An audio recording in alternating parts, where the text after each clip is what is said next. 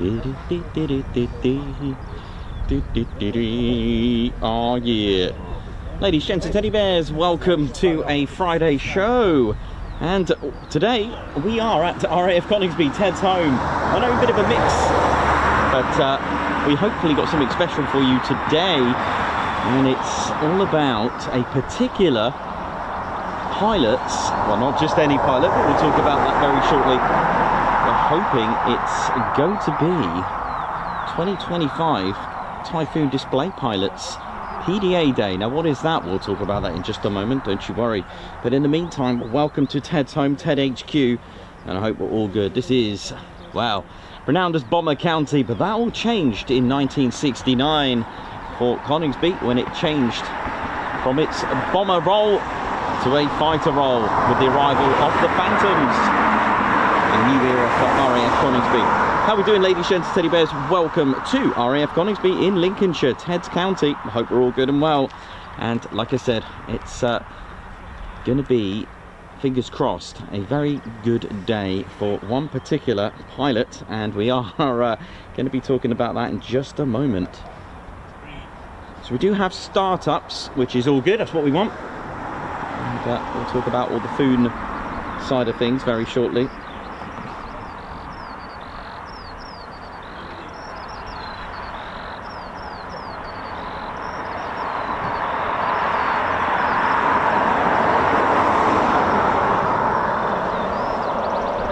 There we go. There we go. So, 5 Typhoon Squadrons take up RAF Coningsby, along with the Battle of Britain Memorial Flight as well.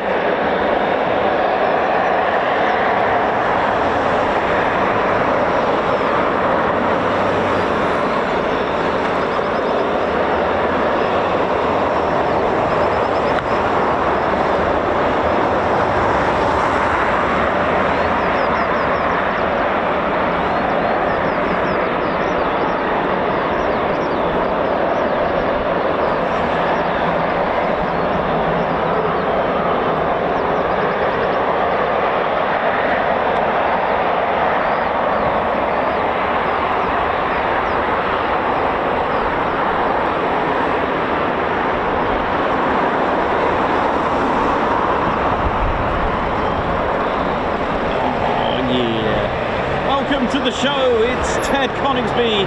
This is our squadron leader, Ted Coningsby. Nikos, your cameraman and commentator for the show. Let's ride! Typhoon style.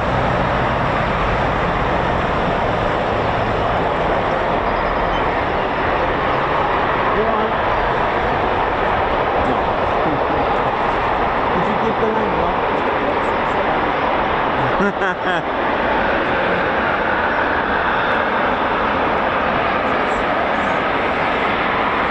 Startups of the Typhoon. Oh yeah.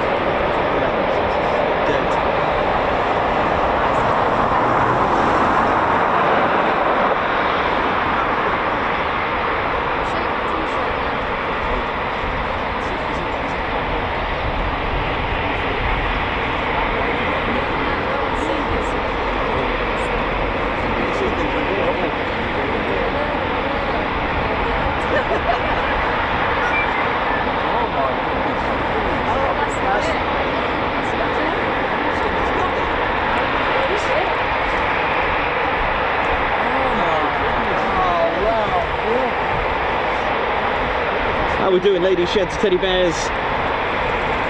So, the engines spooling of the Eurofighter Typhoon, designated as the FGR4 with the Royal Air Force. And just excuse me for one moment, Ted's just informed me that the screen's a bit dusty.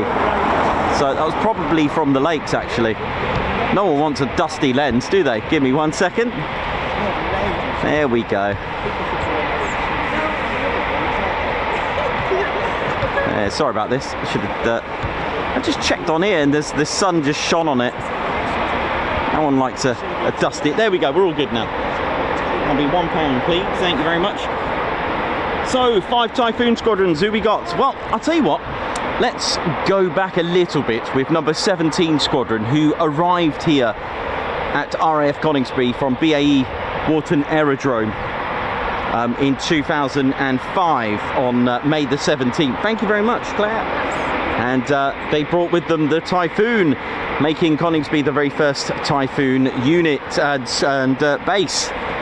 But of course they're not here anymore. They moved to Edwards Air Force Base. They do fly the F-35B as a test and evaluation squadron. So, squadrons that are here today. 29 Squadron, they're the operational conversion unit. They train the latest and greatest pilots from RAF Bally to convert to the Typhoon. Next up, we've got number 41 Squadron. They're the test and evaluation squadron. So they test the latest and greatest equipment, software, ordnance, weapons, laser, all that kind of stuff. Then we've also got 2 combat-ready fighter squadrons. So we've got number 3 Fighter Squadron and number 11 Fighter Squadron.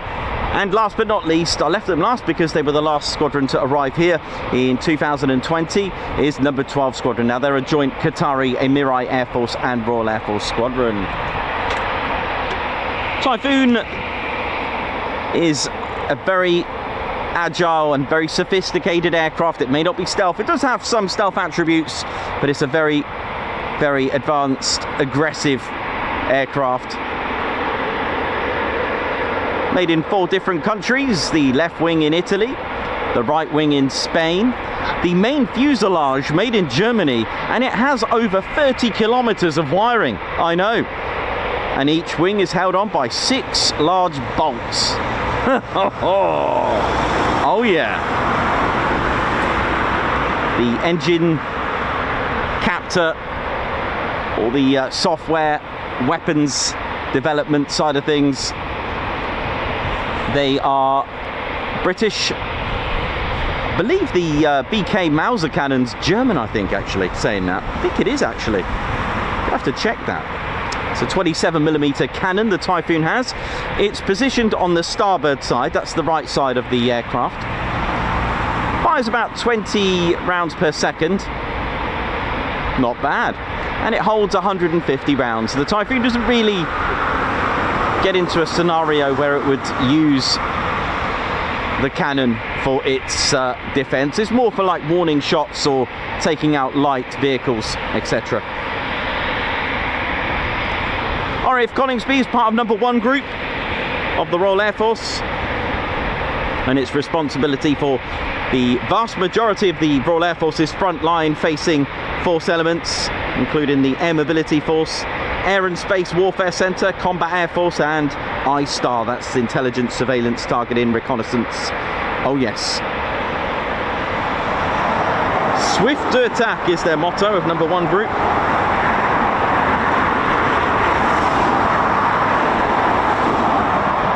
And we have the Typhoon here, powered with 2 Rolls-Royce EJ200 engines, smashing out 20,000 pounds of thrust each with reheats on a very light aircraft. I think only 15, that's 15% of the whole aircraft is metal. So we've got about 82-85% carbon composite for a lot of the aircraft. You've got acrylic canopy, that kind of thing. The Royal Air Force's Typhoon has been tuned down in its Mach speed to a Mach 1.8. Now that doesn't mean it's slow, it's just mean it's tuned in to the requirements of the Royal Air Force for whatever specifications they required it to do so. So this could mean it has a better acceleration, more responsive, etc.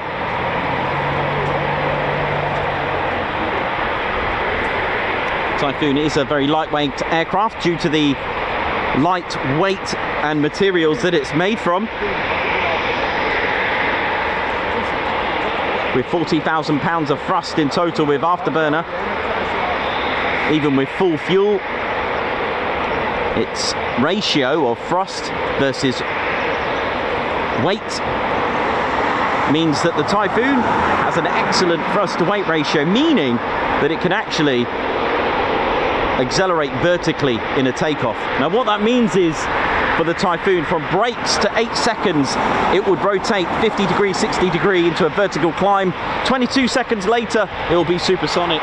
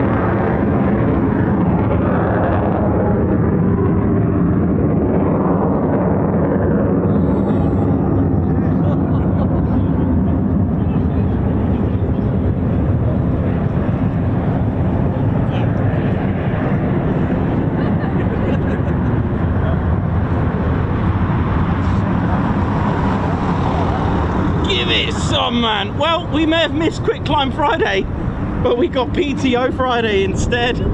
4 performance takeoffs in a row, and I was literally just talking about the power of the Typhoon and why it can do that. Absolutely incredible, ladies, gents and teddy bears. I hope you enjoyed that. That was just worth doing that. Coming here just for that. Absolutely sensational. It's PTO Friday. And that is all down to the power to weight ratio, literally, of the Typhoon's performance. 4 performance takeoffs. Amazing.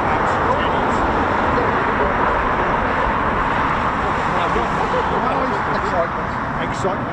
PTO. That was amazing. Did you get me that F-35? Around the other side? Yeah, just be careful. Just gonna demonstrate the.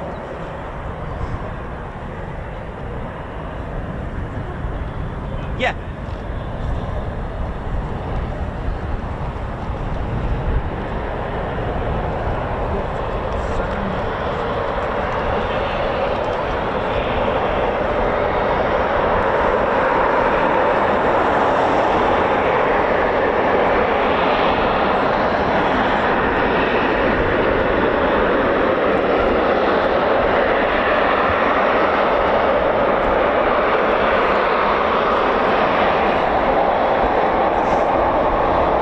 How we doing, ladies, gents, teddy bears? Hope you enjoyed that. That was mega. We got more Foon action coming up for you.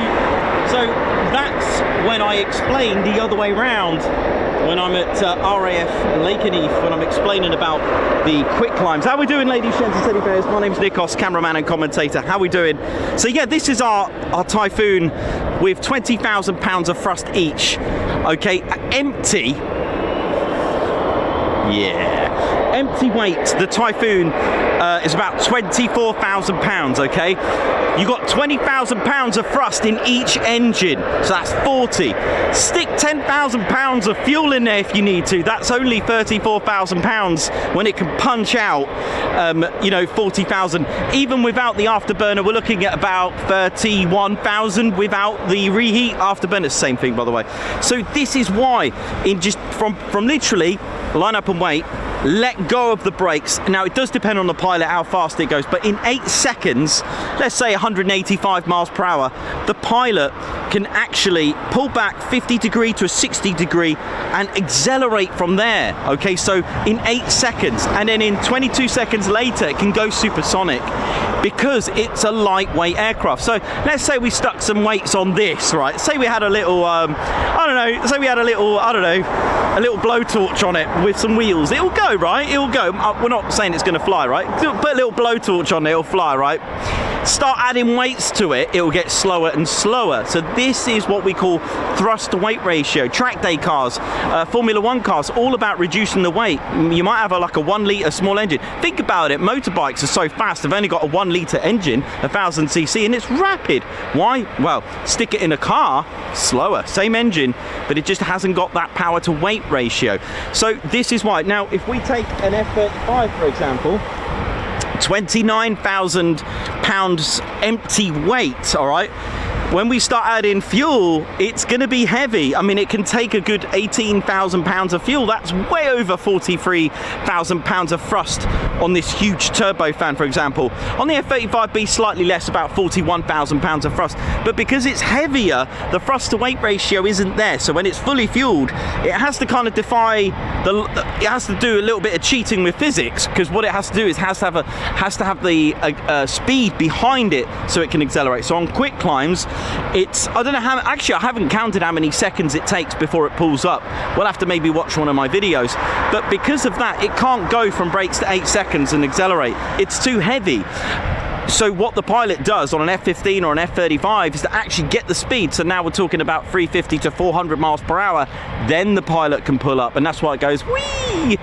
Doesn't actually make that sound, but yeah. But if you, let's say, okay, 29,000 pounds empty weight, let's stick 8,000 pounds of fuel. Okay, not going to do well in combat, but you can do a performance takeoff on a F-35A because of the thrust to weight ratio, only because you reduced it. But then what good is that? So fill it up and do a quick climb.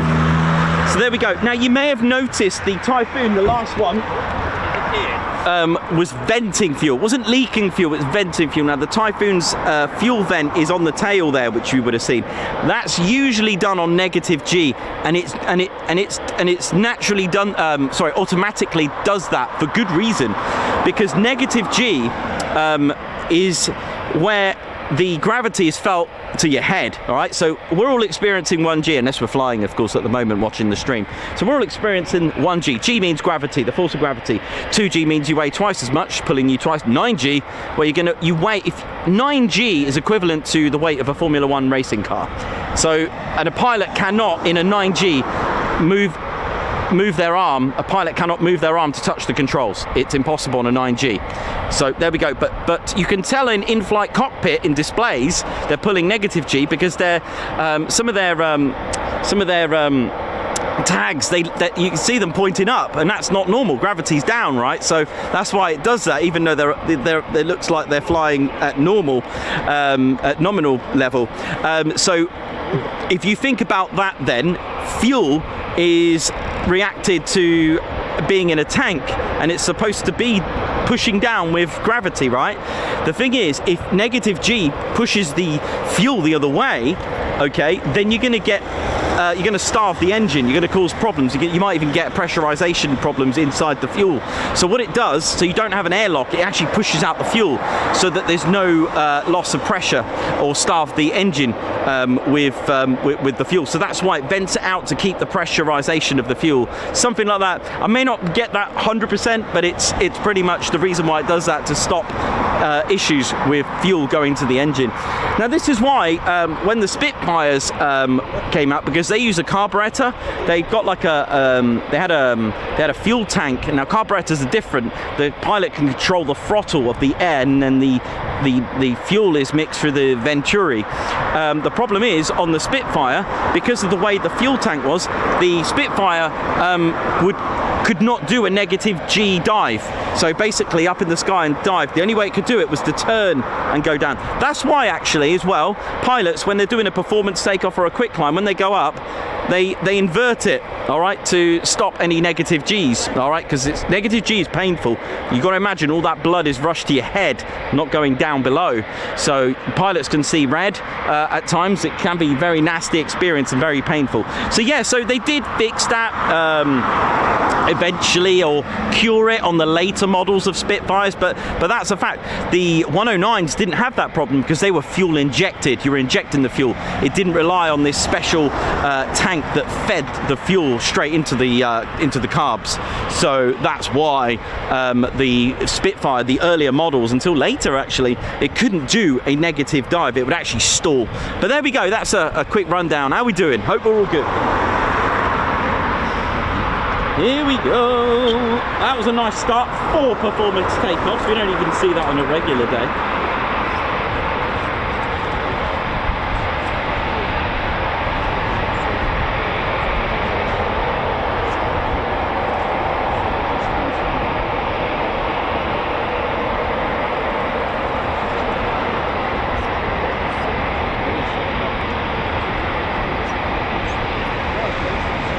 Lovely.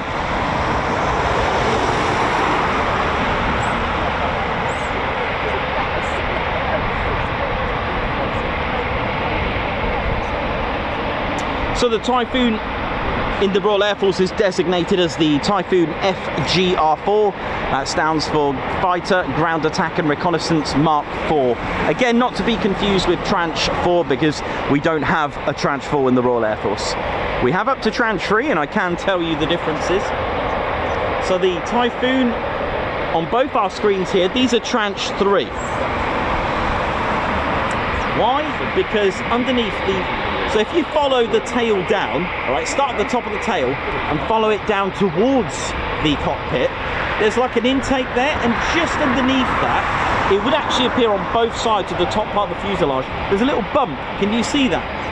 Okay, there's one on the other side, and that was for adding is for, if you're going to do that, adding conformal fuel tanks. Now these are fuel tanks that you can add externally and hug the Typhoon, or the airframe of the Typhoon.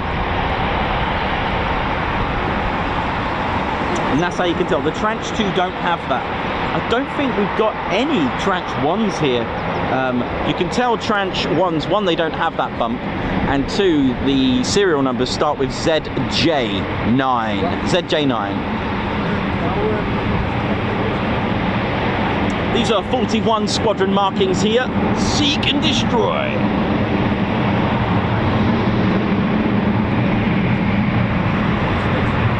Lovely, lovely performance takeoffs. What a great start. And a nice little change of scene to the Friday show that we normally do.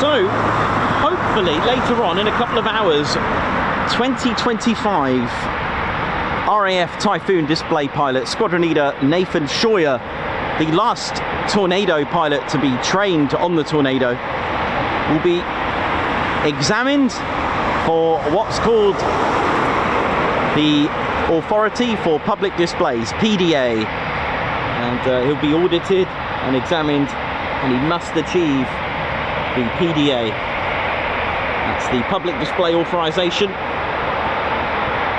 All display teams would need to get one.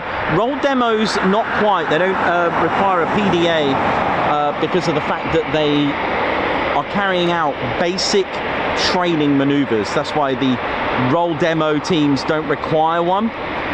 As far as I know, they might need a, I forgot what it's called. There is another word for it. It's not quite a PDA. Verification could be. But you'll notice, apart from the red arrows, once a display team, whether it's whether it's the Chinook display team, whether it's the RAF Typhoon display team, they will be able, the whole team, be able to wear black suits. That's what they want. That's when they're allowed and authorized to wear a black display flying suit. Roll demos do not wear one. They wear the traditional green.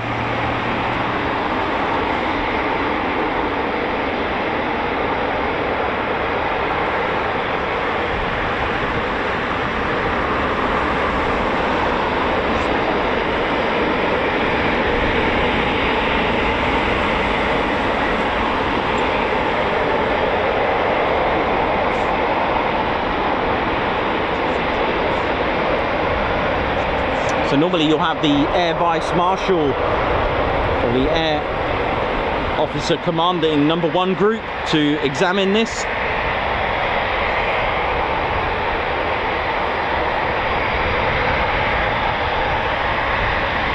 So it is literally almost like an approval to display, or a team to display in the front of the public for the season. It's only valid for 1 season. And it's an official authorization for a display team. Now, so the Red Arrows do have to get a PDA. I believe they've passed it. Congratulations to them, by the way. But the Red Arrows, of course, wear red with that. But once you've got your PDA as a pilot, you need to make sure you don't go more than 10 days without any form of display. So whether it be a practice or the real thing, if you lapse that time, you will lose your PDA. That's how strict it is, you know, because at the end of the day, it is dangerous. Don't forget that when you go to enjoy these air shows, the dangers that the pilots put themselves in, the teams that do this, we need to make sure we remember how important it is for their safety as well.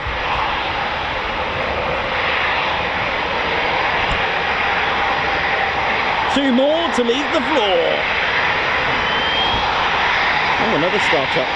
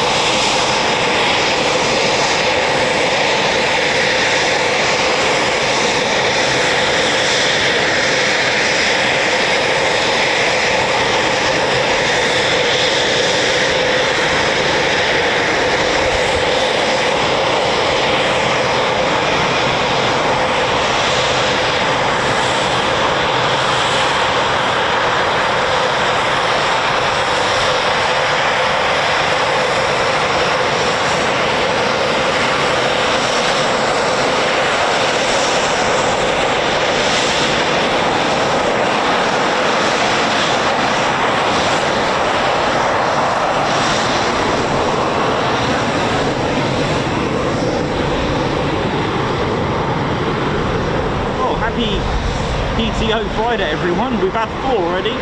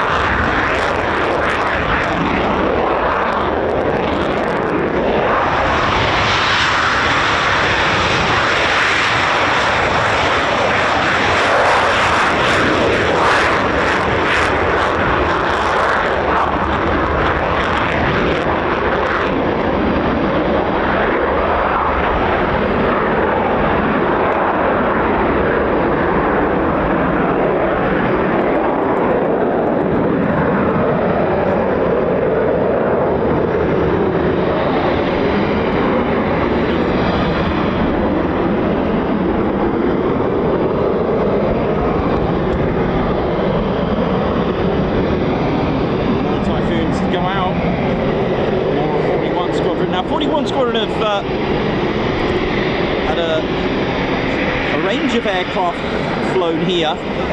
They've had Harrier jump jets here with 41 Squadron. They've had various Tornadoes as well here. And of course, the Typhoon.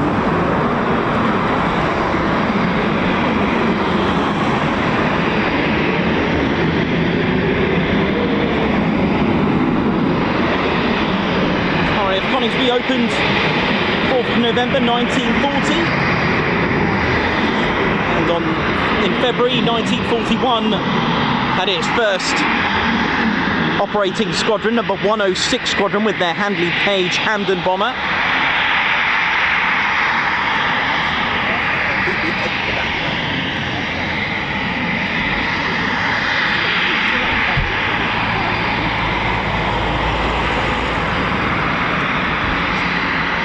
So as we feast our eyes on the latest and greatest aircraft flown here at Coningsby, the Typhoon.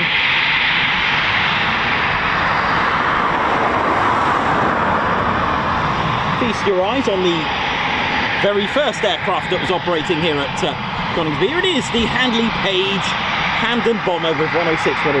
So this beautiful little HP-52 Hamden, the twin-engine medium bomber that was operated by the Royal Air Force. And it was operating here with 106 Squadron, so this was the very first one. There was another variant of the Handley Page Hamden. It was called the Hereford, but you couldn't tell because of it was the engines that were different. It was they were the inline Napier Dagger engines, made them the Handley Page Hereford. But this was the first to operate here, and it came over with 106 Squadron. And, 106 Squadron were flying the Hamdens, which had a couple of nicknames, the Flying Suitcase or the Flying Tadpole, because of the very slim, look at the fuselage, just 3 foot, it's about a metre. And the problems here, where the pilot would sit on the top, it is a crew of 4. Should the pilot get injured or worse, it was very hard to get the pilot out because of the folding seat. So this was quite a challenge. They were powered by 2 Bristol Pegasus engines. They were radio-cooled piston engines, which means the pistons, I have to draw you a radio if you're not familiar. The pistons were going in a almost like a circular motion. They'd be like that. And that was a really bad method there. But had a payload of just 4,000 pounds. You could take a 18-inch torpedo or some mines with that. Did have some guns with it as well. Surface ceiling 19,000 feet with a max speed of 247 miles per hour. Very similar to the Bristol Blenheim, but of course, eventually the Air Ministry put in a design proposal and ordered a 4-engine bomber. First of all came the Short Stirling, and then the Halifax and Lancaster. And here we are today with this.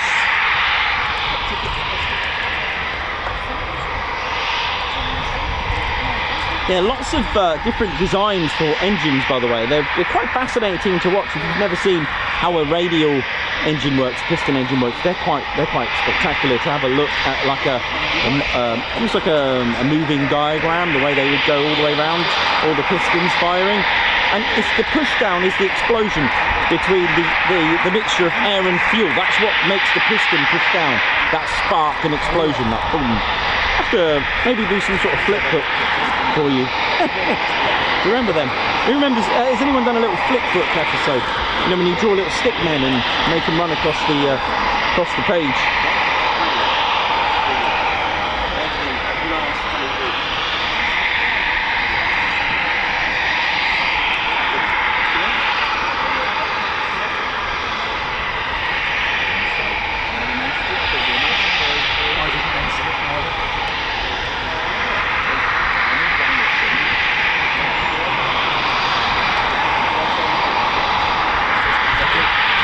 And don't forget your pre and midstream checklist. Don't forget to hit the like button, ladies, gents, teddy bears. It does help push the numbers and support the channel. If you're tuned in, hit the like. And you've also been cleared to carry out a reconnaissance on the subscription button. It's free to subscribe, just click it. It does really help. I know it's one of those things where you think, is there any point? It really does have an impact. If you subscribe, YouTube will react to the amount of likes. For example, if we got, say for example, or we had 90,000 subscribers and loads of you started clicking the like, or however many viewers we've got subscribe, the way YouTube would think that if it's good enough for the subscribers, it may help push it out and recommend it. And we've had many new viewers come into our channel from being recommended from YouTube, so it can work. I don't know how it all works in a way that how the algorithm works. That's the mysteries, but we will keep trying and pushing and making sure we can promote it. And of course, don't miss out on the latest and greatest live streams and videos. Don't forget, you can hit the notification bell button where you'll be notified of our latest and greatest live streams and videos. So 6 Typhoons up currently. 4 of them in a row were performance takeoffs, which was spectacular.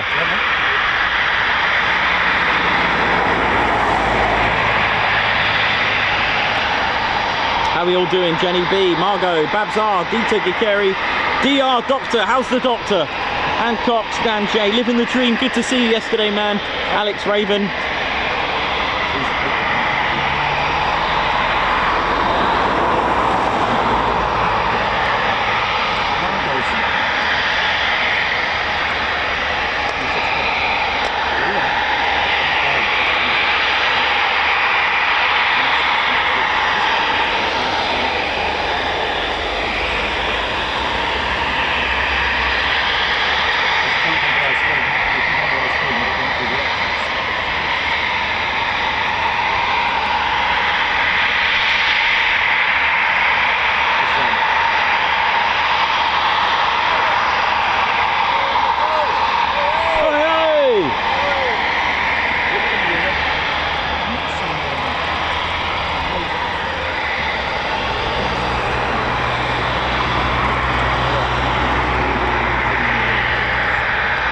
Thanks Babs R for that. I got it based on recommendation by YouTube. That's awesome.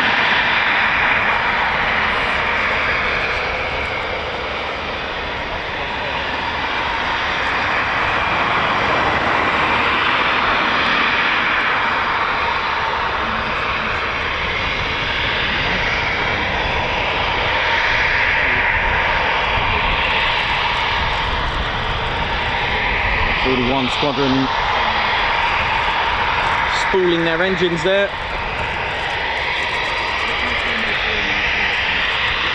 Doctor, thank you very much. Glad you liked the C-17 passes. They were amazing, weren't they?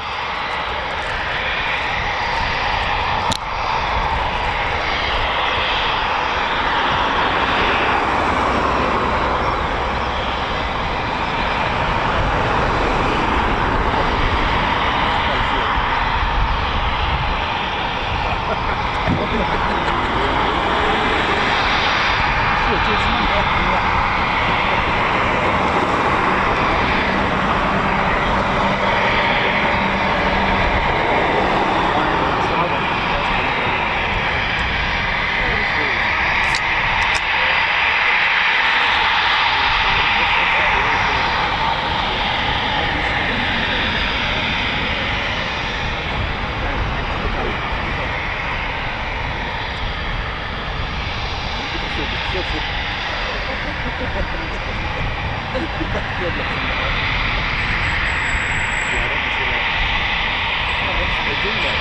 are we doing, ladies? Teddy bears, hope we're all good.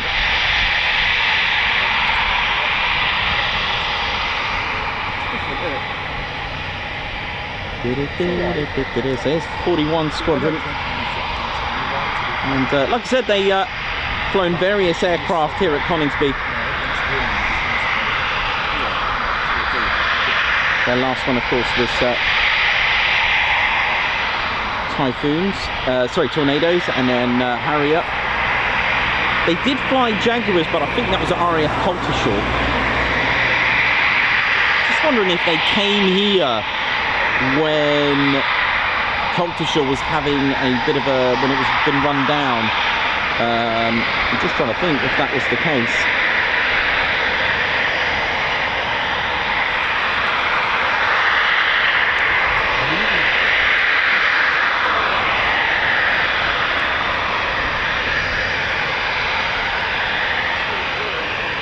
Did fly the Phantoms as well, and that was at Coningsby again.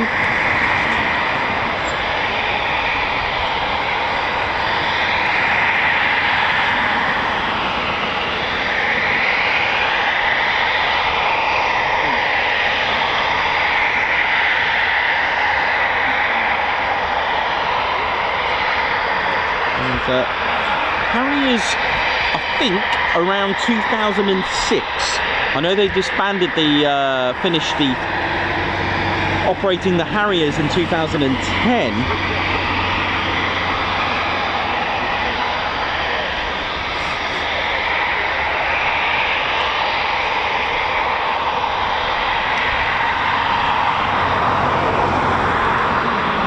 I think it was 2006 to 2010, 41 Squadron with the Harriers. Someone asked a question there, was it EP? Thank you very much.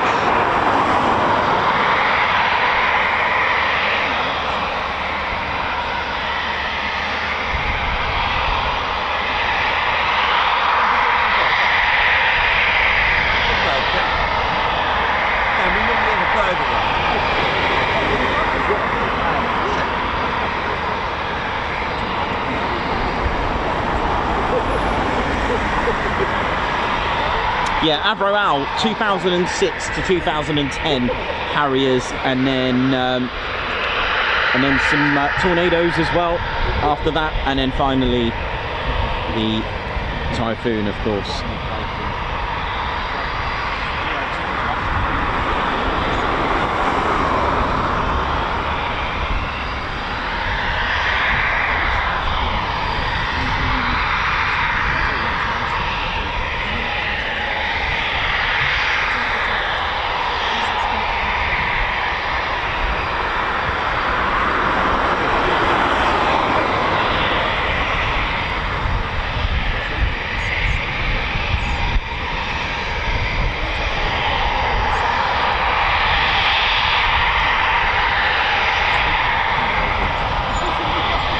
So you notice the slightly different grey on the radome on the nose of the Typhoon. I've still got the covers on the intakes there, so that could be just a, yeah, that would be just a engine one there. Let's have a look at it.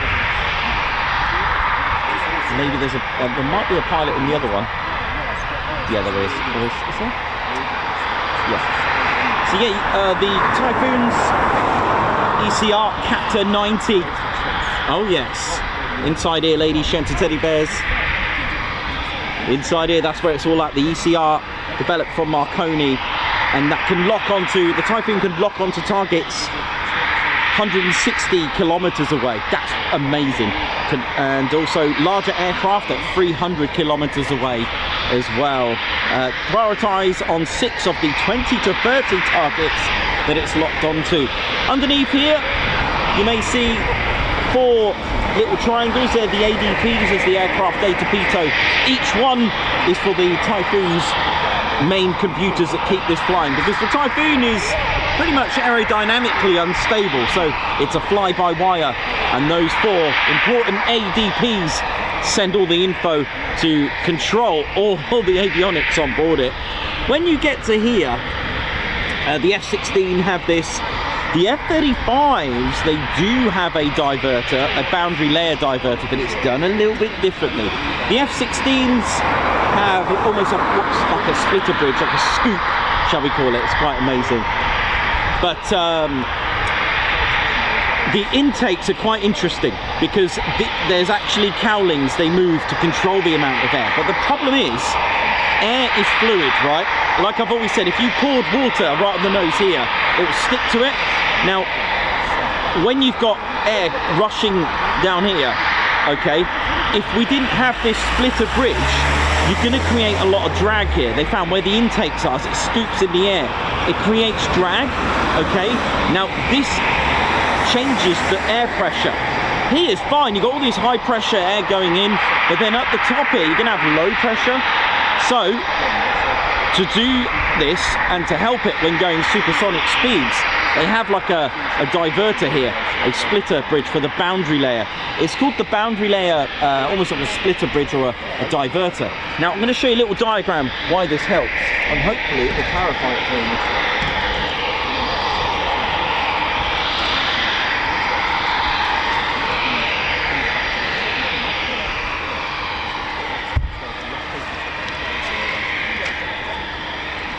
So, here we go, diagram time. I actually did this really quickly because I forgot to do this the other day.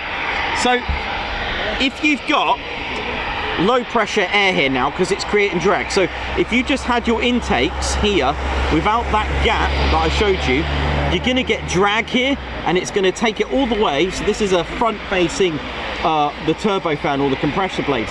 Now, as that's spinning really fast, you're getting hit with drag air, so you're getting hit with like low pressure air here and then high pressure. So that's an imbalance of air pressure, and it will damage your engine. Oi oi! So to fix this, you do what's called a splitter bridge, a boundary layer splitter bridge or a diverter, and that is the stop. So the drags will create here, and underneath the Typhoon, they've actually got drilled holes here as well. I don't know whether that's to not affect or to actually make it more effective. So that's why that's there. Now the Typhoon's intakes, if you were to look into them, you can't actually see the compressor blades because they're set into what's called an S-duct. And they sit up here, the engines. Actually, it's quite impressive, the Typhoon's engine at just 20% of the fuselage. So, the good thing about having that is that you're hiding the heat from the compressor blades, alright? So you can't see them. So that's a little bit of stealth there, having an S-duct system. So that's pretty cool, isn't it? And then, of course, low metal profile, because radars love metal and heat, don't they? Pretty clever, what the Typhoon has. You've got like a decoy pylon here. That's what the starboard side does. Basically connected to like a lanyard, as I call it. There is like a radar signature that gives off a Typhoon. That's the RCS. It gives a little signature of a Typhoon. I actually thought it was a blow-up Typhoon, but don't laugh. But there we go. So what that means is that the Typhoon's, you know, further away from the fake Typhoon, shall we call it. It's like a decoy Typhoon, which is really clever. So if you ever get locked onto, they'll be locking onto the fake one. I haven't glued it on yet, but there is a missile warning system here, a bit like EPAWS as well. It's like a survivability antenna that sticks out here. Not on this model, but I'll get that for you one day. You've got chaff dispensers here, tiny bits of metal, again to fool other enemy aircraft. You've got flares under here. You've got lots of other things going on the Typhoon. It's a very sophisticated aircraft. Ooh la la.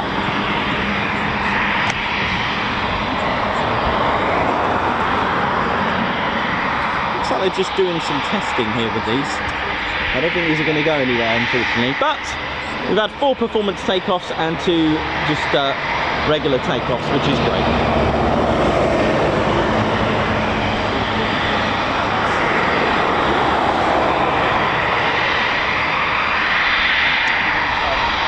So So thanks for that, Perry. 41 Squadron stood down on the Jaguar at Coltishore on the 31st of March 2006, but reformed at Coningsby as the Fast Jet and Weapons Evaluation Unit, and they formed on the 1st of April 2006 with Tornado F3, GR4 and Harrier GR9s. There we go.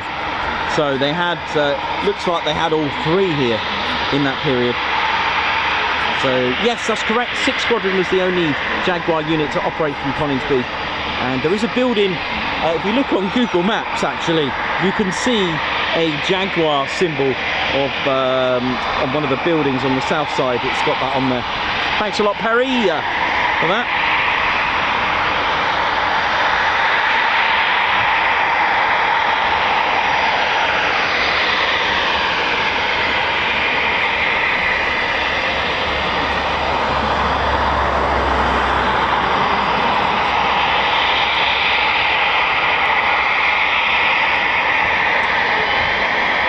David Clark, how you doing, Lorraine? Sharon Pilkington, morning to you.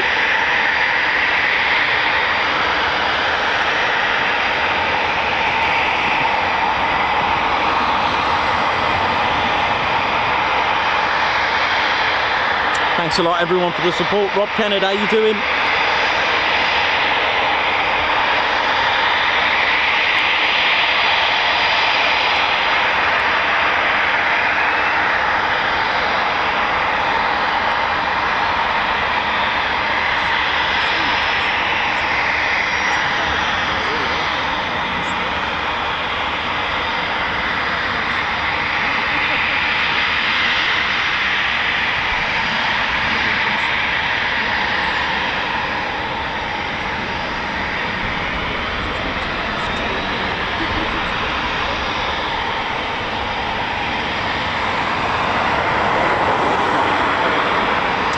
So, in the design of the Typhoon as well, pilots were actually included in the design from the earlier stage to develop a deliberately unstable airframe that can still be flown effectively.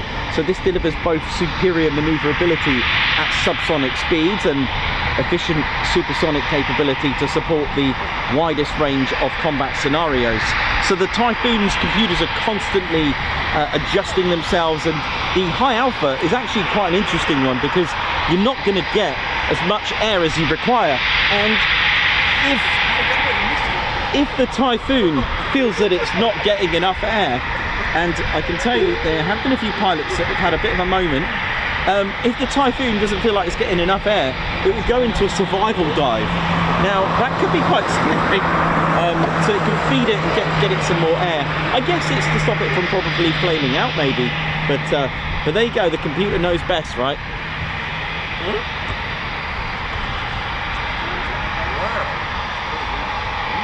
Yes, I'm all good. Hello. I know, I'm all good, bad Ted. Hello. What are they having? Bramley apple pies.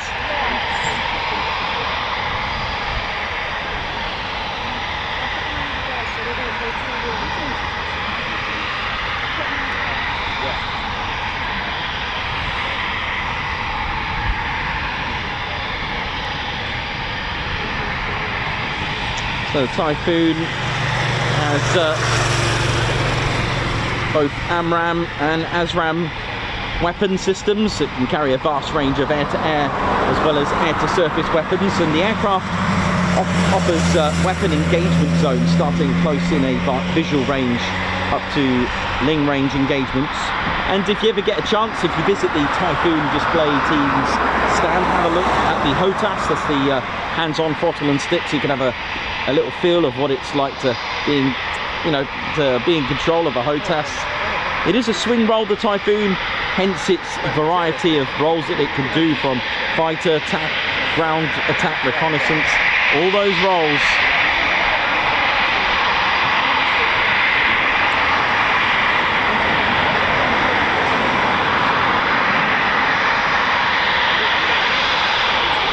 The engines are extremely efficient, compressing air 26 times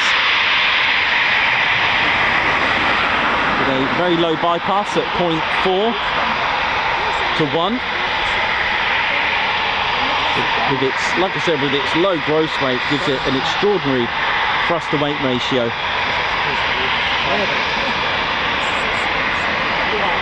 Maximum speed at sea level is 1.25, Mach 1.25. That's 1,530 kilometers an hour. Max speed officially for the Eurofighter is 2,495 kilometers an hour. It's Mach 2.0.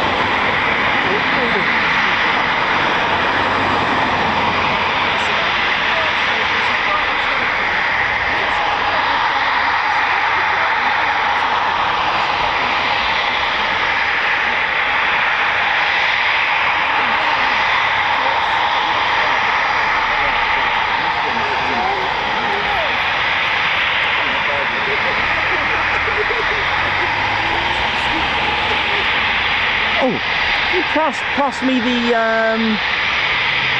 no, we'll do it just before the suit. We'll do it just before, yeah. Oh, actually, bring it in. We'll show it off twice. Let's do it. Come on, then. The suit. It should be in there. Yeah, yeah, it should be in there. Now I've got something. Actually, Claire. Unless it's probably easier if you hold it up and just stand over there, and you can model it. So, I've got an idea for you. So, ladies, gents and teddy bears, today, hopefully later on, we're going to get the 2025 RAF Typhoon Display Pilot, Squadron Leader Nathan Scheuer, and this is his very, very important day. I cannot stress how important it is. He must pass the public display authorization today. It's like an audit, like an exam, like your driving test. It will be examined to make sure that the display is safe, that that the authorities feel it's safe. The AOC, the Air Officer Commanding #1 group, will be here, and if he does pass it, the team and himself will be wearing the black suit. Now, the black suit tradition comes from 1947, the Black Knights.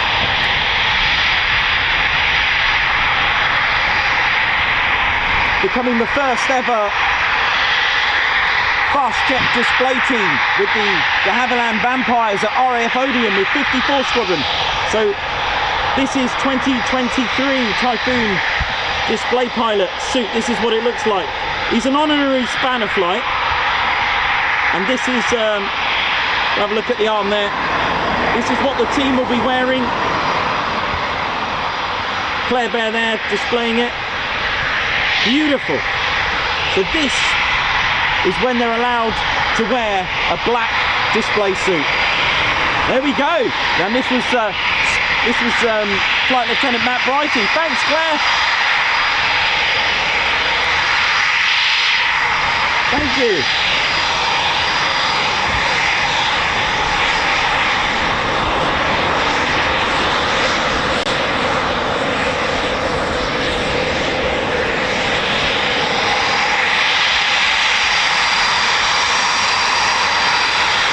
Oh, hello. Great shot.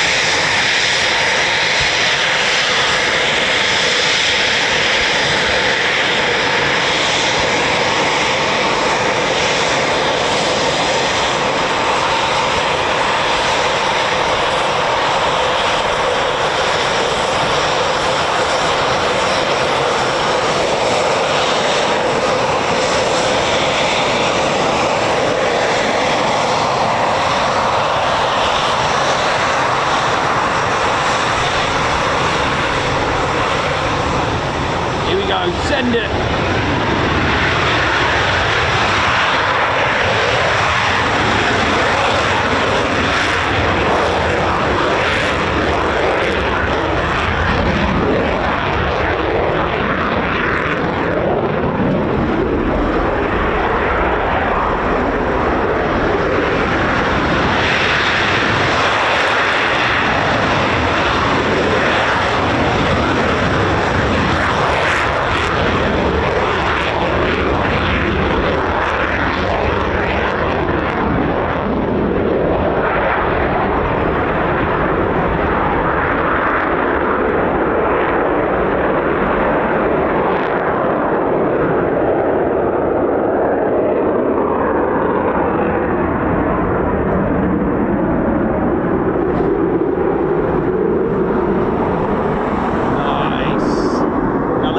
Teddy bears, just a quick one, housekeeping, we haven't done it today. If you are making your way here, the car park is full, it's at full capacity, so don't panic. You can park in the town, and there is a huge car park. I don't know how big it is compared to maybe 5 or 6 times bigger than this car park. It's only, I think you get the first 2 hours free, and it's only a couple of quid for the rest of the day, I think, but obviously don't quote me on that, but do check. But it is quite a really reasonably priced, and it's about 15 to 20, about 20 minutes to get to this part here. So be mindful of coming in. There are no more spaces, so please don't park outside it, because it's double yellow lines and the main road is, you know, and further down it's public, it's private land, so be mindful of that. Just a few more housekeeping as well, if you don't mind. Of course, do take care of crossing that road. As you see, many people crossing the road to get a nice wave from the pilot and take a few photos, which is fine. But of course, please don't touch the fence, damage the fence, climb the fence, or rest your ladders on the fence. It will damage it doing so. The other thing as well, under no circumstances do you park a vehicle outside a crash gate and block it. They are dotted about and they are clearly labelled. They are emergency routes should the worst happen, and you don't want to be that person, and you will be moved as well. And of course, it is all double yellowed here. Further down, like Waddington as well, the red and white fence, it's an absolute no. You will interfere with operations, or at least takeoffs or movement, by standing at the red and white fence. You can go to the left or right of it, look, which is fine, but not directly there. And of course, opposite it, you've got farmers' land, and these fences protect. These wooden fences protect the landing lights, the approach lights for the runway, and standing on them damages them, and also you shouldn't be on there anyway.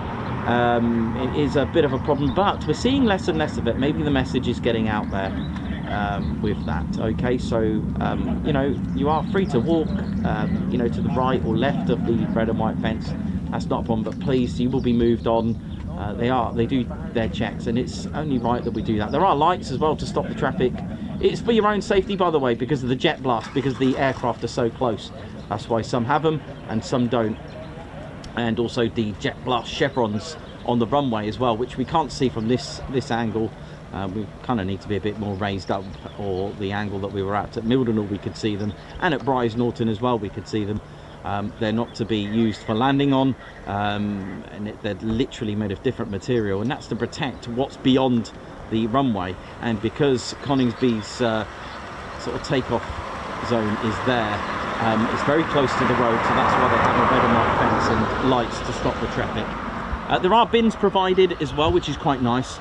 There's a good 4 either side, those big solid ones that we get from the council here, those big heavy ones, which are great. But we always recommend to bring a bag, because you never know, you might come to a place, or you might want to walk off somewhere, and at least you've got a roller. We always recommend to buy some swing bin liners. They're quite cheap, I don't know, anywhere from 99p to 199 for a bag of 25 or more. They're 99p from where? From Poundland. Look at that, 99p from Poundland. And they're useful because, like I said, if you've got a bit of tissue, or you're going to be eating some lunch, etc., and just put it all in there and then put it in the bins, because sometimes on a windy day, it can blow your rubbish straight back out. But these bins here are all right actually. They're not too bad because they've got the heavyweight lid which shuts them. There is a burger van as well. Usually Steve's here about 8:30 or 9 o'clock till about 1 PM as well to treat yourself to breakfast, brunch and lunch. He is back. And right, what we're looking for is a Typhoon with a single drop tank. There you go, 344. This could be our display Typhoon. Now, you're probably wondering, now, first of all, I'm a big fan of the center fuel tank in display. I love it. I mean, it's different. It looks mean. It looks good. I like it. It's not a bomb. It's not a bomb or anything. It's actually fuel. It's a drop tank.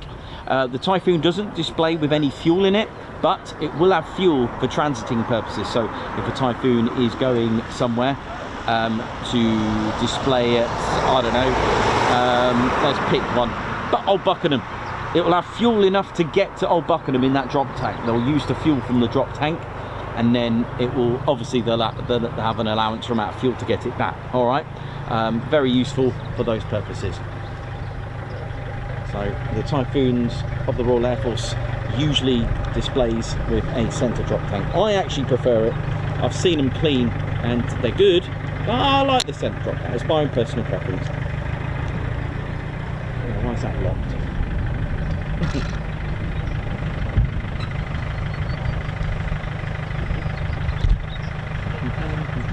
Welcome to RAF Coningsby. Of course, it's also home to the BBMF as well. RAF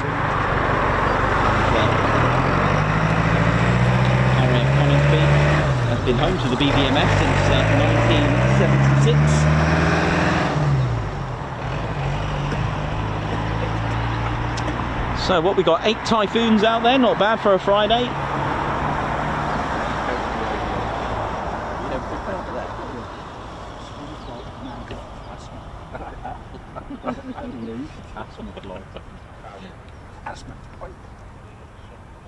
Edward Coates, yeah, absolutely. I loved that C-17. That was brilliant.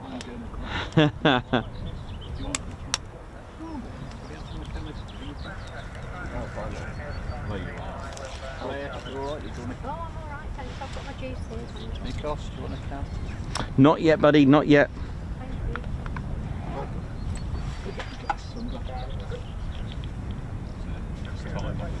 It's that time. So due to the thrust to weight ratio, the Typhoon doesn't always take off with the afterburner.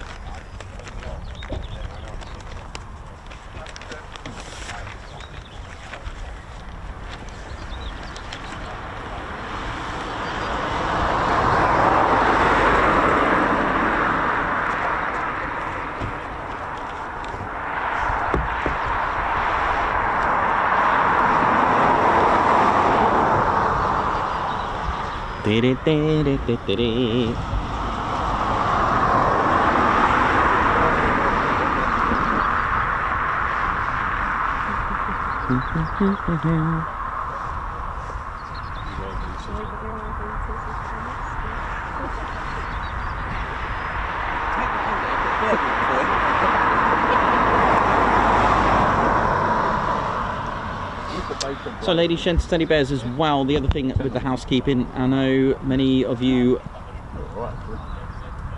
do make a holiday with Coningsby because it is pretty cool having Tattershall Lakes nearby and other various accommodations. Of course, it is a no drone zone.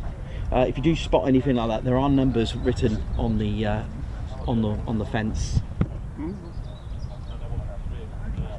So here's a no drone zone. Most the drone assist, which I use, well, it's pretty obvious you can't fly it near any airport, let alone a military one as well.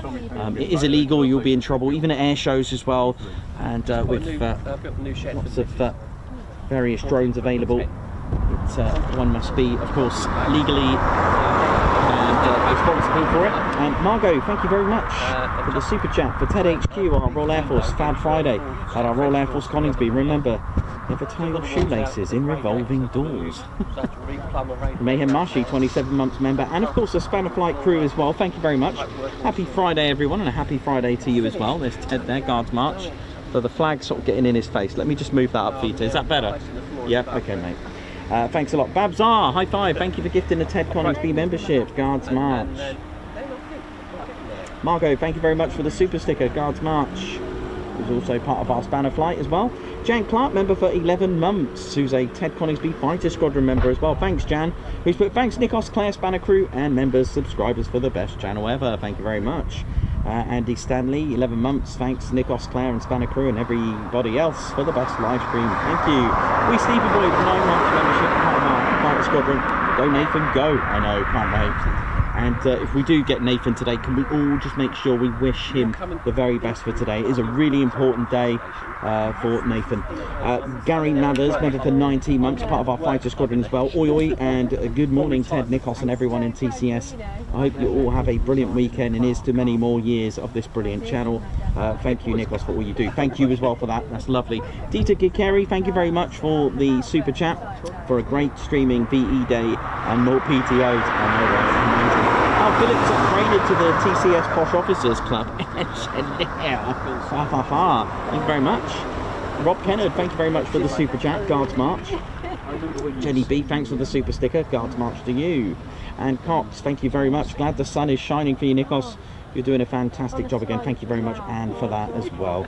Beachy Keen, thank you very much. Americans support the Royal Air Force, thank you very much, and vice versa.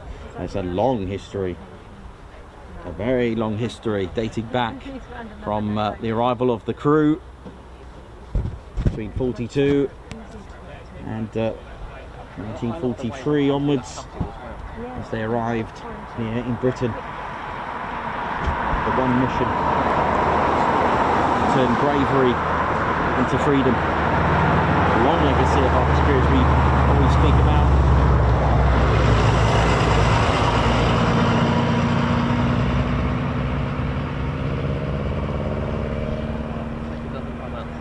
Not Captain Baber, how you doing? Hope you're good. Hope we're all well. Margot, hope we're all good. Hope we're all good there and all.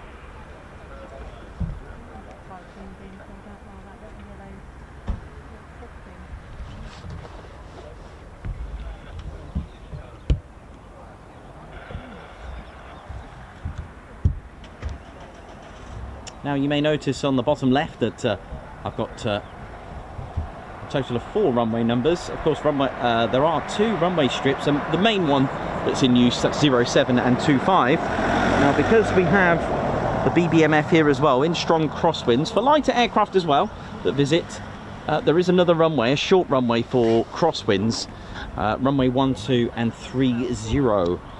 We are actually stood on some of the old parts of RAF Coningsby's airfield. It did actually come out to here. I wonder when this road was built, or if they kind of amalgamated it from a taxiway. See, he obviously tuned in, saw the car park was full, and he's now going to town. Well done. Smells good, doesn't it? Fuel from the jet smells better. Oh, absolutely. That's the important ground crew. It's the markings of 29 Squadron. Very important squadron as well for training our next generation of Typhoon pilots. This is where it's at. So before a pilot goes to Akrotiri or Lossiemouth or Mount Pleasant for Typhoon operations, they come here. So pilots from 3 Fighter, pilots from 41, pilots from 11, pilots from 6, 1, 9, done it in completely unnumerical order, but never mind. Number 2, we'll throw that in as well. They will all come here, first of all, from their advanced flying training from RAF Valley to here.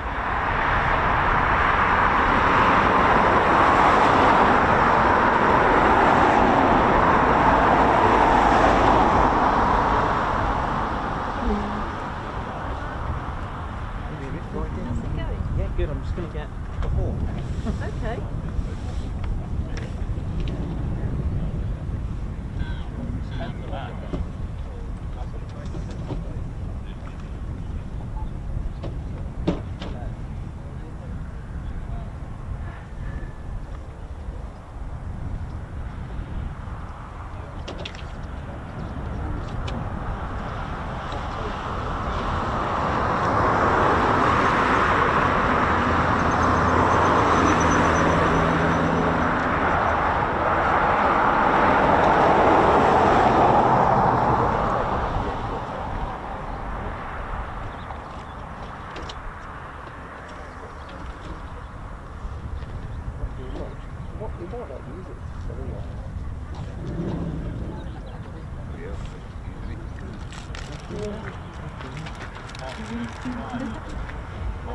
Oh yeah.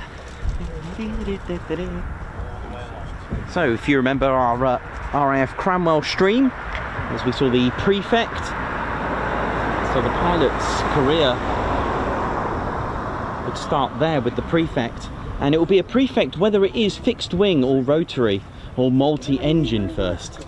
And of course, if the pilot is going to have a career for fighter jet, fast jet, then it will be the prefect, and then they'll go to RAF Valley to fly the PT6 engine powered Texan. I know, how cool is that? Once they've passed their once they've done I think about a year on that, I think it is. Once they've done that, then they've got a year and a half in this, a Hawk T2, ladies, gents and teddy bears. I don't know if we've actually showed you this. It's not the same one as the Red Arrows. This is the one up. It's the Hawk T2. Red Arrows fly the Hawk T1. In fact, they're the only unit of the Royal Air Force to fly and operate the Hawk T1. So this is the upgraded Hawk T2, and there it is. And the pilot will be flying this for about a year and a half until they pass their advanced flying training, AFT. Once they've passed that, they've got an option. Their career path, where is it going to go? If their career path is the F-35B, then they'll go to RAF Marham and fly with and train with 207 Squadron. That's the operational conversion. If their career path is the Typhoon, they will come here to 29 Squadron.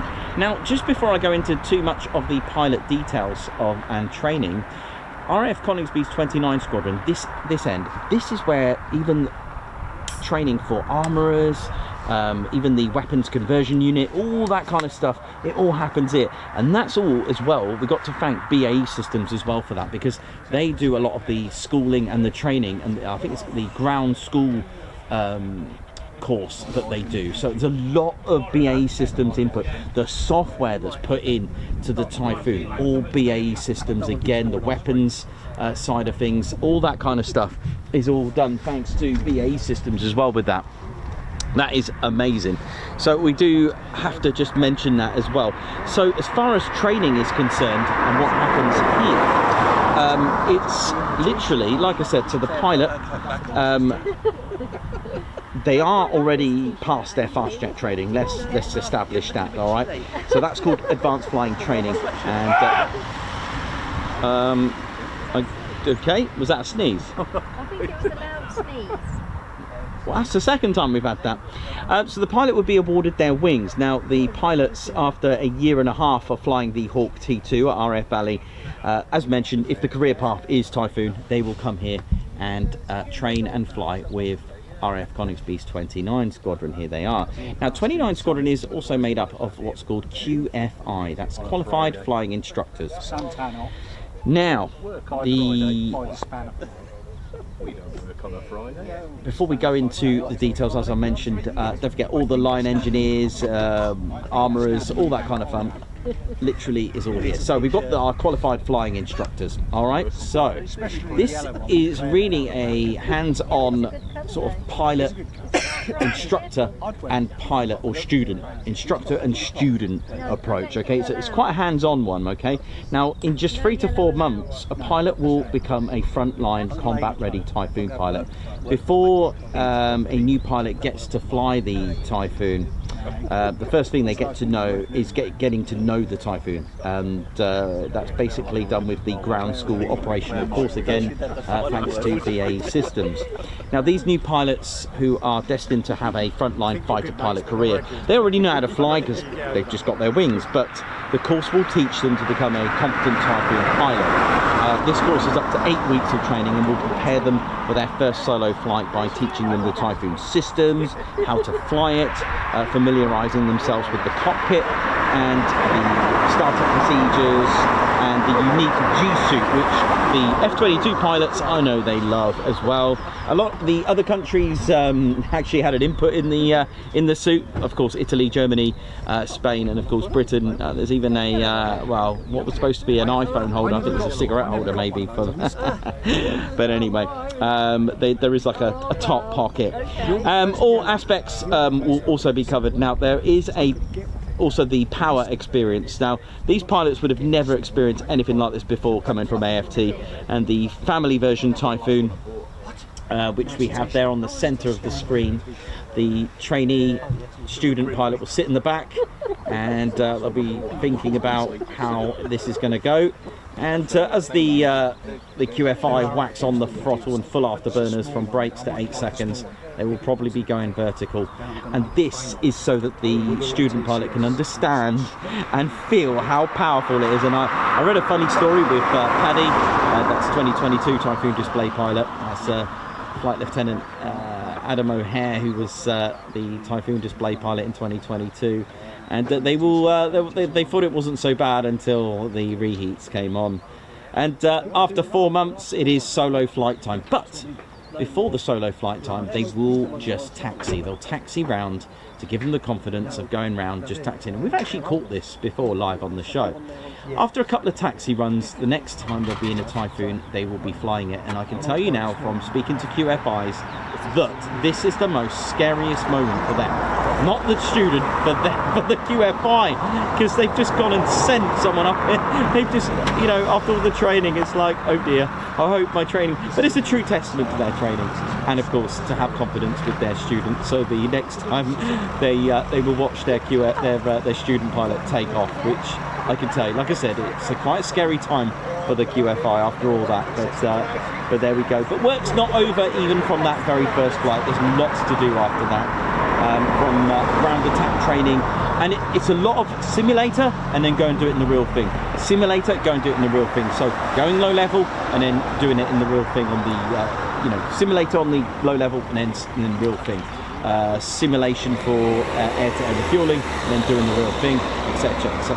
But you've got to remember the one most fundamental, the sole purpose of flying one of these: aerial combat. You are going to become frontline. What good is it if you can't lock onto a target?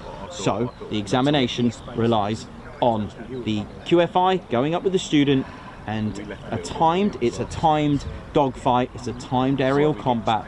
The student must lock on to his QFI's Typhoon within a certain amount of time. Don't know the amount of time it is, but it is time. They need to pass that. If they fail, all that training is gone.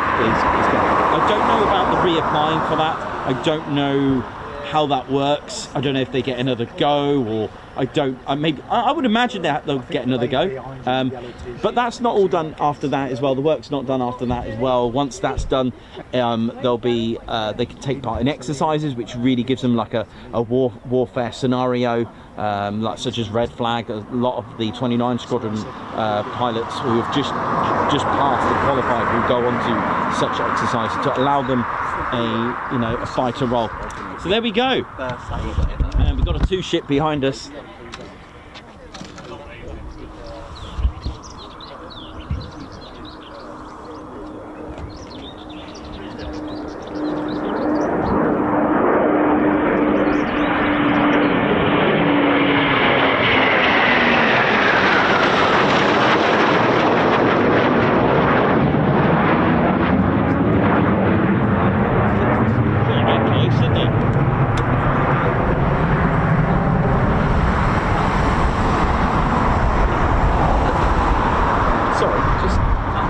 It's had a bit of a gust just suddenly come out of nowhere. Sorry about that.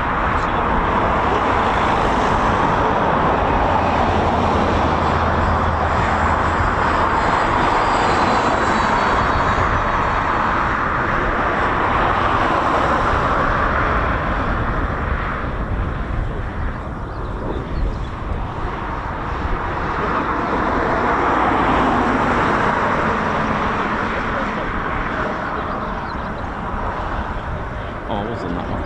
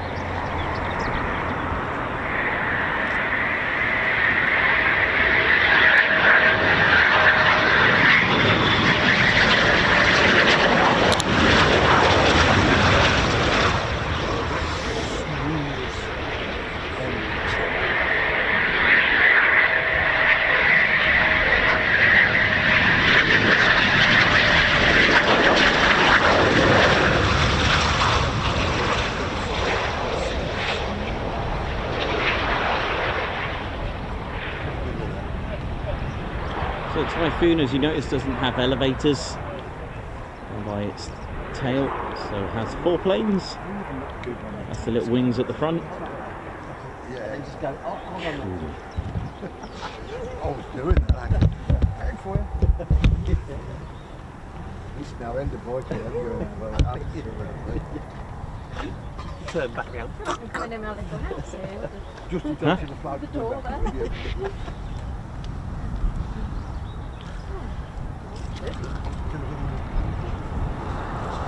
Have you seen Nate's display before? I've seen it. I feel excited.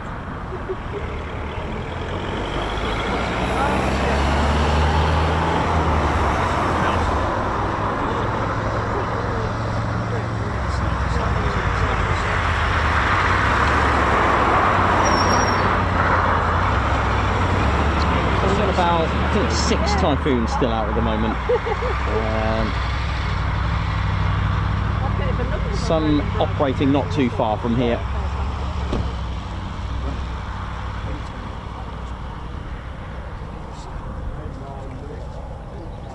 JPH 2000, no, the conversion unit is here. Actually, sorry, correction. There's 42. Sorry, correction. There is a conversion unit at Lossiemouth. Yes, correction. 42 Squadron, the 42 Torpedo Squadron. They're the operational conversion unit for the future wedge tail. Are you there for that? Is that, yeah. Yeah, same. They're the Torpedo Bomber Squadron. That's what TB stands for. They are the operational conversion unit there. Sorry, they're the conversion unit for both the Boeing Poseidon, the MRA-1, and the Boeing Wedgetail for when that comes out. So yes, sorry, I was thinking Typhoon there. Got me there, didn't you? But yes, it's 42 Torpedo Bomber Squadron, and I remembered them because of when we went last year. Because I'm so used to, you know, talking about the history. I went to check just in case, because obviously every year there might be a new unit, and there was 42. I was wondering who are these, and there we go. You've also got 24 operational conversion unit for the heavies at RAF Bryce Norton. So absolutely correct.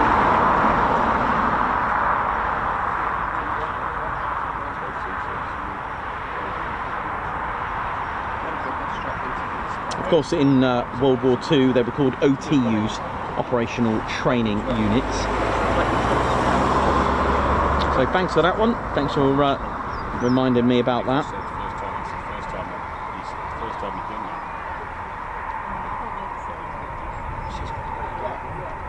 David Smart, then the answer is no. But the Typhoon's operational conversion unit is only 29 Squadron, if that's what you meant. There we go.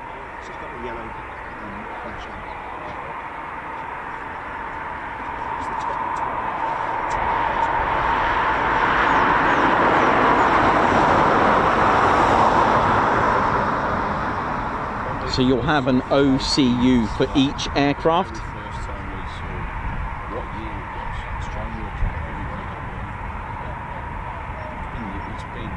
Before Matthew Blake was patio.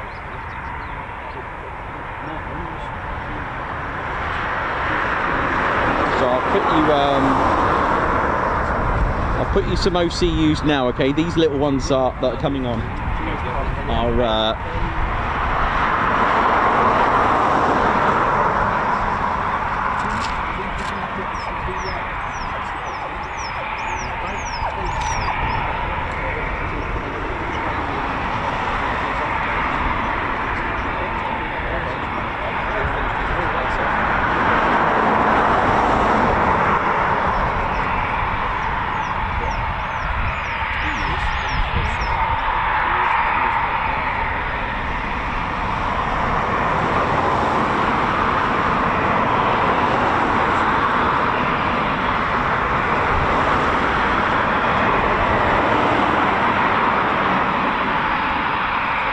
sorry. I was just trying to be a bit helpful and give you the oi, oi! Yeah!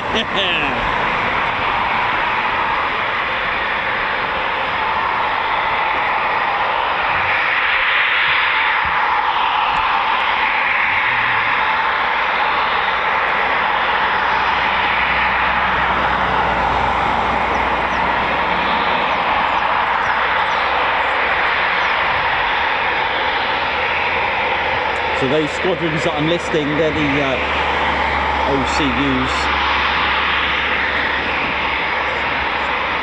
that I can remember.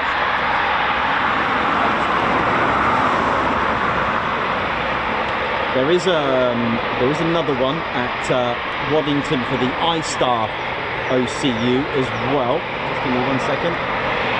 Trying to type and pan this round is not going to happen, is it?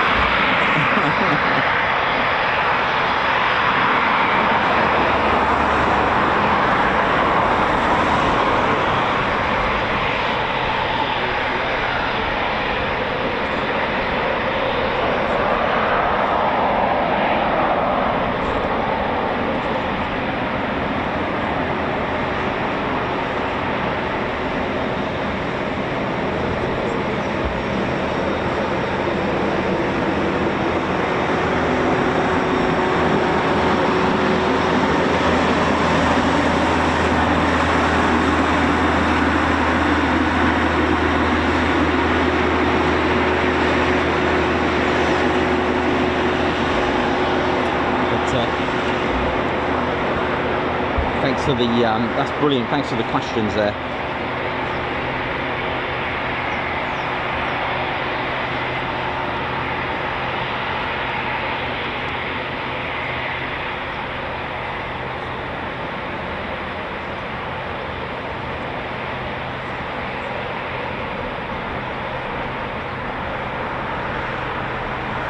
So there's 54 Squadron at, that's another one, 54 Squadron are the operational conversion unit at RAF Waddington for the rivet joint, the RC135W and the Shadow R1.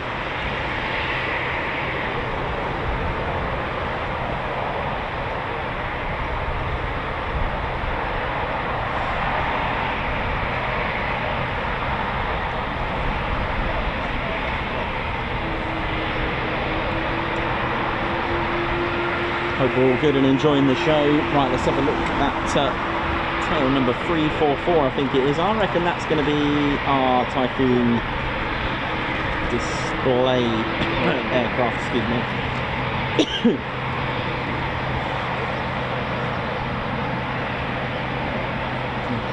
Right, Jacko and...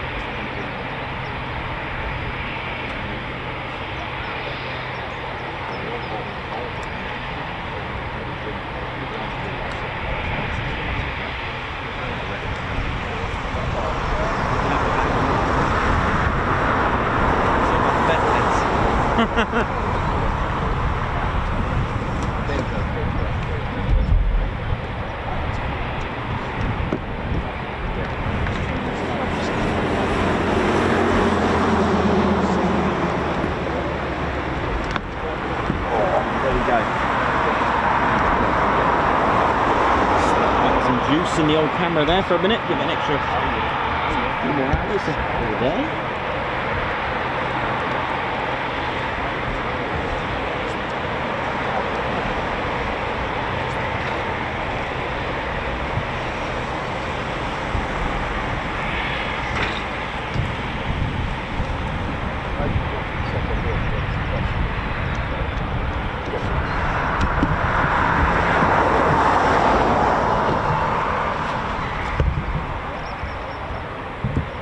Come back.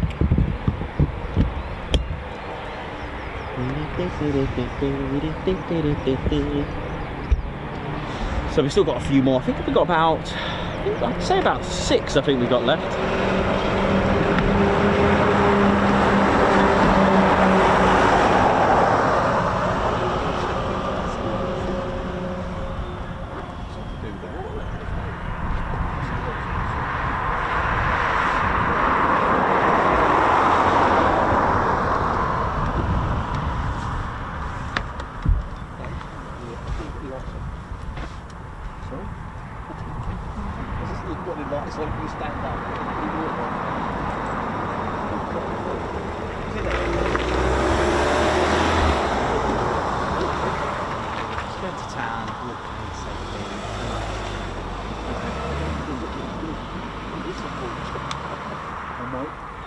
I might have to invest in a portable toilet. Oh, they're the best. Saved my life. Pocket loo. Yeah. They don't. So how we doing, ladies, gents and teddy bears? Hope we're all good. Not long now, I reckon. We've got no tam here for a fast jet display with No. high energy manoeuvres, sort of around 12, half 12. So that could be us. So I've got a feeling this could be it. So, like I said, a really important day now for Squadron Leader Nathan Scheuer, who will be examined and audited so that he passes his public display authorization. Just like the Red Arrows, who have, I believe they've got their PDA now. I believe they passed it. Am I wrong? If not, I'm sure they'll get it, but I'm pretty sure I read somewhere they did actually achieve that. Once you get your PDA, you have to make sure you don't go more than 10 days without, you know, you can't lapse 10 days without doing a display. If you go over 10 days without doing a display, you will lose your PDA and you will not be allowed to display at air shows. So this is what a pilot or a display team require to be able, legally and safely, you will not be allowed without a PDA to display at air shows. It's really important that they get that. Like I said, a tradition from 1947 from the RAF Odium's 54 Squadron with the de Havilland Vampires in 1947. The aerobatics team became the first ever jet aircraft display team, the Black Knights, hence the black suits. I have seen and have come across black flying display suits from World War II. I don't know the significance. It's probably a posh officer's thing. But there we go. So that's why traditionally now they've taken upon having that to display to change suits. You don't have to do it. I think it's a tradition. Of course, the Red Arrows don't. They wear, of course, their red, and of course the Blues as well. They wear the Blues for the Red Arrows team. So it will be examined for safety aspects. You know, because at the end of the day, since the events from many years ago, unfortunate events have led to more stricter safety measures. But at the end of the day, like I said, it is about safety. We are spectating something that is extremely dangerous, not only for the pilot but also for us on the ground as well. There are ejection seats, I get it, but the aircraft will probably just let gravity and aerodynamics and physics do its thing and land wherever it needs to in an emergency. So this is the thing why the maneuvers that are in the sequences, they can so obviously the Typhoon, you can't reinvent the wheel. The Typhoon can only do so much, which is why displays are really important, whether you are a aerobatics team or a solo display pilot, because at the end of the day each one has its pros and cons, where the Typhoon can only do so much on its own. It can only do so many sequences, but they have to be fit enough to be able to do them. And the other aspect is the hard decks as well. They can't be broken. There's a 100-foot hard deck for the high-speed flat pass. There's a 300-foot hard deck for a steep turn. Okay, so you could do, but you can't do a steep turn at 100 feet.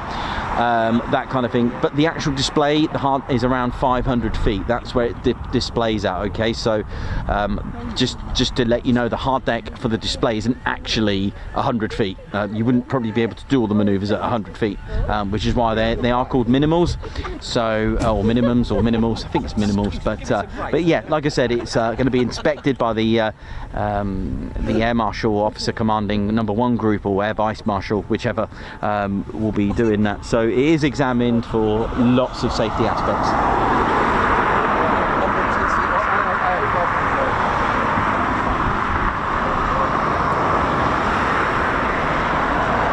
Thanks a lot, Perry, for that. For a reminder, 28 Squadron, the OCU for the Chinook at RAF Odium.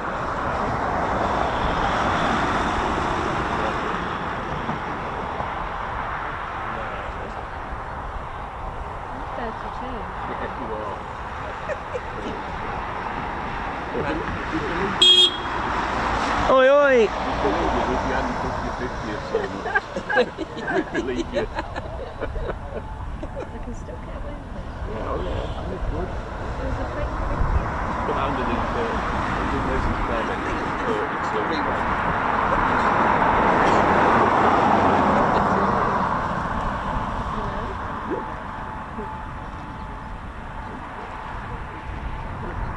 recently.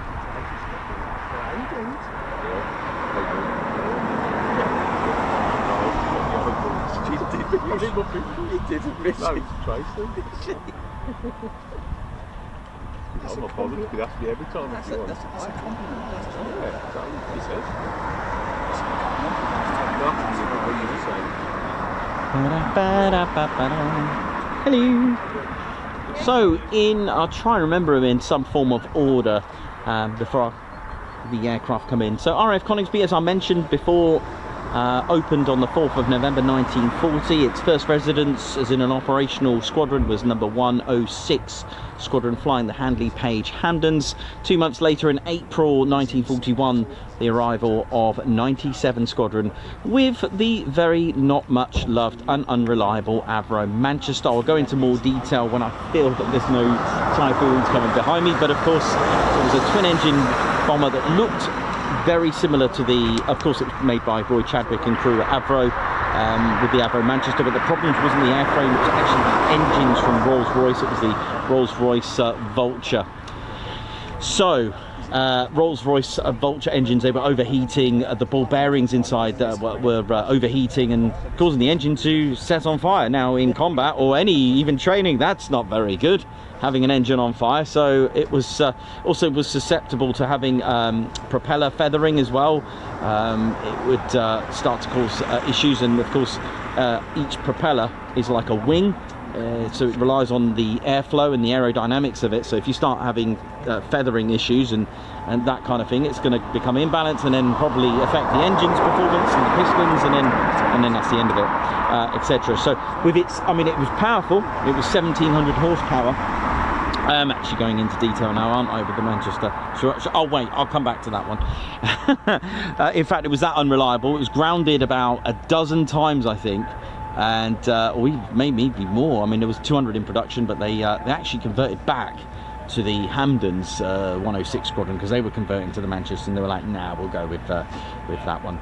Anyway, RAF Coningsby were awaiting their Avro Lancasters, so the airfield made with grass runway was then upgraded to a specification by the Air Ministry that said all runways that were going to be built after December 1940, they will be made with hardened runways, because the Lancaster and the heavy bombers such as the Sterling, the Hastings, the Halifax, sorry, not the Hastings, the Halifax, they were heavy bombers, and they needed, they couldn't really operate on grass runways. So they especially with the Avro Lancaster arriving when it did in operationally in 1942, but arrived at RAF Waddington on the December 1941, with the exception of BT-308, which was the prototype. In fact, it was going to be called the Avro Manchester Mark III, but it didn't. It was even going to be called the Merlin Vulture or whatever it was going to be called, but eventually it changed. But anyway, long story short, so runways had to get upgraded to hardened runways. It closed between 1942 and 43. The two squadrons that were here moved. 106 went to Syerston, then went to Metheringham, and 97 went to Woodhall Spa to take part in the main bomber raid, the Augsburg raid, which we've spoken about before. A breakthrough, really. Wasn't the most successful raid, but it inspired and gave a confidence to the Royal Air Force that it can be done. Anyway, when the base finally opened in 43, I think September, 617 Squadron were operating the Lancasters. There were further Lancaster squadrons. They switched with 619 Squadron at Woodhall Spa. So 619 Squadron came here as well. So we've had the Dam Busters here as well. Anyway, eventually after that, in 45, we started to get another legendary aircraft, the de Havilland Mosquito. After the Mosquito, we started to have the Boeing Washingtons, and in the Boeing Washingtons is basically a B-29. Some aircraft of the United States were called different things. So for example, just to give you a few, the A-20 Havoc was actually called the Boston here in the Royal Air Force. The Boeing Fortress was actually the B-17. All right, so we had different names for American aircraft that we operated from. All right, so B-20, Boeing Washington, and then in 1953, RAF Coningsby went into a new era. That's right, they went into the jet era. RAF Coningsby's first ever jet aircraft was the English Electric Canberra, and that was in 1953. 9 years later, we had a legendary aircraft here, the Avro Vulcan, and that was here between 62 and 64 until it eventually went to Cottesmore. So after that, what do we do? Well, Coningsby was going to be selected to become a TSR2 base. That's right, and an original order was going to be placed. However, that didn't go through, so the RAF were thinking we need to replace our beloved Canberra. So they were thinking of other options. They went with the F111 Aardvark. I think the original order was going to be 50, and I believe they had 2 ready for operations, but that was changed because in 1969, ladies and teddy bears, a complete change for RAF Coningsby. You see, in 1940, RAF Coningsby was a bomber station. In fact, it was part of Bomber Command. Bomber Command started in 1936. But it was time for Bomber Command to finish, and it did. And in 1969, RAF Coningsby became Fighter Town. So between 1940 and 1969, that's 29 years, an easy number to remember with 29 Squadron, and finally I got my maths right. It was number 6 Squadron that came here for the change, and they came from Akrotiri at the time, number 6 Squadron, flying the Phantoms. That was the replacement for the Canberra. Now, here's a fun fact. 6 Squadron, who operate currently now the Typhoon at RAF Lossiemouth, they are known as the flying can openers. Why is that? Are they good at opening cans? Sort of. You see, during World War II, with operating the Hurricanes, they were taking out and destroying a lot of tanks. Tanks were known as tins or cans, and because they were destroying them, they decided to have the nickname the flying can openers.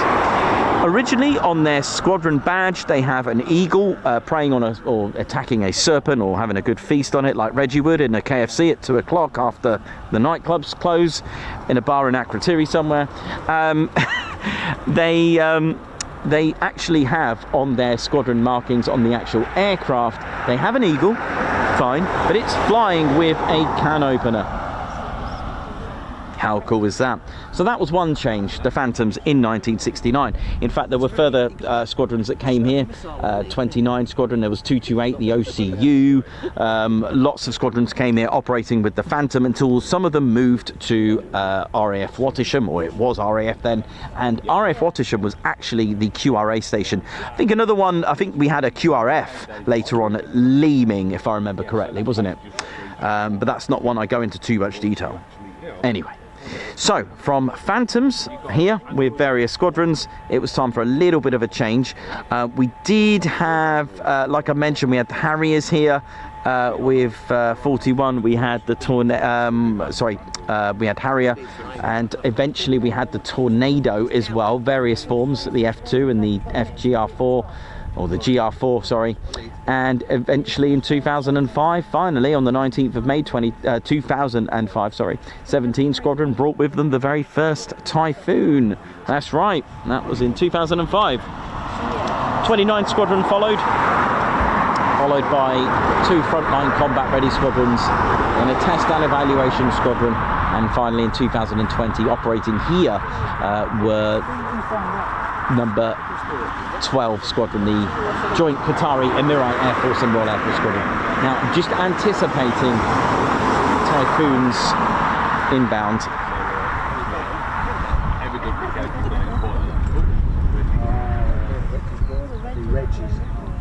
Just keeping an eye on them.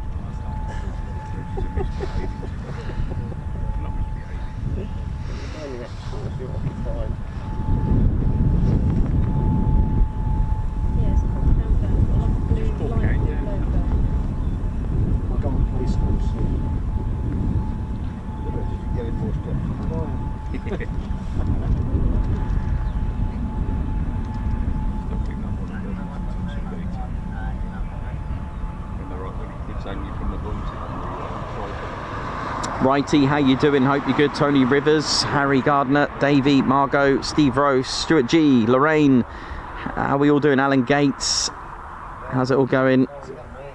Hope we're all good. Mark Stubbs, Renko de Vray. Dieter, how you doing as well? Edward Coates, Argan, lots of you tuned in. Hope you're all good. Oi oi, Steve Claxton, how you doing? Oi oi to you, Andrew C. Thank you very much for your timestamps there. Nice one. Stuart G, hope you're well. Lorraine, how's Orkney?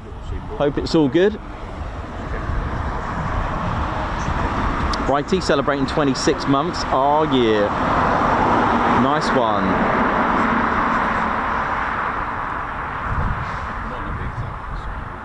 So the channel is rapidly growing with 91k. The 100,000 is not too far away.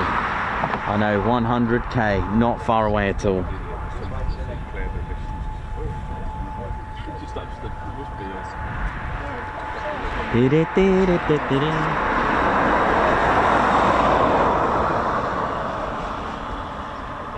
So you can see the ground crew doing all the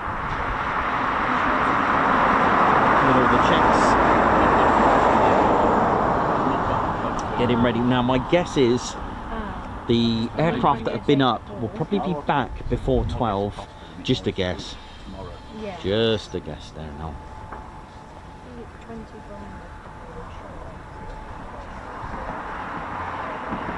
Big day for Squadron Leader Nathan Scheuer. That's this year's. Good luck, Nathan. Yeah, definitely. Let's all wish Nathan the very best of luck.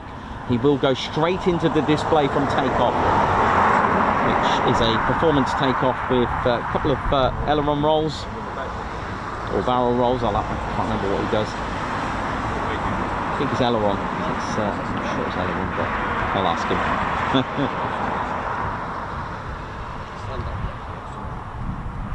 But we'll see.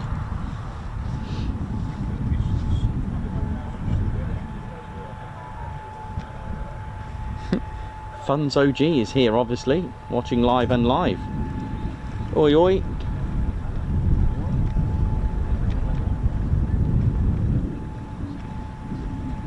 $2023, Margot's put. We were on 7.2k on Valentine's Day.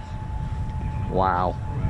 In 2023, so in just over 2 years, we've managed to nearly get 80,000 on top of that, 84,000 on top of that. Goodness me. Wembley Stadium doesn't look so big anymore, does it?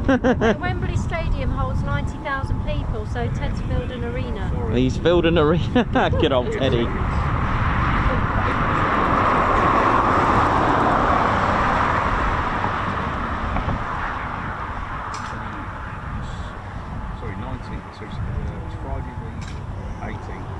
Oh, here comes Nath.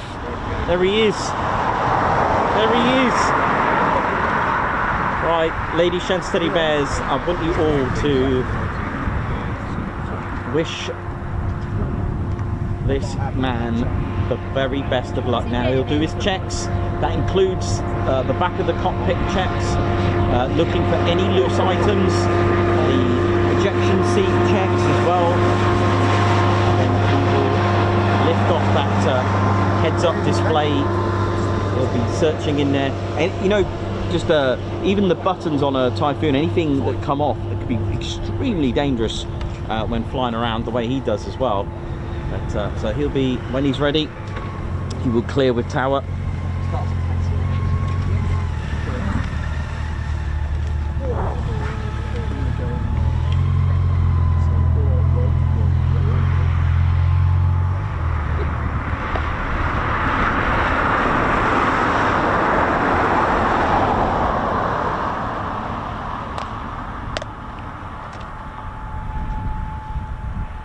Just wish him all the best of luck, ladies, gents and teddy bears.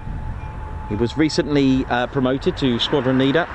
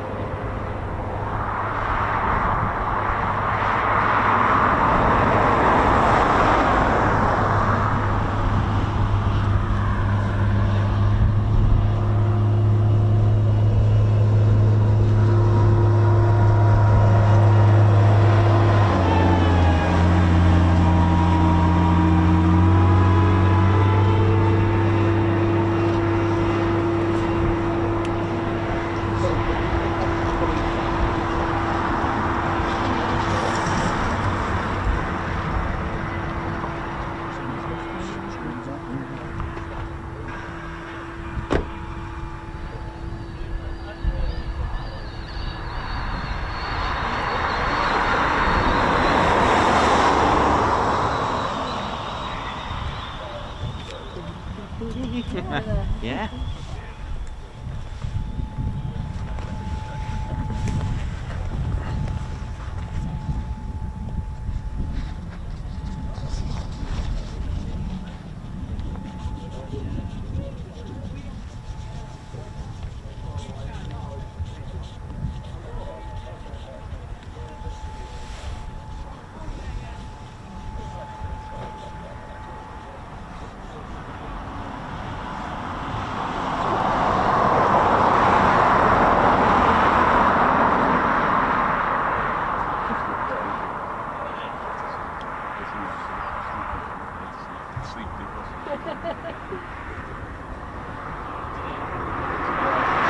Sharon Pilkinson, hope you're good. Get ready. Andrew Heatley, how's it going? Lorraine, Sue, Alan, Gates, how you doing, man?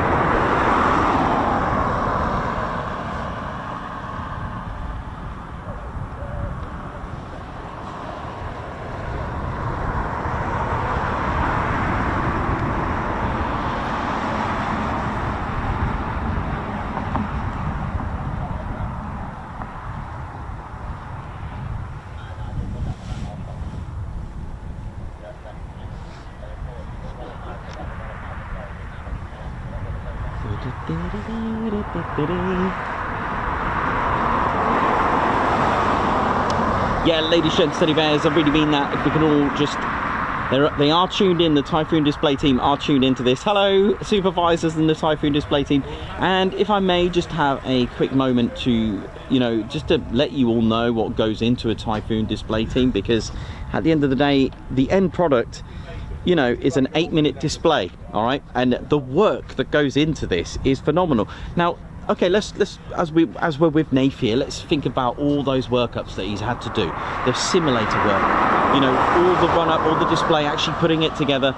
And actually, if you want to become a Typhoon display pilot, you'll need to be with 29 Squadron and have an A4 piece of paper and write down why you think you could become a Typhoon display pilot. That's how it is.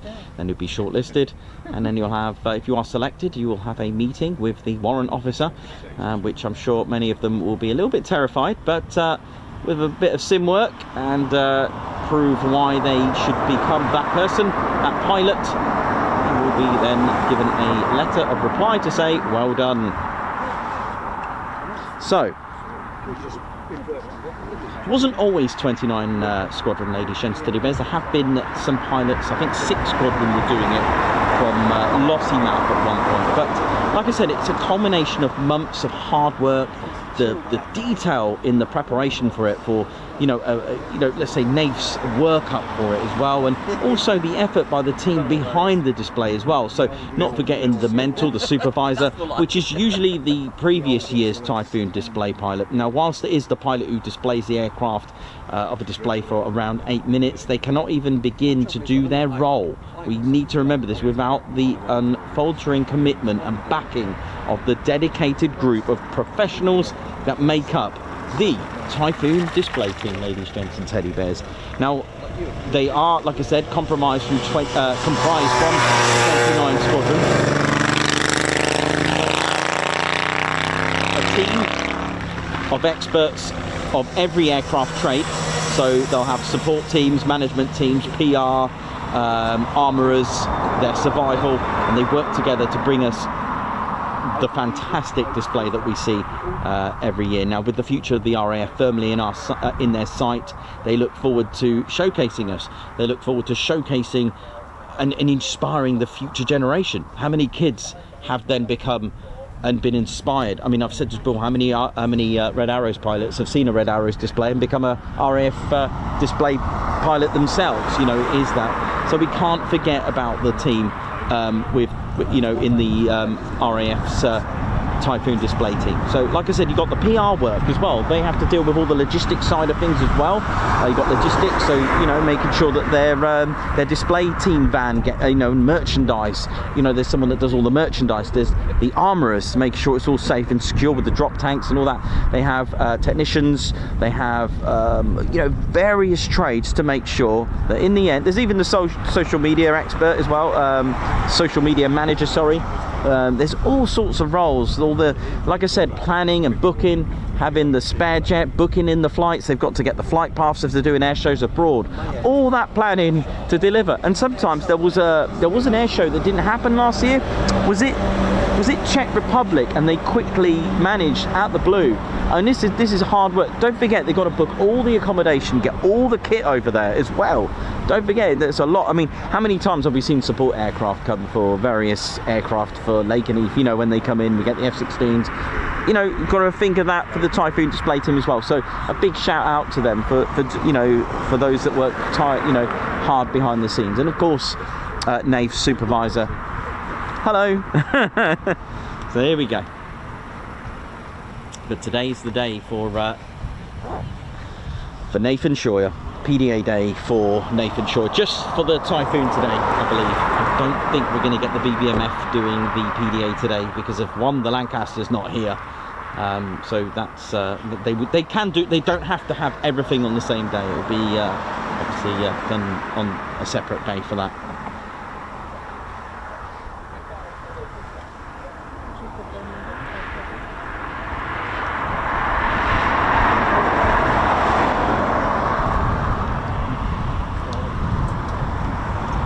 Matt Foster, oi oi to you. How you doing? Hope you're well.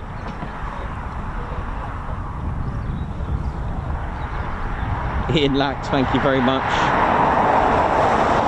Thanks a lot, Ian. Oh, bless. I would not decline that. I would not decline a back seat in the Typhoon.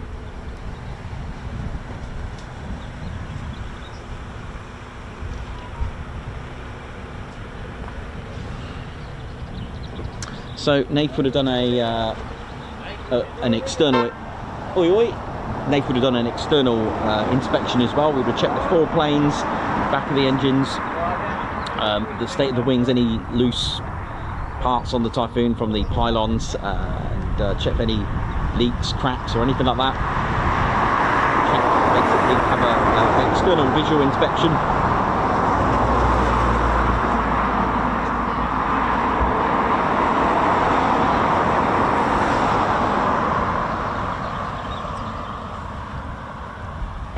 Long to go before Nath requests a start-up, I think.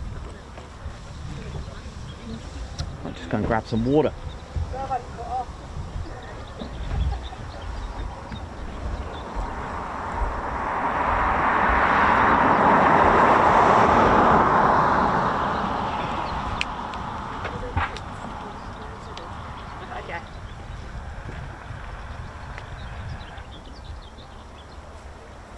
Morning. Morning.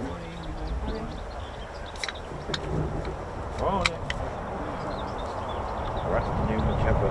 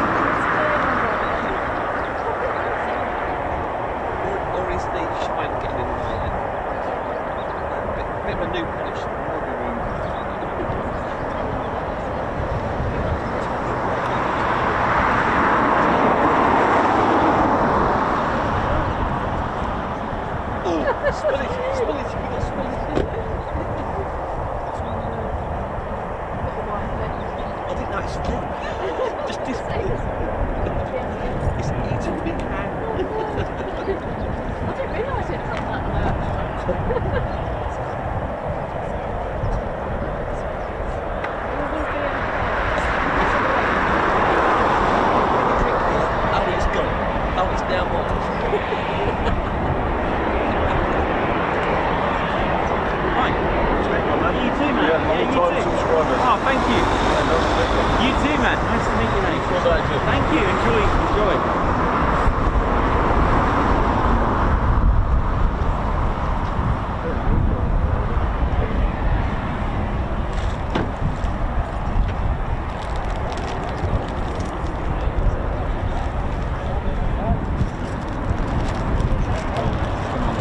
It'll tap too fast.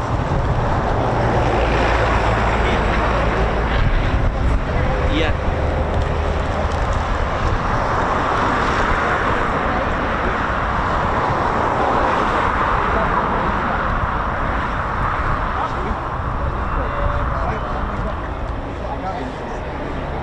He hasn't started up yet. But I'm just letting you know he's going to come past here. And you're getting excited. How are we doing, ladies, gents, teddy bears? Welcome to the Ted Coningsby channel. We are live here at RAF Coningsby. Like I've always said, always done things right from the very start of our channel. Always contacting the base to let them know what I'm doing, that I'm here. And it's nice, because if we ever see anything untoward, we can always capture it and let them know, because it's in our interest to look after them, because they look after us every day that we walk, wherever we are. We're on holiday in the UK, whether we're walking to the shops or driving to work. When you look up, there is a sky, and that sky is protected 24/7. What I haven't mentioned is that RAF Coningsby is a QRA station, a quick reaction alert station. This is where they'll scramble from this part of the country. We do have another one, so this is QRA station south number 2. We do have a QRA station number 1 north, and that's at RAF Lossiemouth. So whether civilian or military aircraft that deems a threat or doing something it shouldn't, this is where they'll scramble. Okay, it sounds like you started up. Here we go. Now, the call sign for this year's Typhoon Display Pilot is Reheat 1.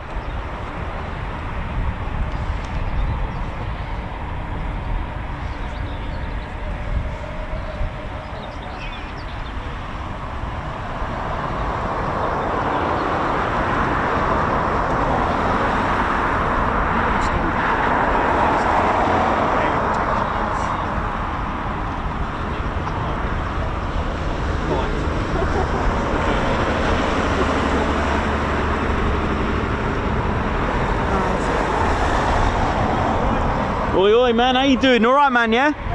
Thank you very much. Thank you very much, sir. Nice people here today. Always. Some Now, the call sign Reheat of the people here. Reheat 1 does match what he does. It really, really does.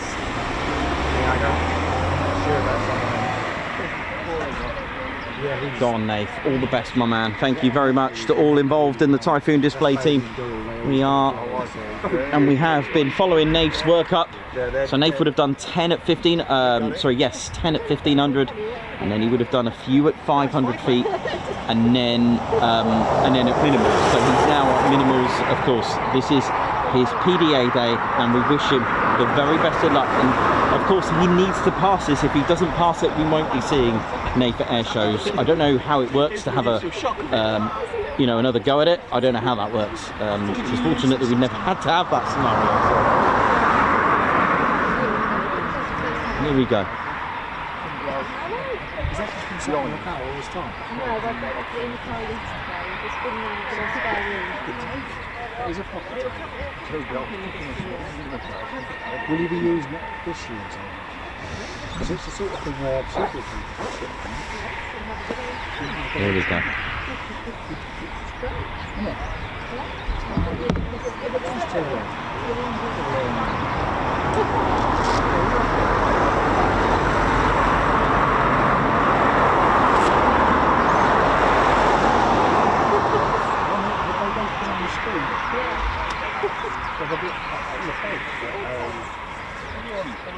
Hotel sport. Yes, Locust. When you first got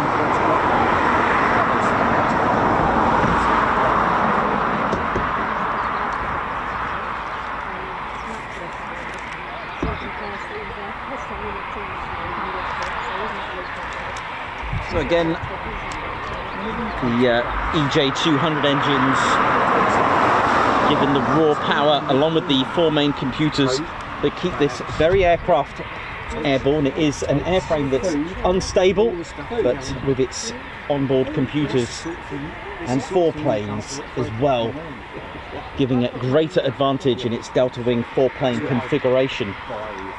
you stick an EJ200 engine. Actually, why not? Let's stick two. The Rolls-Royce EJ200 engines in a lightweight aircraft with around 82% carbon composite, a posh way of saying plastic, delivers a phenomenal thrust to weight ratio. What I'm talking about here is powerful engines in a lightweight aircraft, a bit like Formula One, a bit like track day cars. They're all weight reducted. Sometimes the bonnet is even off. They take the back seats out, stick a roll cage in there. You know, it's all about saving weight. Get rid of the passenger seat. You know, even the, I mean, I'm not saying this would have much effect on a pilot, a fighter pilot, but on a racing car, again, you've got to think Formula One drivers have to have a certain weight. You know, they don't want to be any heavier. The more pounds they put on, the heavier the whole thing. So that's why the Typhoon is such an amazing aircraft. Now, again, I have promised this and I will get this done. I will draw you an EJ200 engine. And of course, just quickly, I'll show you the generic engine, like I said, of how it all works and how important the compression and compressed air is important. Now, it's almost the Typhoon EJ200 engine, except these here on this part, the Typhoon has 5 high pressure compressor. Okay, so this is an 8-stage compression system on the Typhoon, a twin spool engine, and it's a big, huge, beautiful turbofan engine. Now, this is the generic one, it's not the EJ200, but like I said, it's really important. Compressed air, very economical, a lot more combustible, and being compressed, think of scuba divers, like I've always said, their oxygen tanks have a lot of air in those small tanks, a lot of air. It's almost like when you watch an advert with your orange juice that has like 50 million orange juices in this 1 litre carton. Similar sort of thing here. Remember, you're pumping up your football, you're pumping up your tyres on your bike. It creates heat. That means it's more combustible. Compressed air is a lot more combustible and a lot nicer to mix with. So the suck, squeeze, bang, blow comes here. This is what's going to deliver this Typhoon the power it needs to make it a really agile aircraft. The air gets sucked in and it gets squeezed. First of all, you've got to channel it. You start off with low pressure compressors. So this will channel it, get it used to just lowering the pressure a little bit, and then getting it into low pressure stage. Now the high pressure, this is where you squeeze it. The Typhoon's pressure, you're squeezing air 26 times. So if you had, this is just a, you know, saying that if the Typhoon was 26 times, it will be compressed to 26 times. It gets compressed here. I'm gonna have to stop. Nate is taxiing.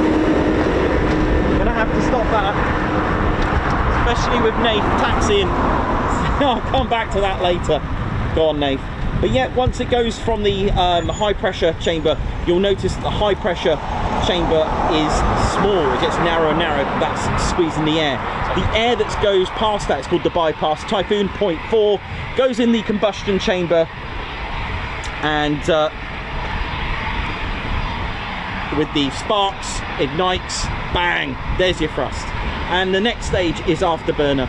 But that bang, by the way, it's actually really important to note that the power, once the combustion takes place, there's turbines. There's a low pressure turbine that actually powers the low pressure compressor, and the high pressure compressor is powered by the high pressure turbine.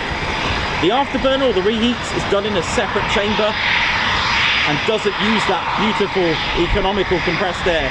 Here we go. Come on, Nate, let's wish him all the best of luck. You got this, man.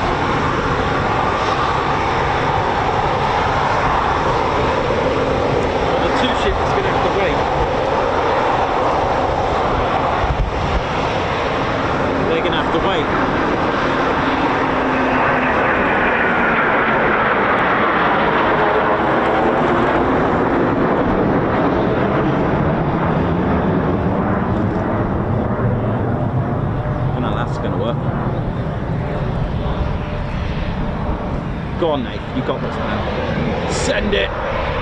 2025 RAF Typhoon Display Pilot, Squadron Leader, Nathan Scheuer. And watch this departure.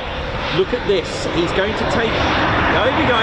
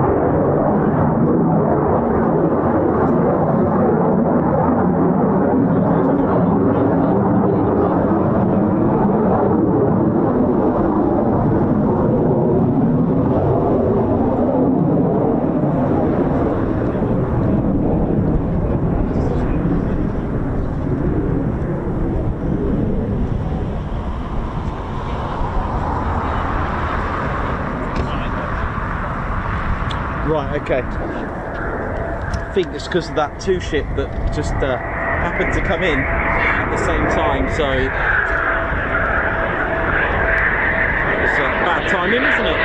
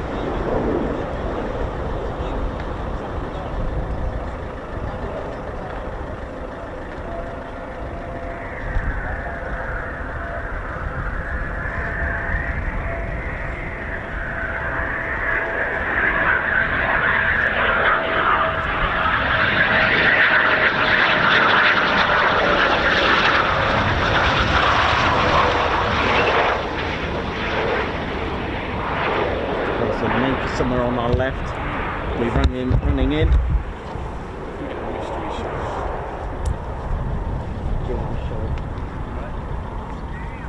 we need that engine running or? Which one is it?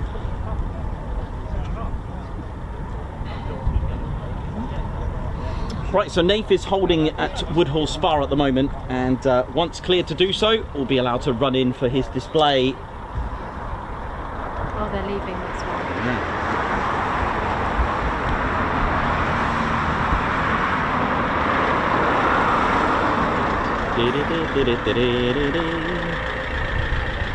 So Nath will be coming from over there. Okay. Right over the hangars. I'm going to watch it with my eyes and not my phone. Okay. Have you got your phone there? My phone's here, yeah. Hang on, I'll send you a message.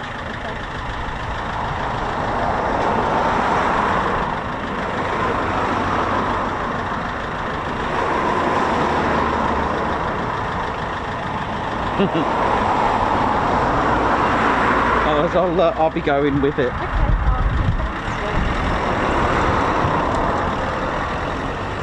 Right, here we go. So, as soon as NAF has been cleared, the display itself runs in over the back of the crowd into the display.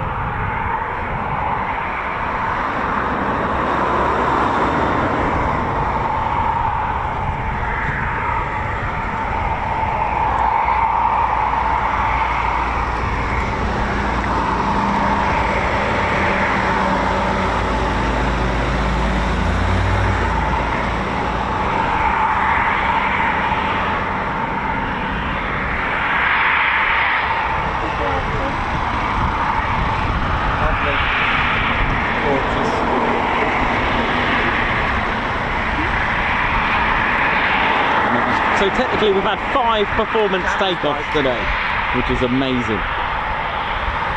So a bit like a quick climb Friday, but a performance takeoff Friday. Foon Friday, that sounds good to me. Come on then, Nate, come on. Did you have to go off? Huh? Did you have to go off somewhere? Yeah, he's in holding until he's been cleared. Oh, okay. Because there was those 2 typhoons that come in, so it's fine.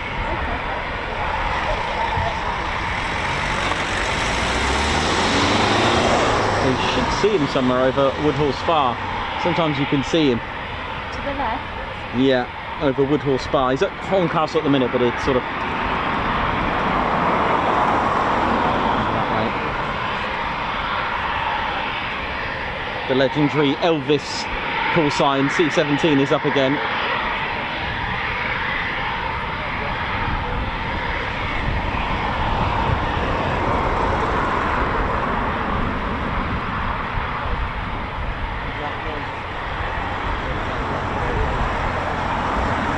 Oh, there he is.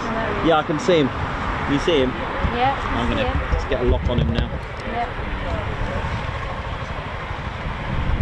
Make sure I've got everything. Yeah, we're good. Sorry, I just need to make sure I have lost him now. Can you still see him? Oh, there he is. I see him. Trees. In between the trees now.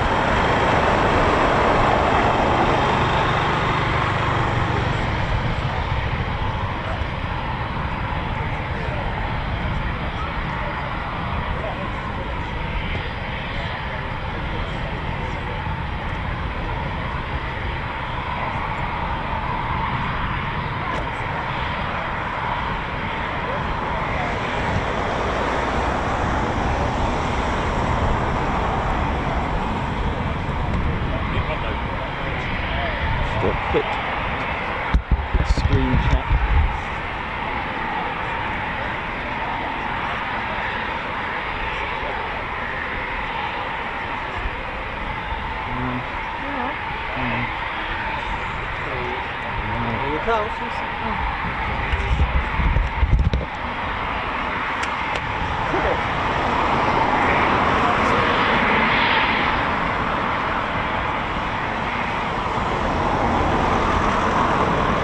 Here we go.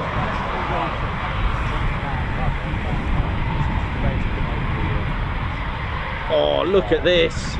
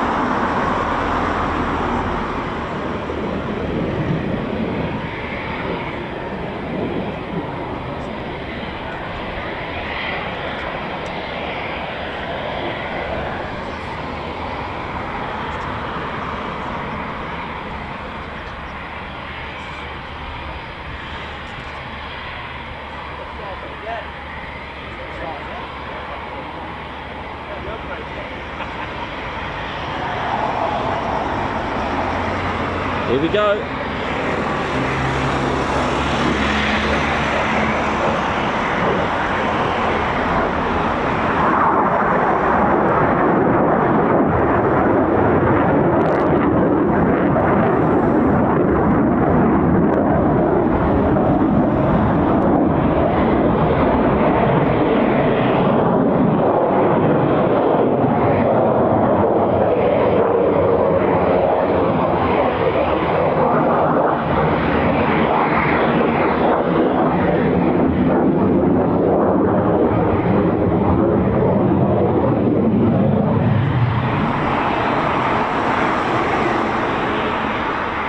Actually what's going on here.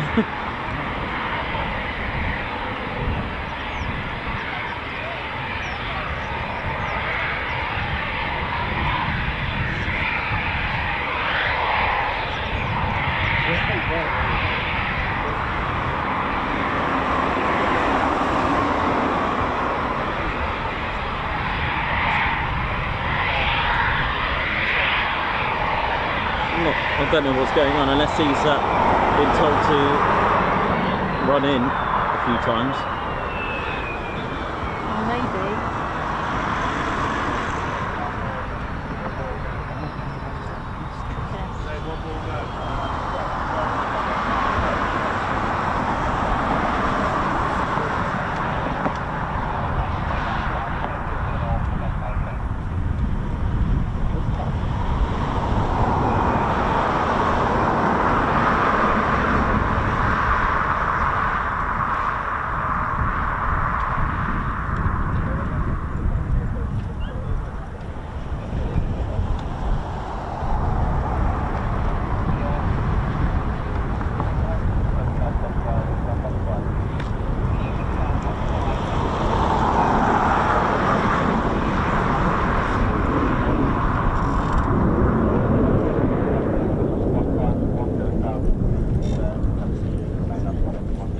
Going on here. Actually, I've just got to sort my screen out. Actually, I think there's a white in the lens white.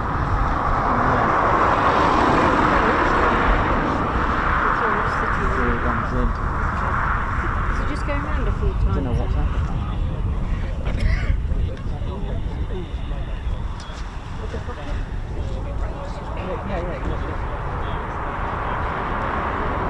It's got an error in the cockpit.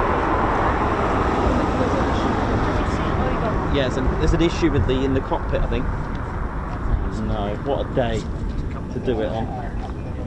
Yeah, I can hear caption, there's a caption error. Oh, so, oh dear. We can't, there's a caption error in for the cockpit, I think, I can hear. So, it looks like he's coming back. Yeah, so there's an issue with the aircraft. Oh no. Oh. So there's an error that's popped up. Oh no. Oh no. These are the things that can happen. Oh, I bet he's absolutely frustrated with that.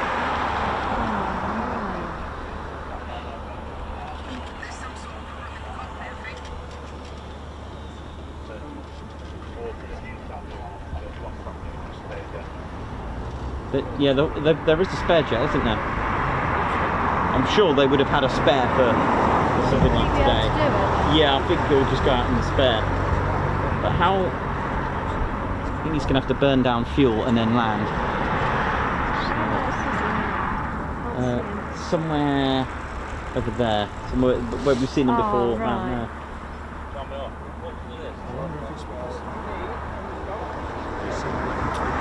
Thanks Matt Foster for the updates there. First t-shirt.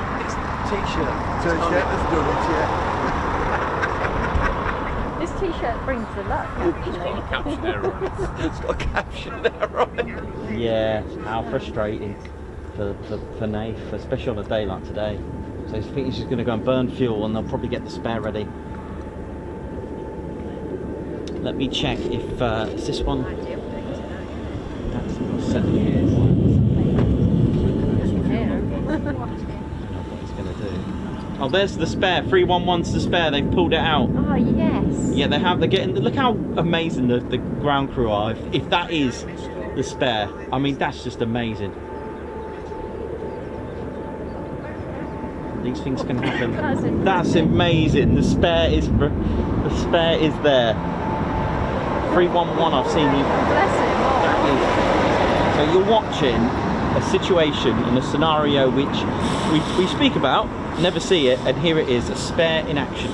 You know at Lakenheath when we hear red ball, and then they go out, or one's at the EOR and they taxi back and go and get the spare. There's an issue with in the cockpit. It's going to bring about the spares out already. You know, and it's actually really interesting to actually see it. Wow.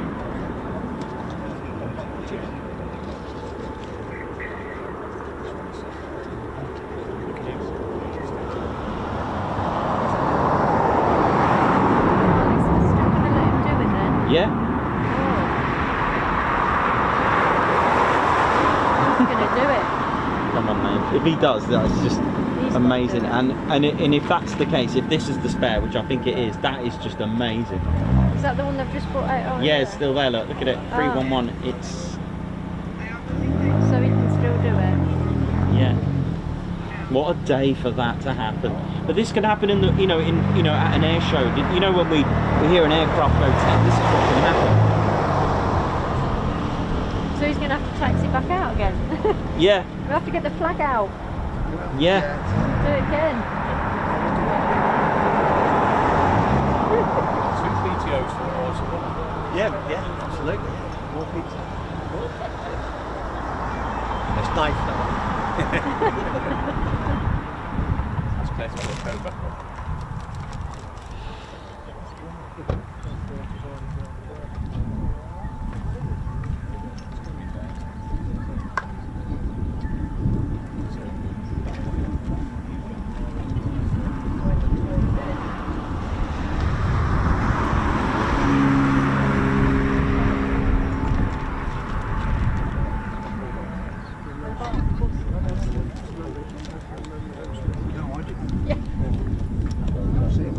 There's our ground crew there on 311, which I believe that is the spare.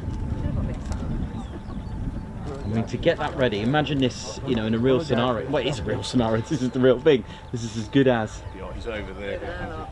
Okay, here he comes now. He's about to land. The spare's getting ready for him. This is. Wow, I've never seen this scenario before.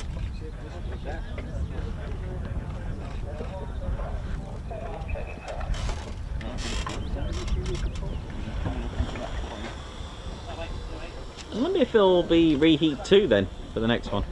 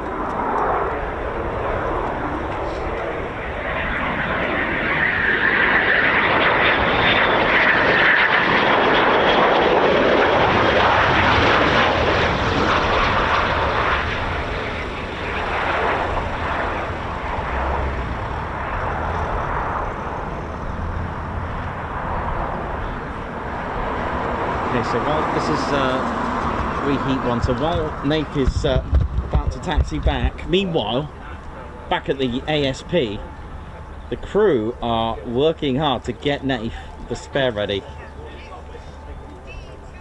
That's impressive. Which could be delayed. I'm just going to borrow this for Oh yes, sorry. Yeah. I don't know if they've got. I don't know if he's got time to do it. Go down a minute, and then I'll come back up when.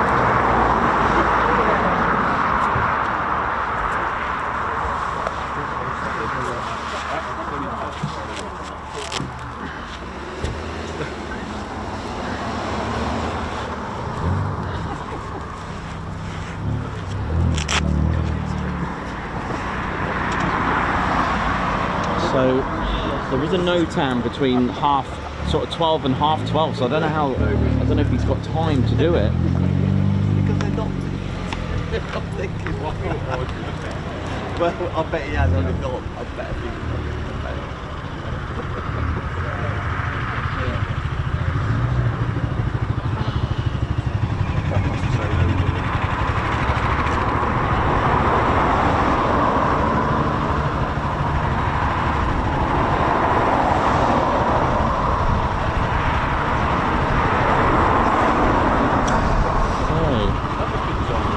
See, the thing is, they can have the jet ready, but the NOTAM slot may be lapsed, so they won't be able to do the display.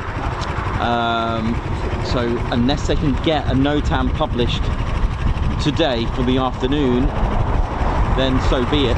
We may be able to do it, but they've got the spare ready by the look of it. But of course, like I said, they've got a NOTAM from 12 to half 12, so we'll see.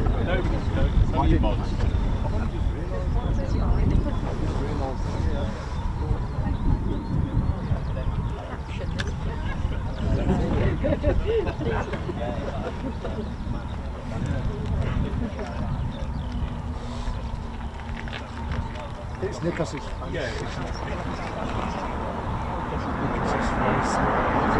I don't think he'll have enough time to do that.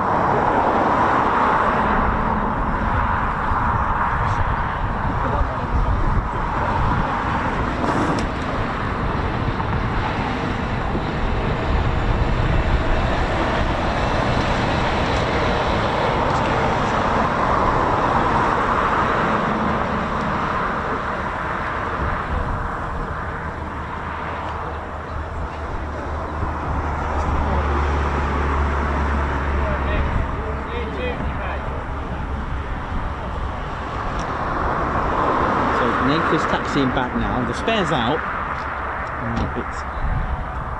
It does depend on the That's a good photo.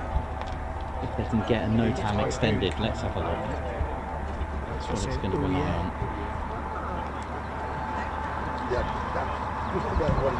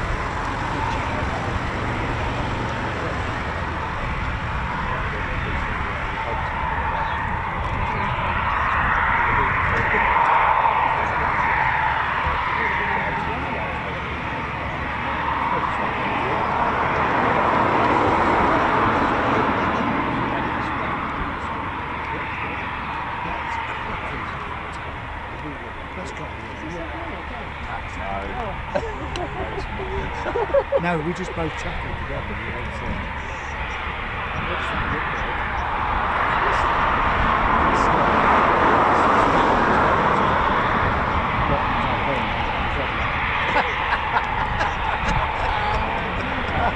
Coming out your hat.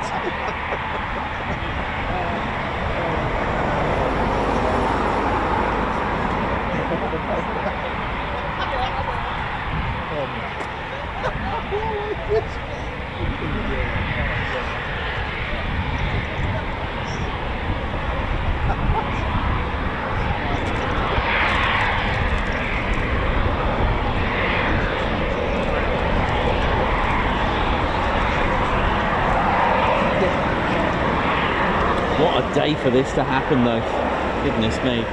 But you can see how quickly the spare was pulled out and ready, but the thing is now it's subject to NOTAMs and you can't rush these things, especially on a day like this.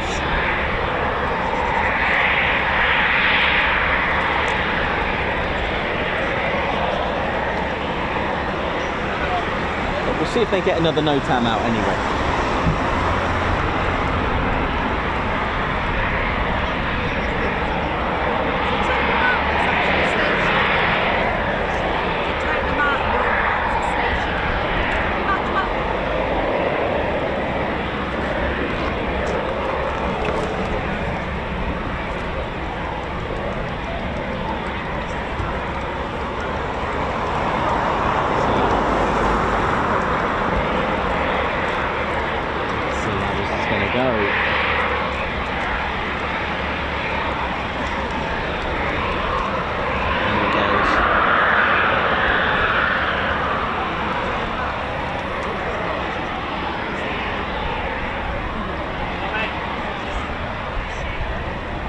see how he feels. If he's not going to feel comfortable to rush it, then he won't do it. And like I said, there's only 13 minutes to go for the NOTAM to finish, so my guess is that they'll just republish a NOTAM for later if they can.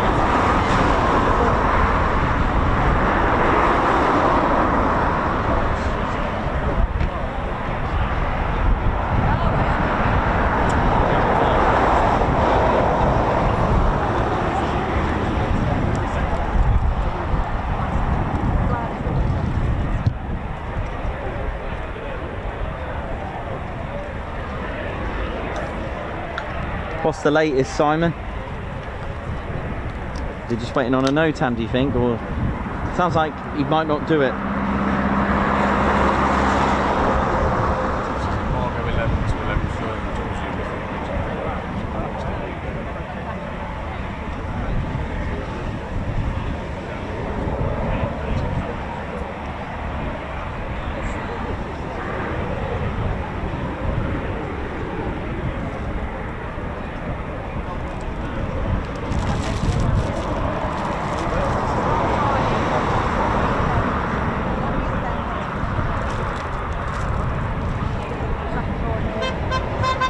Oi, oi!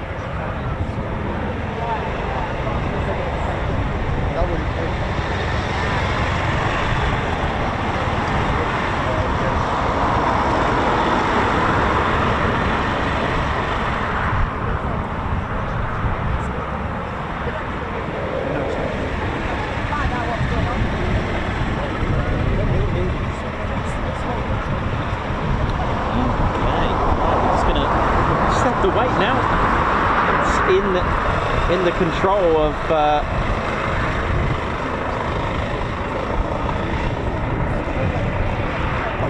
NAF and the I was going to say the CAA there, but or at least Coningsby to put out a new NOTAM for a air display. Oh, what a shame, and what a day! You know, psychologically all hyped up, ready to go, and these things happen. But it just shows the professionalism. Is if it's not right, so you know, it will look. You know, it's this is exactly what they're trained to do. If it's not right, then it ain't safe for the flight. So bring it back. That is exactly what needs doing. That's exactly the right attitude.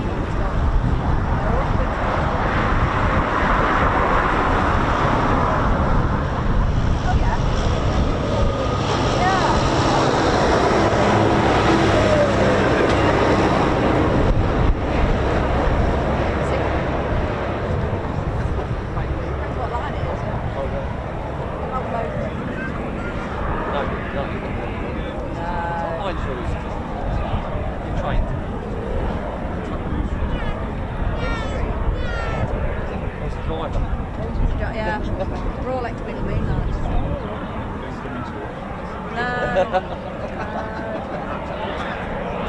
See uphill and down cross country, boys. Central trenches, did Yes, Central did, yeah.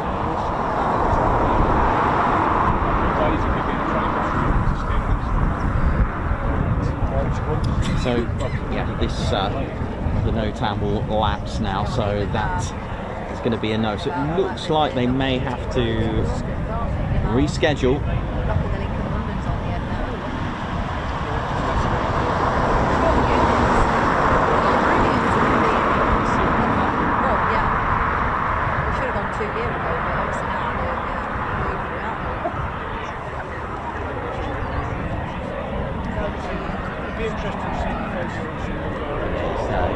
Nave's getting out now. such a shame. He's getting out. Yeah, but let's see.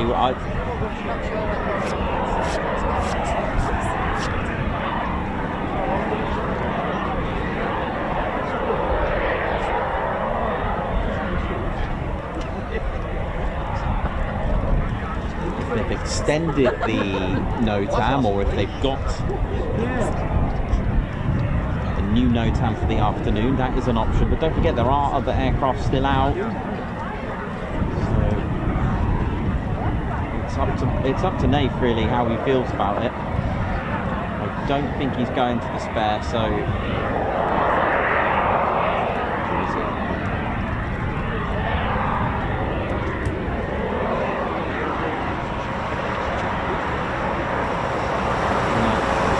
come off and that's it. He's not going in, he's walking away. Oh dear, that is a shame. I would imagine he's obviously annoyed, but credit to the crew for getting a spare ready. And sadly the NOTAM, there's not enough time for it. There's only 6 minutes left of it.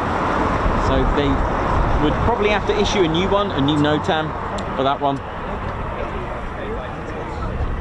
Oh well. I think it's burger time, I think. Oh, is there... did you bring anything for me? Yeah, I have, but you know, sometimes you do the little specials. No, I didn't, because you said you had to. That's alright, there's no worries. Yeah, no, I've got some. I just like the little pickle, a bit of ham, a bit of onion.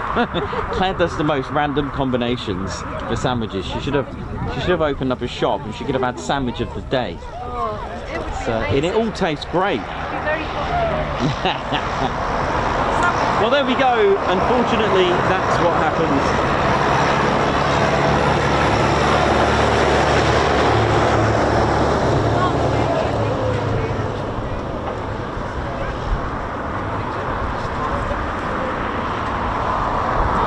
So 311 will be the spare jet, but the thing is, without a NOTAM, you can't fly without a NOTAM of an aircraft doing high energy maneuvers. So we shall see what happens next. Right, in the meantime, we got refueling going on. I've just been to Cheerio Cat with faith and mushrooms on toast. I'm here. Hello. Hi, are you alright? Yes, how are you? All right? I'm good, thank you. Good. Are we right in thinking that the Lancaster coming back at 4? I don't know. Oh, right. Fouled that. No, Yeah. not sure. There's a rumour. Yes. No, I'm not sure. I would have thought earlier than that, personally, but that's my thoughts on that one. But I don't mind. If it's coming back, it's coming back. So we now just wait to see whether They need to reissue a NOTAM for it, otherwise that's it. Yeah, I'm sure they can, but we'll see. And it's up to them, up the powers that be, to do it. If they can do it. What a dainty pot of fun. There we go. Well, I think I'll try and get a cup of tea.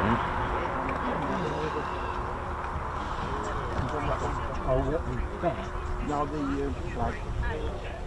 Is it?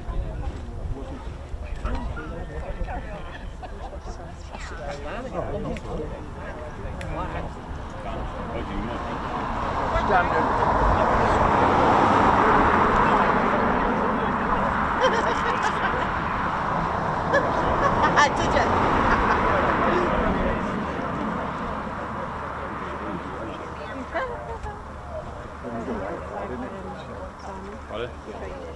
Notes.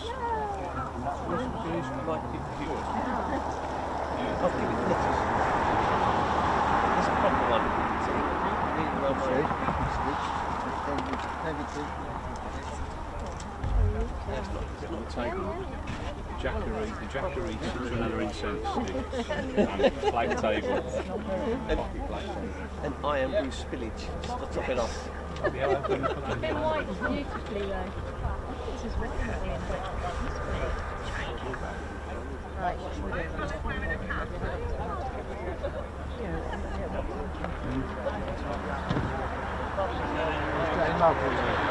Yes, that worked.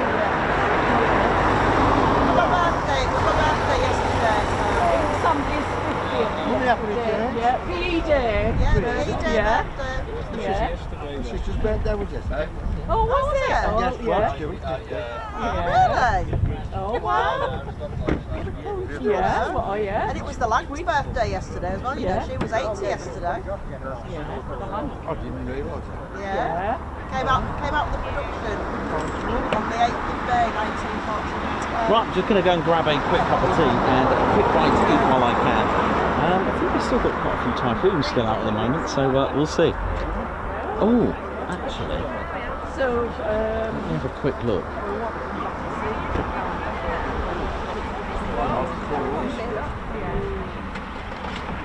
You just have to keep checking the cost. yeah. Have you been there then?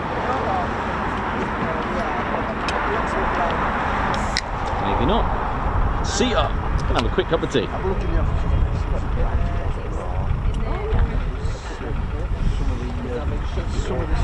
Have something to eat quickly. Oh dear.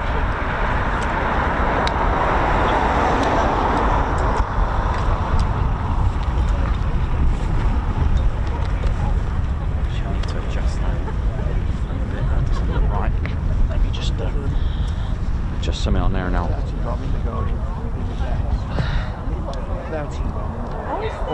So I'll let you know if there's another. Sorry, I've just got to move this a little bit. Sorry about the subsidence here. Just give me a moment. There we go. Just needed to adjust something a little bit. It's a little bit breezy up here, so I'm just moving a few things. Hope we're all good, ladies, gents, teddy bears, and well, what a shame, but these things happen.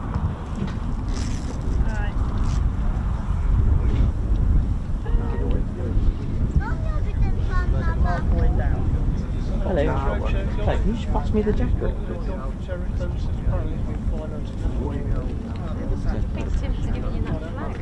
Huh?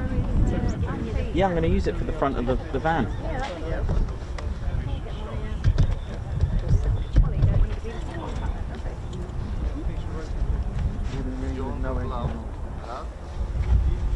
I'll have a quick bite to eat, I think.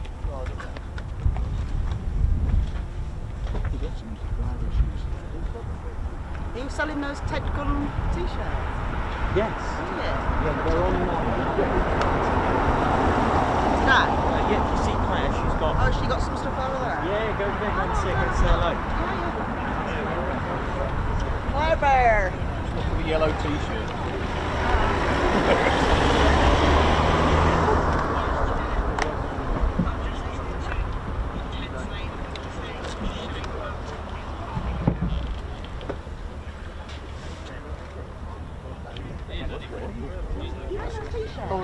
Oh, she's there.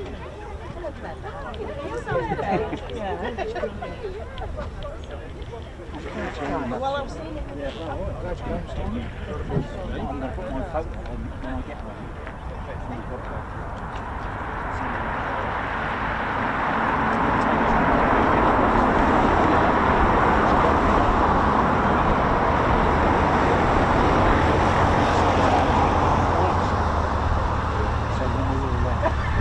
I think I get one arm of that.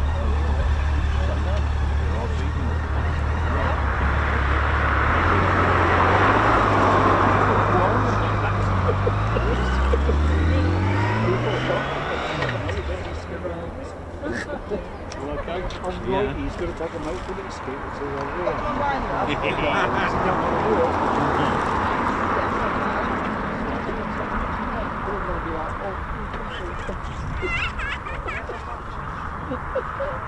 Right, okay. I'll have a look online and then get a large size. Okay, thank you. Enjoy the rest of your day.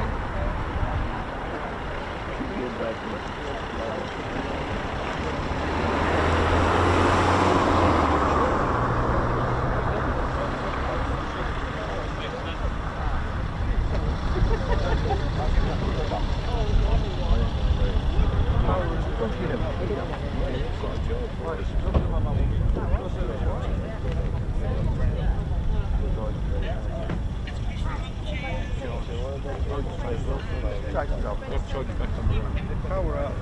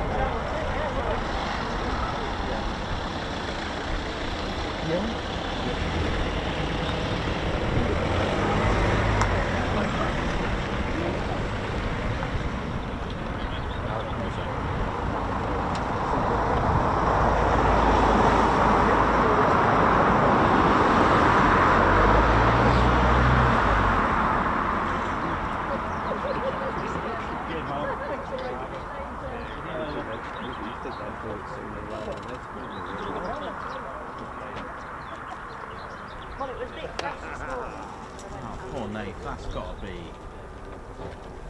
You've got racing, isn't it? But they'll try and get another note on that. If not, it'd be. I can't see them doing it. I think so today, yeah. Huh? I think so today as well. I think so. Because of everybody that's involved in We've got media. air shows coming up this month. Yeah. He's on that list.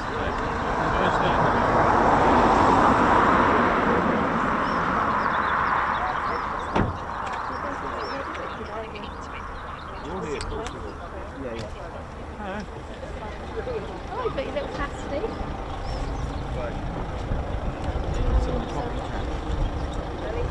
New coffee chairs then.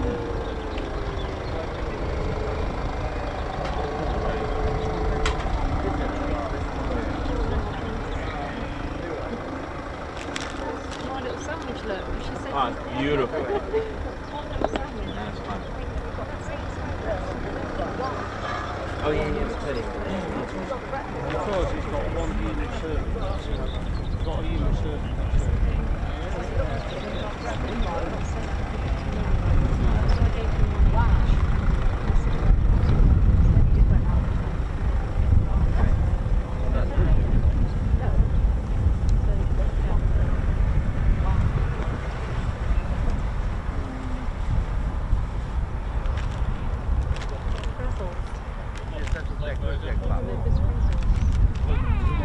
Brussels, they're my favourite.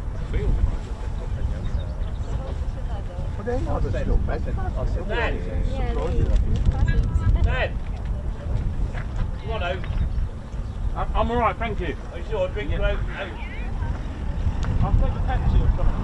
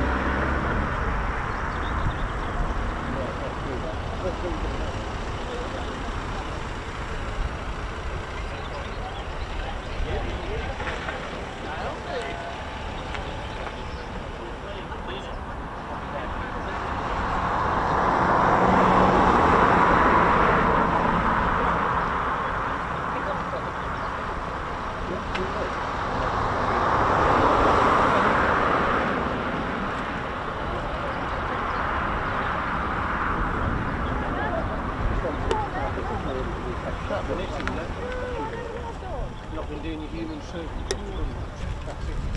No, that'll take time. But it shouldn't long. I think it's like a break, isn't it? Any other break in 6 weeks. But no, it's all good. It's all heading the right way, which is the main thing.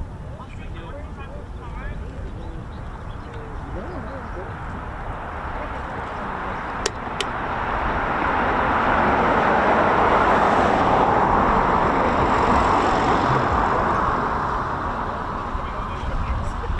Yeah, well, it did. Yeah, it was a big, All the colours of the rainbow.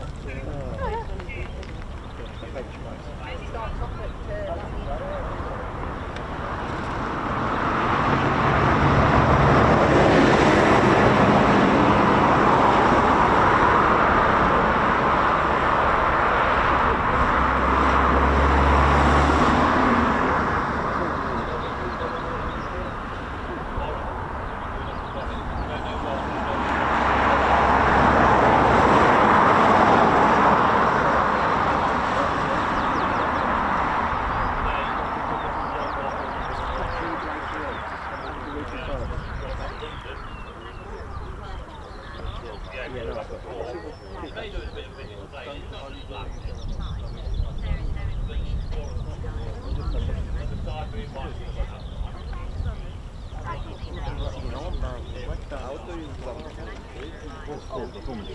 Great, no?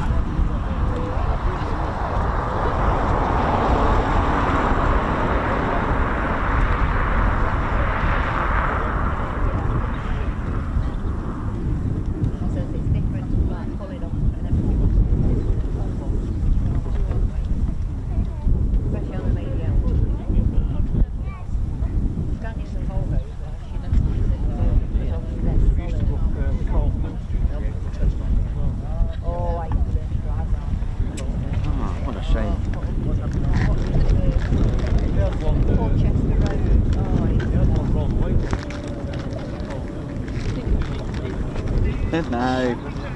The way it happens, the way it is sometimes.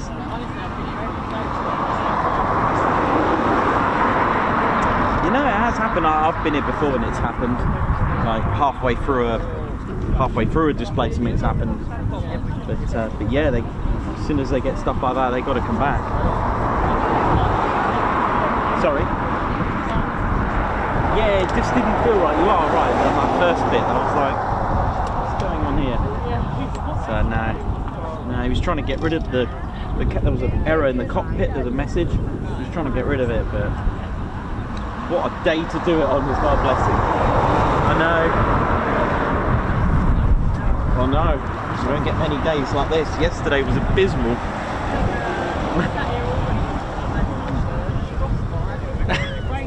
And drowned. I've literally had every Yeah. Oh. The other day I had sunlight, race gold, sunlight in one day. Oh man, I can believe that. I know. Stayed here all day. I'm not sure. See what happens. Yeah.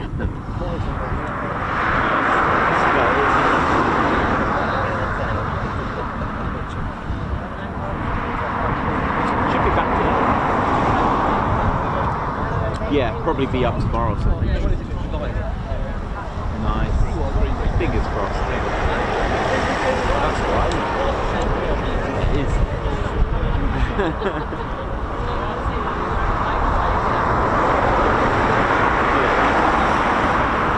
I'll probably be here tomorrow, yeah. Oi oi! Car park catchphrase. It's always embarrassing when look at it, it's quality in the back. I know, it is embarrassing. Like, we all do it and it's so embarrassing, I get it. But you just... Well, I've just woke up the whole car park. Oh yeah, it was like 5 in the morning, wasn't it? Oh no. I sort of like went to climb in and like my leg caught the horn. I might want to do it when you take the key out of the car and touch the outside of it by mistake. Go beep beep, like an alarm. Oh yes, yeah. Yeah. We keep telling all adults to follow you. We're like, do you want decent? Oh, thank you. Thanks very much. Oh, thank you. Thank you very much. Right, better get back on the show. Don't know. Well, that's good news. Let me check if it's 311. So I've got a feeling that'll be the spare.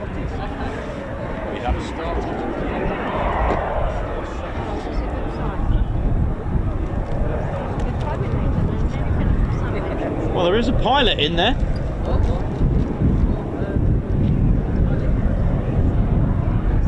I'm sure there's a pilot in there.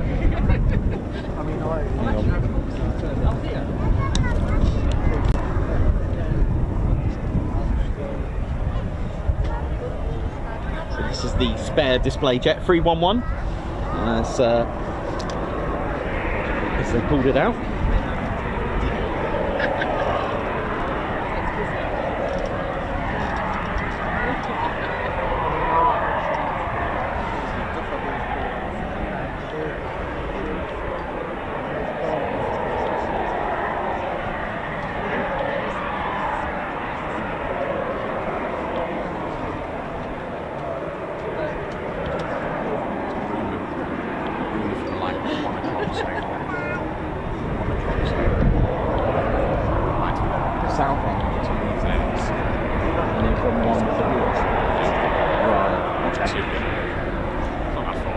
Cool, man.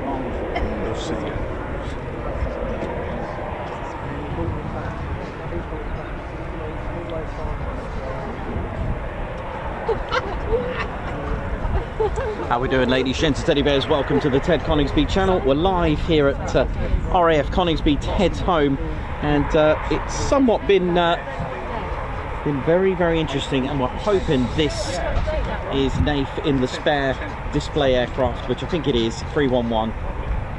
Canopy down, there could be another go. Here we go.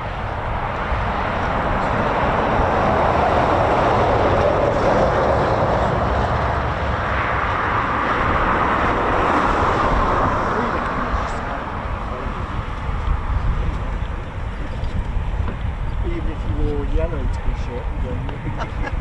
They go, you're definitely not coming in here.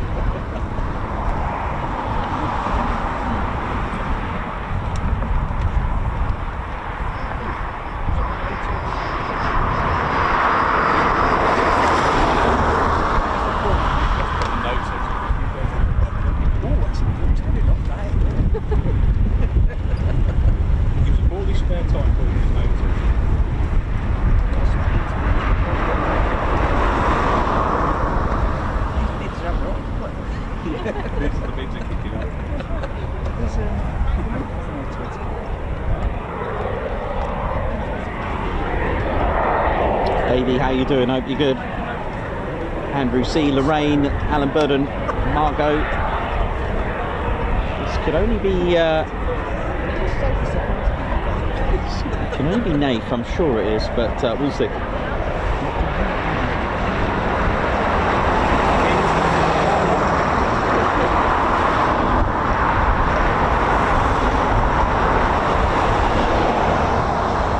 With all the preparation, with all the authorities, it's PDA day for Nath, and he's been up once with a cockpit caption error, I believe it was, and had to come back. He tried 3 times, but wasn't happening. So safety first. If it ain't right, it ain't fit for the flight. He brought it back, and it's been a what, half an hour since then. We were hoping this could be it. But this usually is the spare display aircraft.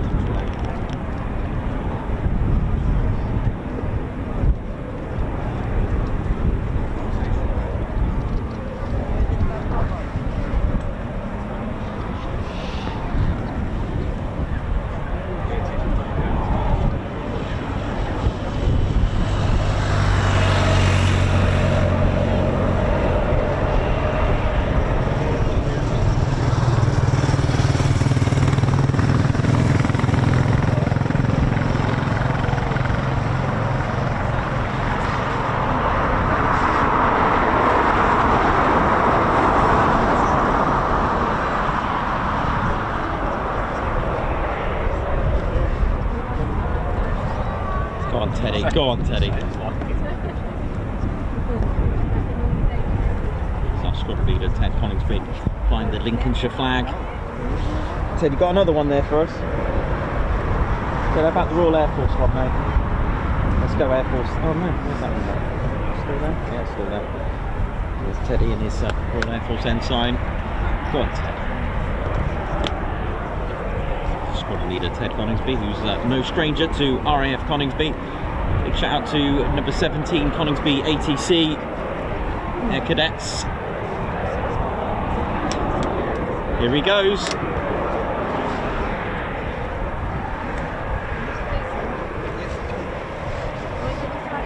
Come on. I'm coming.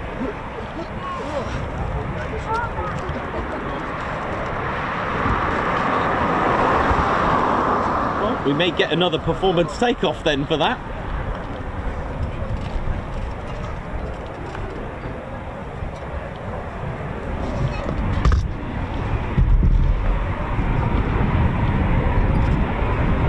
Here we go. It's time to ride.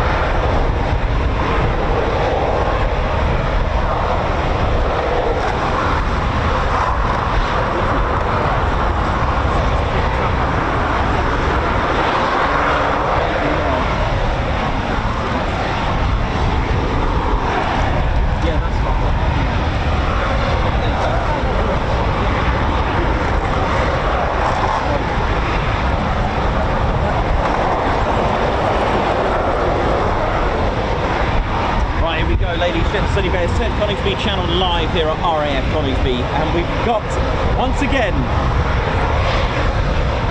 attempt number 2, but technically number 4, but yet, second go. It's been cleared, and it is his PDA.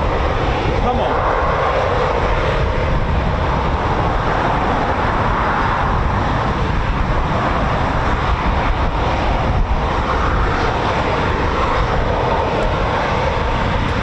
Reheat one.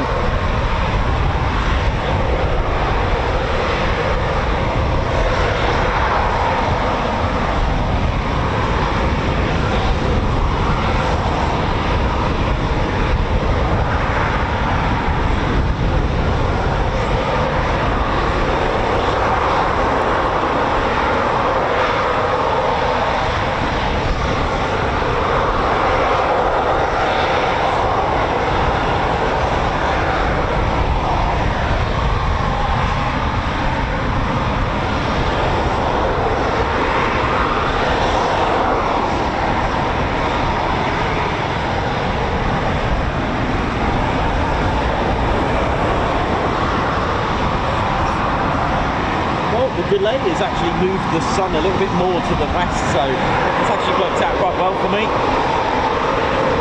Come on.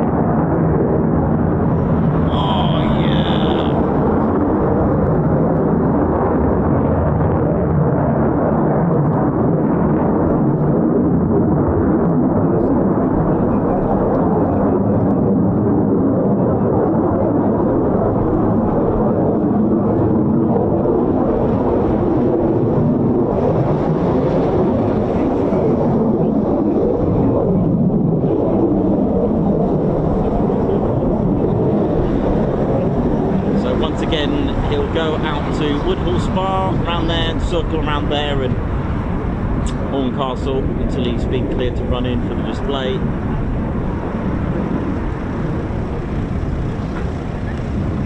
PC ready with that performance takeoff.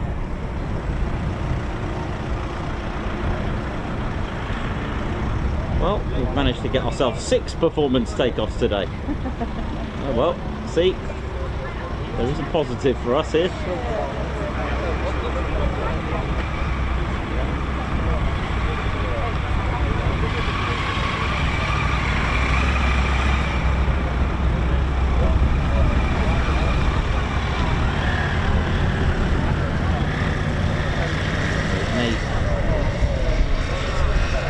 Waiting to get clearance, but it could be already cleared. So the Typhoon will wow the crowds with a performance takeoff to show off the Typhoon's performance from releasing those brakes 8 seconds later. We'll be climbing vertically from just 8 seconds, and ultimately the restrictions or clearance allowed, the Typhoon can go supersonic in 22 seconds later. After that, yeah, it's just circling around there now.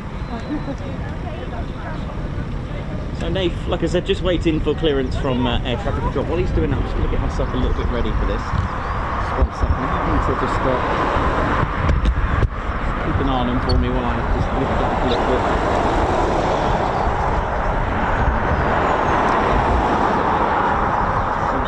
Yeah, it's better. Nice. Yeah, very good now. It's another Typhoon starter. Maybe they're working on 433 or 344. Is he like inverted? He's having a well of a time, isn't he? Look at him. You've seen him now. He's having he's made for this, you know. He's absolutely made for displaying. He is a very experienced Tornado pilot operating from RAF Marham, flew with 31 Squadron. Nate is the last ever pilot to be trained on the Tornado. I believe he took part in the farewell flight past for the Tornado. The Tornado with the black tail with the gold sort of star on it. Now it's got his name on that one as well, that Tornado. It had that one.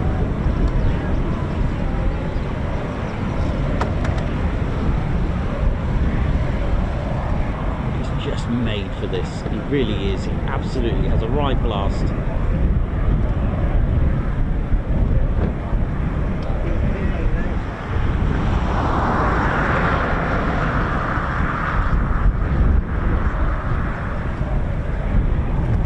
Go on, mate.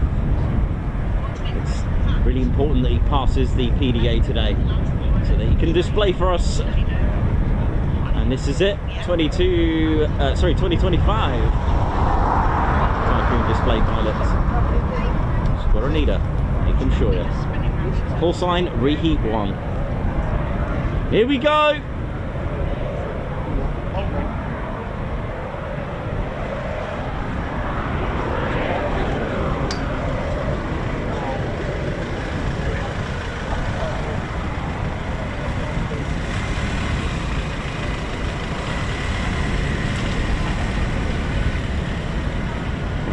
From the back of the crowd.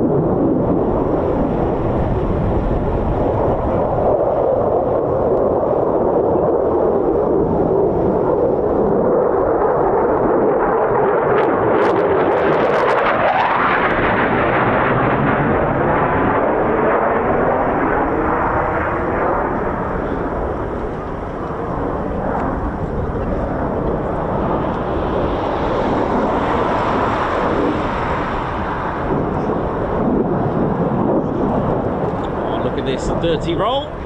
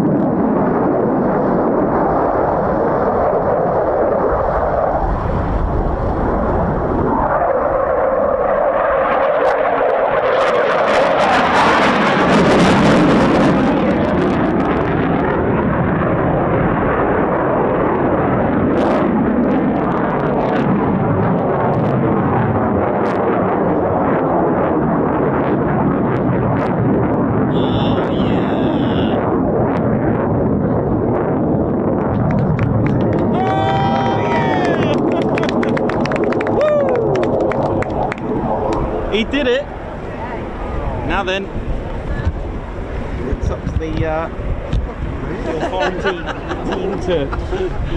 Beautiful! Yeah, I'm already. I actually lost him at the screen for a minute. I had a moment. Oh yeah. That's not finished yet. There. It's not finished. Not quite. Here he comes. I don't think he's finished yet. Hang on. Watch this. Requesting to go inverted down the runway, I think. Let's have a look. Yeah, he is. He is. Watch this. Love this bit.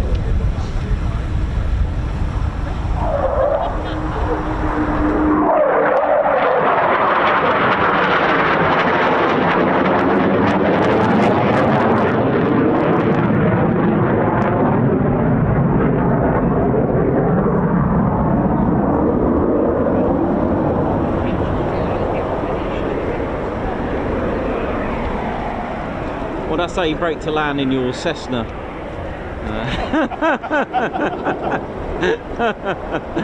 Oh dear, that's how you brake in your Piper P28 there.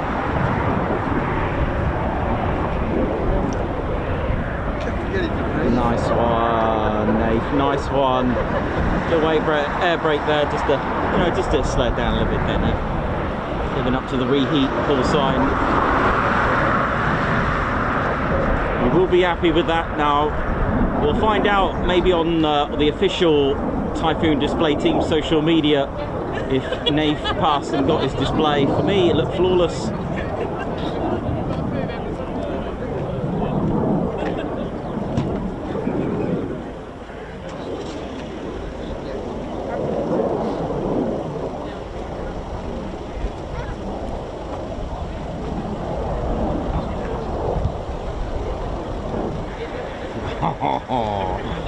Yeah.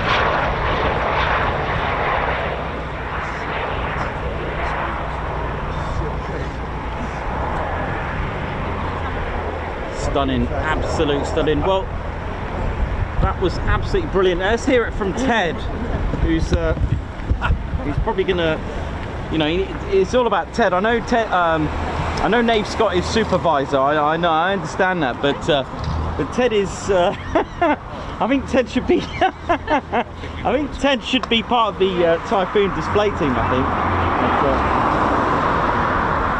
So Ted, can you just let us know? Ted, can you just give us your verdict on that, how it was?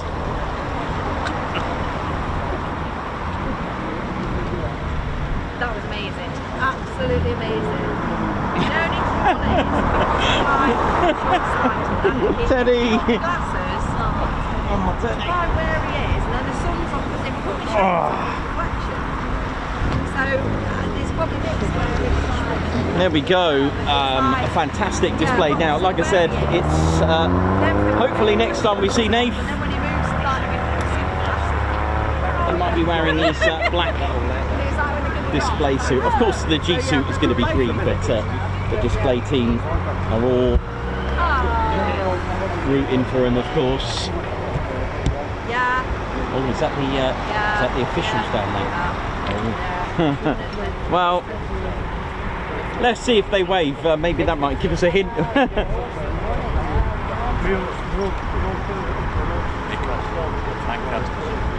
Oh yes, I see. I don't know where it's going to go though.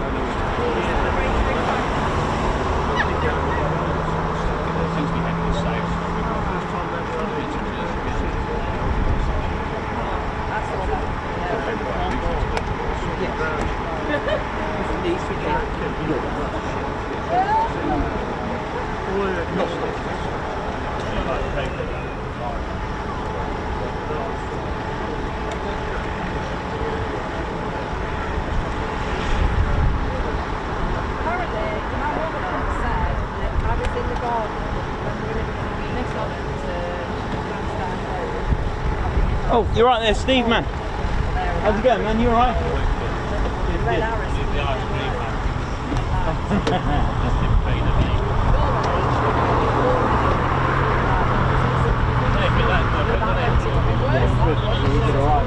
He should be happy with that. Find out when the BBMF one is then.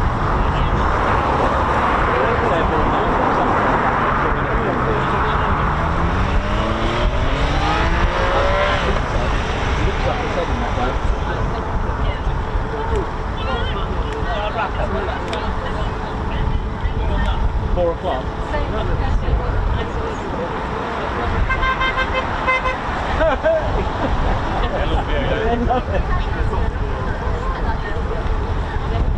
Yeah, my arm was twisted and... Huh? Oh yeah, it fell off. Flew off on the display. I lost Nate. I was like, oh my god.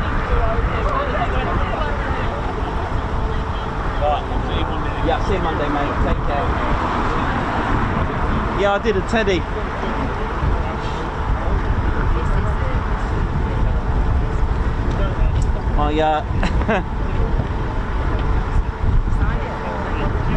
My hat went. I did a TED. My hat went flying when I lost the Typhoon. My hat just went. I was so leaned back. I lost it for a few seconds. I don't normally do that. Probably. Rarely do I ever have missed aircraft on the screen. So that's very extremely rare. So. Said to him, I said, like, All is good.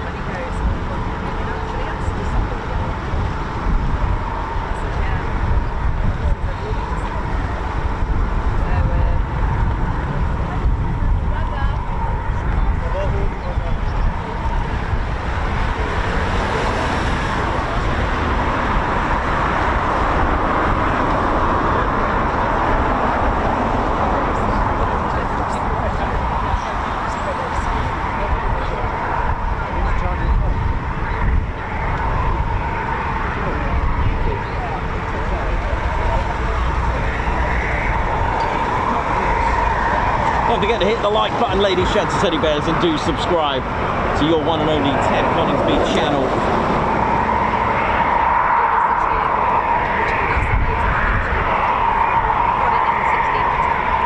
Nice one, Nave. Give it an air brake wave there as well. I said to him, I says, can you sign me?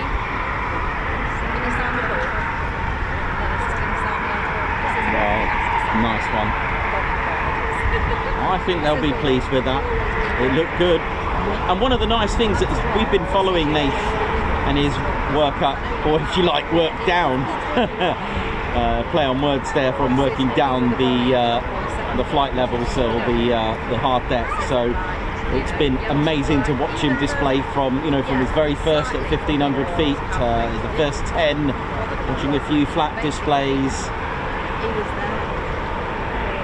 and then dropping down to 500 feet, and then down to minimals.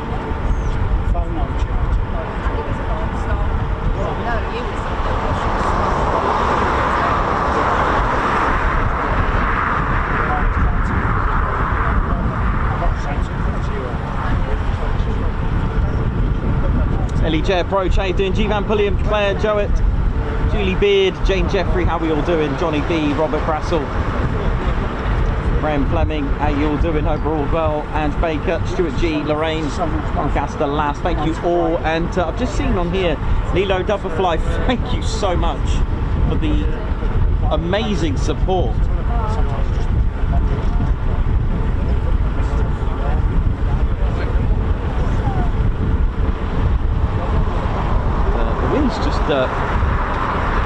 picked up quite drastically at the moment.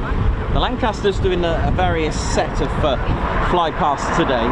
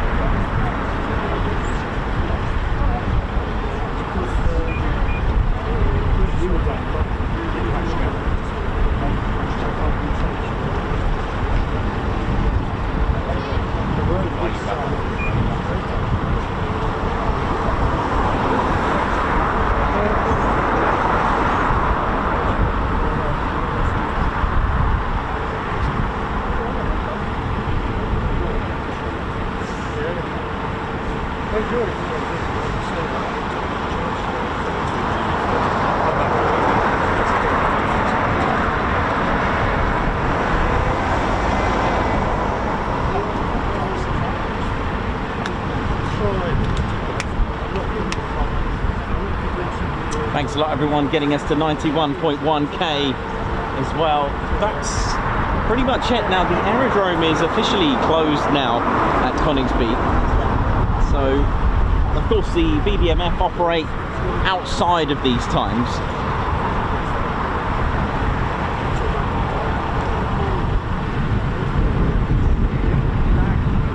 Yeah, thank you very much everyone for that. That's amazing. Thank you. Ted to do some guards marches, I think. Lots of you supporting the channel. Thank you very much. It's been a great week. I know we've had some ups and downs. Well, yesterday, and well, we got there. We got there now.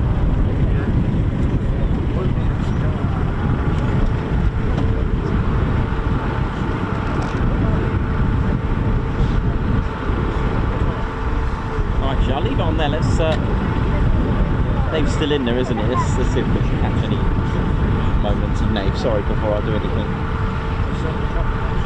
Hello.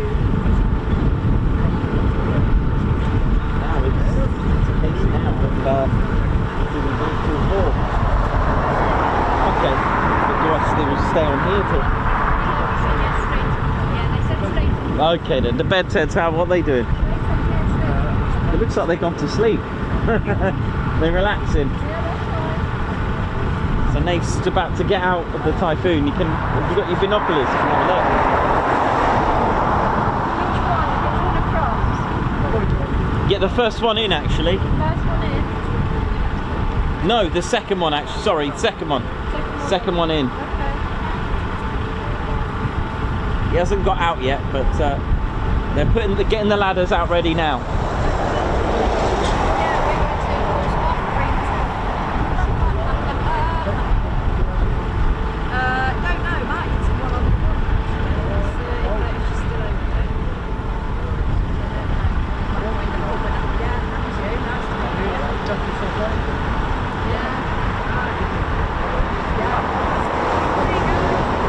Bye.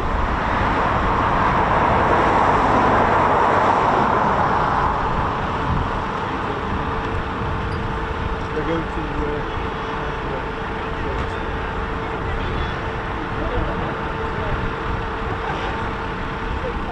oh, they've got some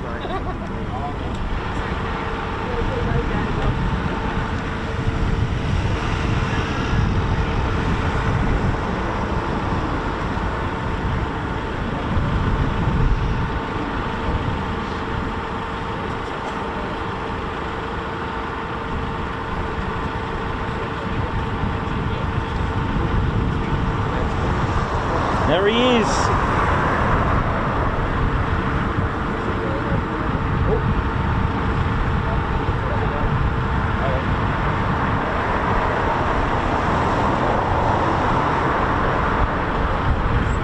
Here comes Wingy.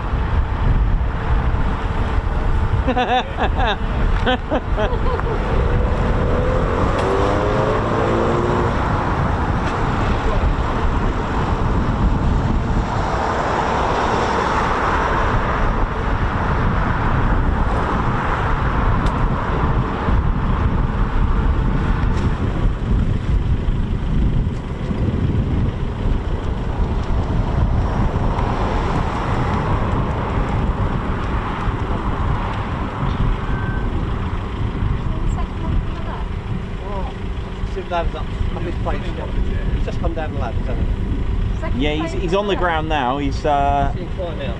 yeah, you can't really see him that well, but he's walking back. Oh yeah. You can probably just see his feet at the minute, and then you might see him now.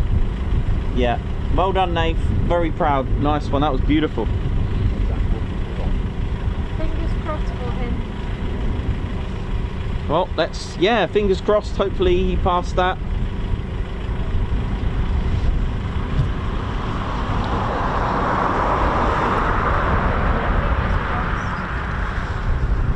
Just get Ted and his reacclaimed beret.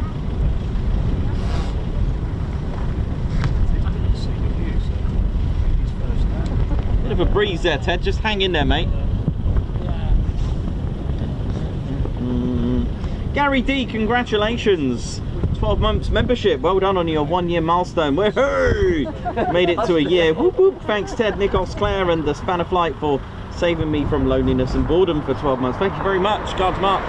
High five to Rob Kennard. Thank you for gifting a Ted Coningsby membership. Brighty, 26 months membership as well. Big thank you to Kino for our silhouettes. Nice one. Guards March for Wee Stevie Boy as well. Come on, Nathan. Good support there. Rob Kennard, high five. Thank you for gifting a Ted Coningsby membership as well. Thank you. Wee Stevie Boy, high five. Thank you for gifting a Ted Coningsby membership as well. Margot, very best wishes. Squadron leader Ted. Sorry, Squadron leader and the Typhoon Display Team. Sorry, I know who you meant. Sue W, thank you very much, and a Guards March to you for the super sticker. Alfie Lang, well done on your 14 months membership. Oi PDA Day, happy Friday. All D-Ticket Carry as well, Guards March. Best luck for Nate. Thank you. Dan sent a Ted Coningsby membership. High five, Guards March. Thank you very much, Dan. 555 Nick, 26-month membership. Nice one. What a day to celebrate another month with this incredible family, incredible channel. Get it for Nate, but we know he will smash it, and he did. Laser Tech 02, high five, core pump, salute for gifting 10 Ted Coningsby memberships. Wow. Wee Stevie Boy, Guards March as well. Thank you very much. Where has time gone? It feels like yesterday when we all started watching Nathan practice his routine for the new display season. Margot, thank you very much for the super sticker. Laser Tech 02, fantastic display. Thank you very much for the super chat there. Laser Tech 02. Lilo Doublefly, high five, 4 pump, and a salute for gifting 20 Ted Coningsby memberships. Thank you so much.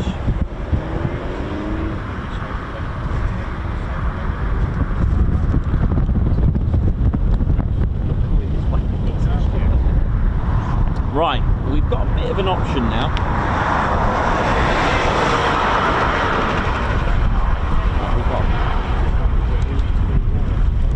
Right. Got a bit of a choice. Got some options. What's the options? Could either do part 2 to get the lang, or just keep it going. Just keep it going. Yeah, I'll just keep it I haven't even done the history yet, so I could pass another talking about the history in the plane, so I'll be alright. We went over horse guards about half an hour.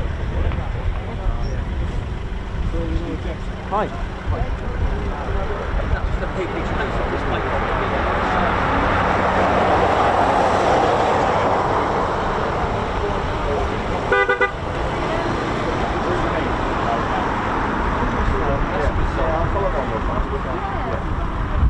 When they all get towed off. I'll tell you what, in all the time I've been watching Nikos, I've never seen a display like that. Good, isn't it? That was It was good. It was very good.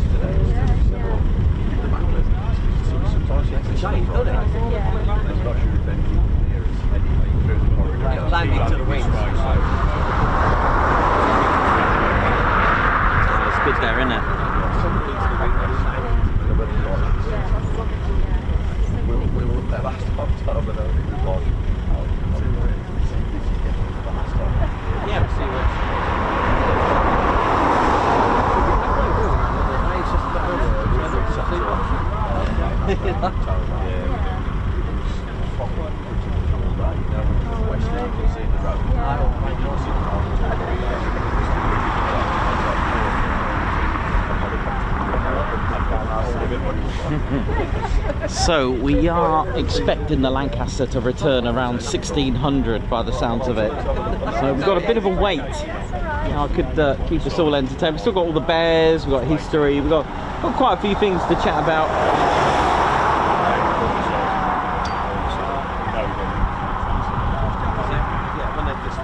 Thank you very much. So yeah, I mean, it'd be nice to get the Lancaster, welcoming it back.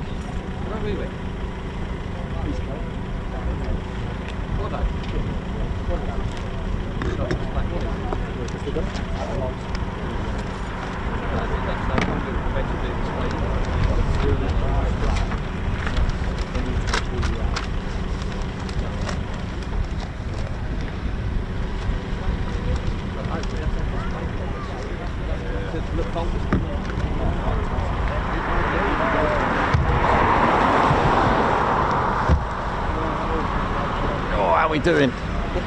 All good and well.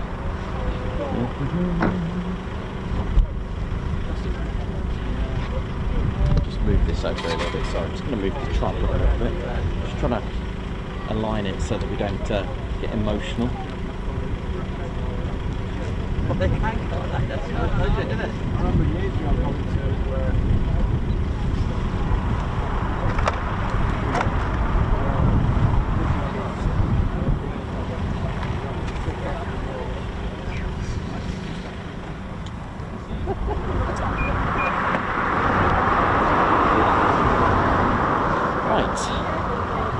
Well, we've got a bit of a wait, but I suppose we might as well just hang in there.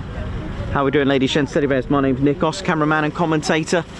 Whew, it's been a bit windy up here, but nearly got blown away. I hope you enjoyed Nate's display. We're most likely going to hear about the outcome on their official social media, maybe on the official RAF website perhaps, but we'll see. Hopefully, fingers crossed, it was all good. He looked very pleased with that, and from everyone's applaud. I mean, that was nice, wasn't it? I mean, you know, I know he can't hear everyone applauding, but I'm sure Nate will probably be playing it back. I mean, you know, to have that effect and response from everyone outside of here just shows the sort of, like, you know, the impact that a pilot can have, a display pilot, and the display has. And you know, the channel's really tried to push everything about a display team, as in all the elements that put that together, which is, you know, absolutely, you know, very important.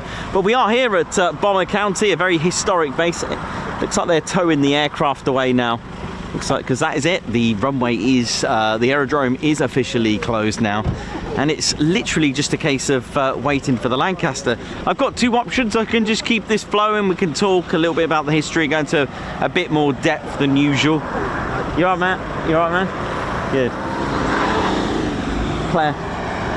Claire.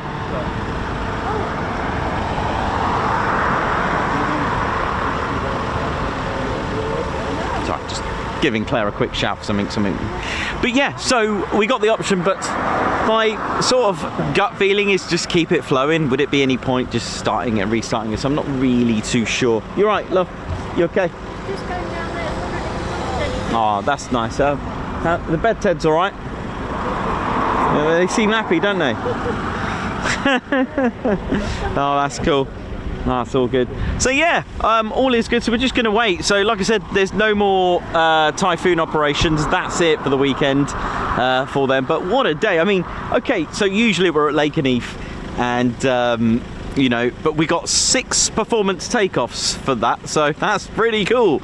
So that'll do. So it's almost like a performance takeoff Friday. So there we go. That's one for the bag. But yeah, one of the things I've you know, talked about on the channel a lot is the history, and I've always tried to add new elements to it as well for you, because at the end of the day we do have new viewers and of course our regulars as well that like to hear something a little bit different as well with that, and I do try my best with that. And for those that don't know the history as well, it's quite nice to talk about it and looking at an airfield where we are actually, this whole vicinity, there's some of the pancakes as they called them there and over there. We are actually on the old original airfield, so it's actually quite historic that we're here.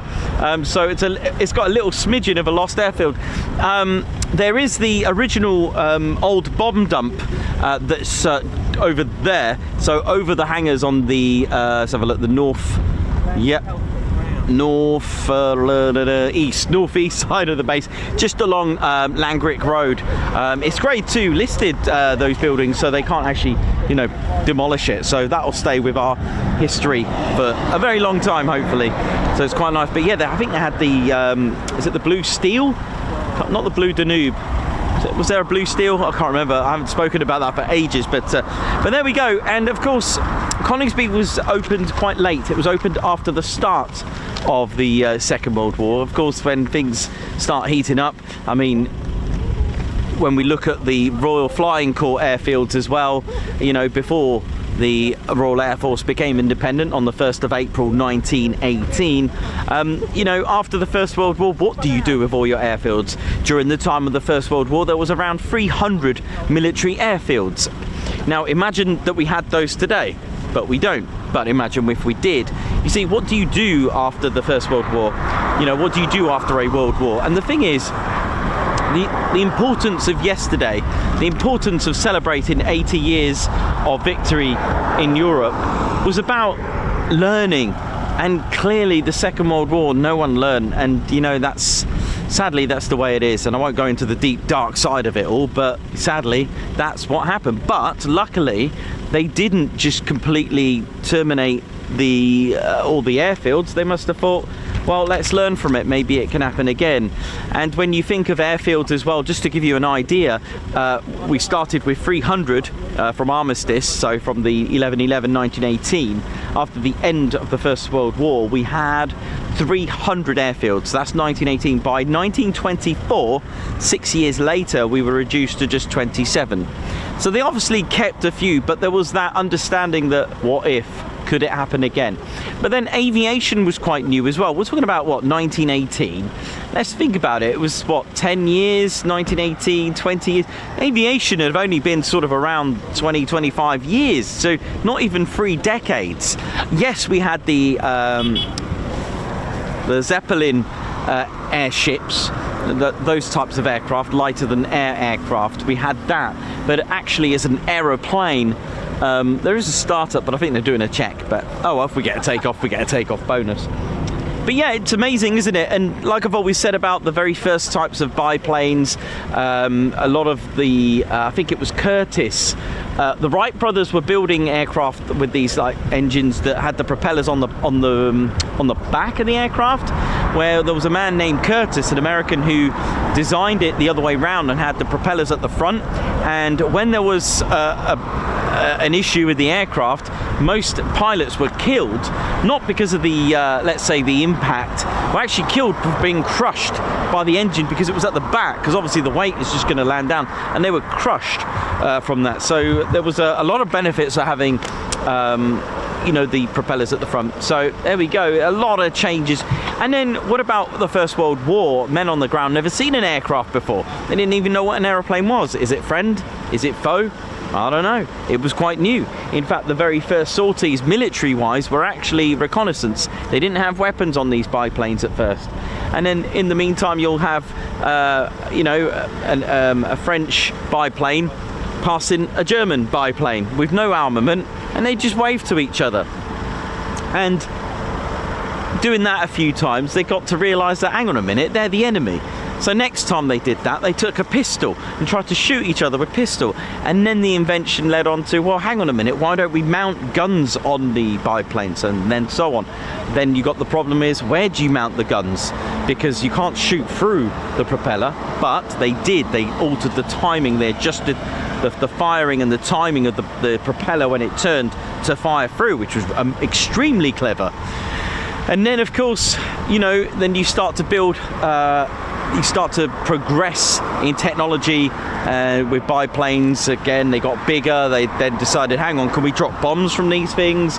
So, and then you've got the army on the ground thinking, is that friend, is it foe? Then you've got, you know, markings as well. And the RAF roundel's actually from the French roundel. They reversed it. But originally the RAF, or the Royal Flying Corps, they had a British flag on them. They're very hard to see when they're flying very quickly around. You know, when you know, the problems were the army on the ground, whether enemy or friend, they couldn't tell, they couldn't see, so it was actually deemed as useless. So they brought out something a lot more visual. In fact, it was literally a fight between noughts and crosses, if you think about it. The German Air Force had the black cross with the white outline, whereas the French had the roundel, and then the RAF, well, the Royal Flying Corps and the Royal Air Force had, again, similar round. So it was literally you know, that kind of thing. So it was very, very interesting when you look at stuff like that. Very interesting. But like I said, the army on the ground couldn't tell, so sometimes they were in a position to just shoot at the thing, and then the pilot would be like, hang on, I'm one of you guys, you know, I'm with you, I'm allies, or whatever, whichever, friend or foe. But there you go. So that's like the development of just a quick smidgen of how you know, how things impact. And then you've got Frank Whittle, then you've got the Heinkel 178, the first jet aircraft to actually operate, and then Whittle trying to push forward and get that patented, the jet engine. And then you're talking about monoplanes as well, sort of, you know, stepping onto a different era, a different time period for aviation. And then, you know, but let's go back to the biplane, that transition. The last one that was as in the last one to be brought out was the Gloucester Gladiator. Now, so I think it's a brilliant biplane, very powerful, but the thing is, it came out too late, but they did have uses for it. They took it to Malta. They were flying it in Africa. In fact, Roald Dahl was flying that, along with a legend, the Royal Air Force's highest scoring ace, squadron leader, Marmaduke Patel, actually flew with Roald Dahl. Yeah, the author. He was flying them in Africa. North Africa, I think it was. So yeah, gosh, I haven't read the stories about that for a long time. But in Malta, it served with, what was it? Had the names. It was a flight. I think, I'm not sure if it was where 1435 flight came from, with hope, destiny, and charity, and desperation. I can't remember it, but there was a link with that. So it was like a guardian for Malta with that. So that was because at the time the Hurricane was coming out. So the Hurricane and the Spitfire were out, and then you got the Gloucester Gladiator. The Hurricane was completely outperforming it. And similar thing happened to the Handley Page Hayford, a huge bomber. Never saw operation, didn't go into operational use, for example, as in going to the battlefield. But it was a huge bomber. And then by the time we did that, we had the ferry, the Battle. We had the Blenheim, and then the Hampden. They were a lot more powerful than a huge biplane. But have a look, if you can, have a look at the Handley Page Hayford, named after where it was built, at Upper Hayford. But it's a massive bomber. It's huge. It's ginormous biplane, and literally it was a bomber. You associate bomber with it being monoplane design, but this was like huge, and it was serving at RAF Mildenhall at the time. But like I said, and then when we start getting into the World War II era and that interwar period just before, like I said, they knew after the First World War and thought, hey, we may need to just think about this. So the military decided, the Air Ministry thought, hang on, let's not just get rid of them. Could this happen again? And then we're getting advanced in technology now. We're up and going and going and going. And to a point, they decided to bring out an expansion program. There was an emergency act that was brought out, which allowed the land to be purchased by the Air Ministry. That's why a lot of land went back to being agricultural land, because it was kind of like taken, purchased, whichever way you want to look at it, under a particular act. Okay, so they were compensated. There were special builders, and they're still around today. Wimpy and Lang and Son, and these are household names that are still today the ones that built this.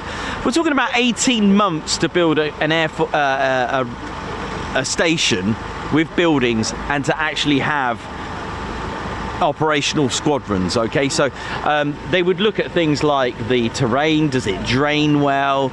Is it flat? It had to have a criteria with how much above sea level it could be, that kind of thing. It had to have all these, and they'll send like reconnaissance crew out there to have a look at the land.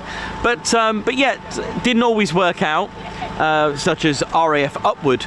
RAF Upward suffered a lot with the drainage there, and a lot of training had to be paused, and RAF War Boys were taken on some of the operational training unit from RAF Upward, but eventually it got there in the end. But between those two, Upward and War Boys, they were kind of helping each other out during the time of just the terrain didn't drain because it was quite a damp area. It had a lot of rainfall there. Didn't really work out for that, and had to stop training. And how crucial is training, especially when potentially you're going into the battlefield. So there was an expansion program. There was lots of airfields that were chosen to be re-expanded. At the time, it was grass runways, and they weren't really thinking about the future because you could only think so much of technology at the time. And the aircraft suited the ground it was operating from. Again, obstructions like lots of trees and rocks. Although the one at RAF Harrowbeer, the one from Dartmoor, had a particular rock which was, I think they tried to blow it up.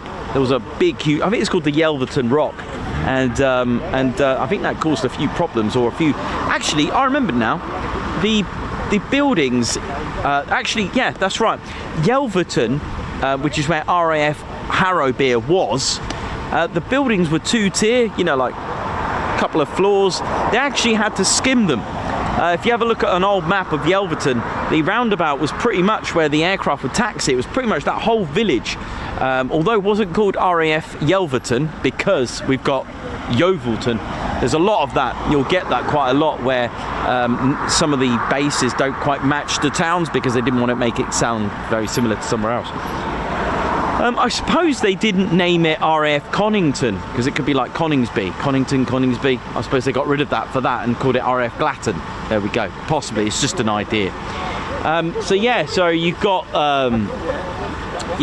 grass runways at the time, and like I've always said, when you think of bombers, I don't know, put in the chats, think of a World War II bomber. Whether you're experienced or not, what World War II bomber comes into mind?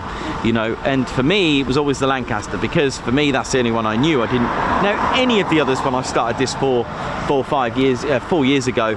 I had no idea about there were other bombers. I mean, I couldn't tell you what a Eurofighter Typhoon was, and that's modern. I knew what a Tornado was, and a Vulcan, and I thought that the Red Arrows would just get in these red planes and start flying them every now and again, but now I know the reality. And I thought within me, hang on a minute, I wonder if there's other people like me out there that think that, we get people worried that this is going on, and it's like they're just training and they need to train. Why do they train?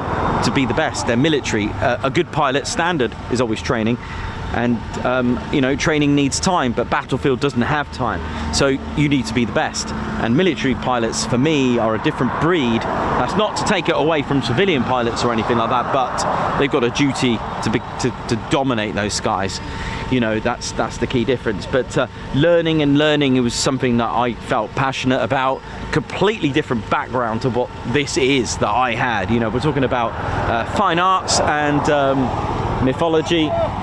You're right, man. We're talking about mythology and archaeology, that kind of thing. So completely different backgrounds. Oi, oi! Yes, and away from the police, the fire crew, everything. So yeah, it was very interesting for me to get into this. And like I said, learning about the avionics side, how planes were. I didn't get to finish about jet engines. We'll probably have time for that as well. But like I said, this very airfield plans began in 1937. Now, it's quite interesting to think about this, because they didn't really have that many airfields, or at least protection for Plymouth. They didn't really think, I know I'm going off on a tangent, but here's something I thought about actually, and it will tie on to the grass runways, because Coningsby was just a bit late to be having the hardened runways. If we go back to Plymouth and RAF Harrowbeer, RAF Harrowbeer had grass runways, and it didn't occur to them that Plymouth could get blitzed, and it did. And the problem was they thought that that's so far down south west that it wasn't really deemed that they needed that much protection. However, they were wrong, and it's very interesting because they used that rubble from the blitz at Plymouth to actually help build the hardened runways at RAF Harrowbeer, interestingly.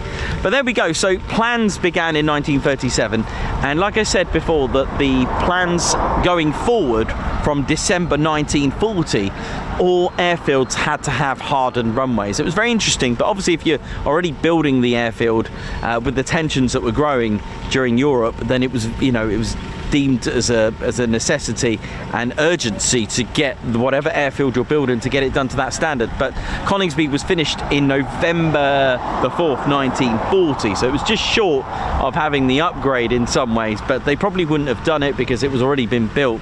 But like I said, thinking about bombers, there were, you know, even in Bomber Command, yet alone the US Army Air Forces as well. So you've got the B-17, B-24, you've got the B-20, you've got the B-26, B-25, Mitchell, B-17, B-29. There was loads of, there was lots of options there. You got the A-20 Havoc.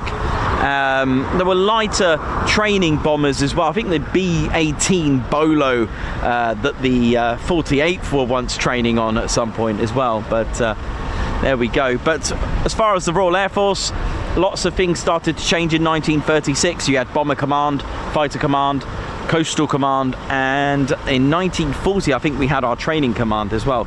But RAF Coningsby selected to become part of number 5 Group Bomber Command. Today it's actually part of 1 Group RAF. And but during that time, hey man, how you doing? All right? Not bad, mate, yeah. See ya. Is the Lancaster due back today? Later on, yes. Oh, any idea what time? Not really, but we think 4 o'clock. But that's just a. I was here when it went off yesterday. Nice. Good. Enjoy. Yeah. So, Bomber Command, 1936, Coningsby built 1940, and it was set for number 5 Group. But thinking about RAF Bomber Command's aircraft, we do have a number of them. We got several. We had the Ferry Battle, the Blenheim, Bristol Blenheim, the Wellesley, Wellington, Whitley, Manchester, Stirling, Halifax Mosquito, of course the Lancaster. Now the Mosquito wasn't really a sole bomber, it was a sort of a fighter bomber aircraft, but it was under Bomber Command because it was also used as a Pathfinder. For those that don't know, the Pathfinders, whether it would be in a Lancaster or a Mosquito, would actually drop flares. They're like identifier, they're like markers for the main bomber stream behind them to actually drop their bombs on and use that as a target. So it was deemed as a more accurate way of bombing. So you'd have the Pathfinders dropping the flares on the target, and then the main bomber stream behind to actually use those flares as the targets to make it more accurately, especially in like low visibility or in darkness. But to carry on, in 1950 of Bomber Command, we also had the Boeing Washington, which we said was the RAF's name for the B-29, the English Electric Canberra, the Valiant, the Vulcan, and then finally the Victor, which the Victor actually changed role. They started to reduce, interestingly, they started to reduce the need for the V-Force for the Victor, and of course the Valiant. But what they did with the Victor, they kind of transformed that, because the Navy were, you know, with the submarines, they were kind of taking on that role for the nuclear threat. So the Victor was actually transferred, and the Royal Air Force went into the era of air-to-air refuelling, which luckily for us, especially with the Falklands War, they used the Victor, 13 of them, just to get 1 Vulcan to the Falkland Islands from the Ascension Islands. A nice 8,000-mile round trip. Amazing. The Black Butt raids of 1982. Anyway, plans began 1937 and it was finally purchased, and on the 4th, it was 4th of November 1940, Coningsby was built. On the February 1941, it was 106 Squadron that arrived here first. Now their markings were Zulu November. They were the first residents here, and they were flying the Handley Page Hamdens, which I'll show you it for those that don't know. It did go into combat. Let me just bring that round over here. Let's get the light bit better for you. So yeah, the Handley Page Hamden ladies shown to teddy bears, the first aircraft to operate at RAF Coningsby. Look at it there now. Amazing, isn't it? Nicknamed the Flying Suitcase. I'll just put that over there. So it was a twin engine bomber. That's what we had first. We didn't have 4 engine bombers at the time.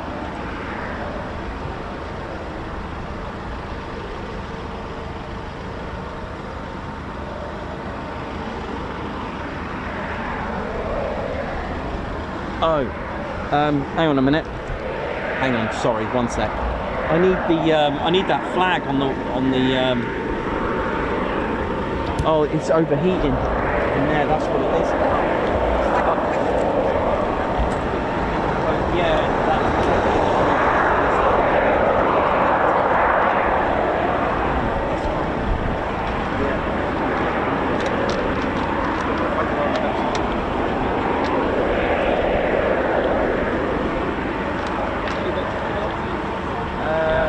Yeah, that's cool. Let me just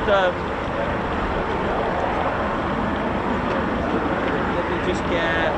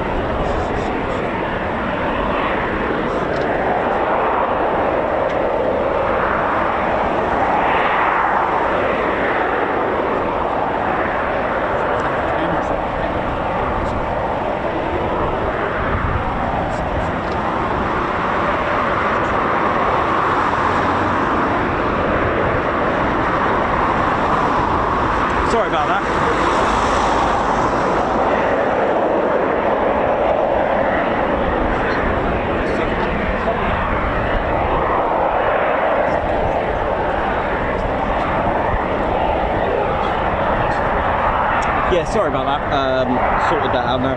Totally forgot I didn't put the fans on. I've got this little cover for the windscreen to stop it from overheating. So yeah, we didn't get that.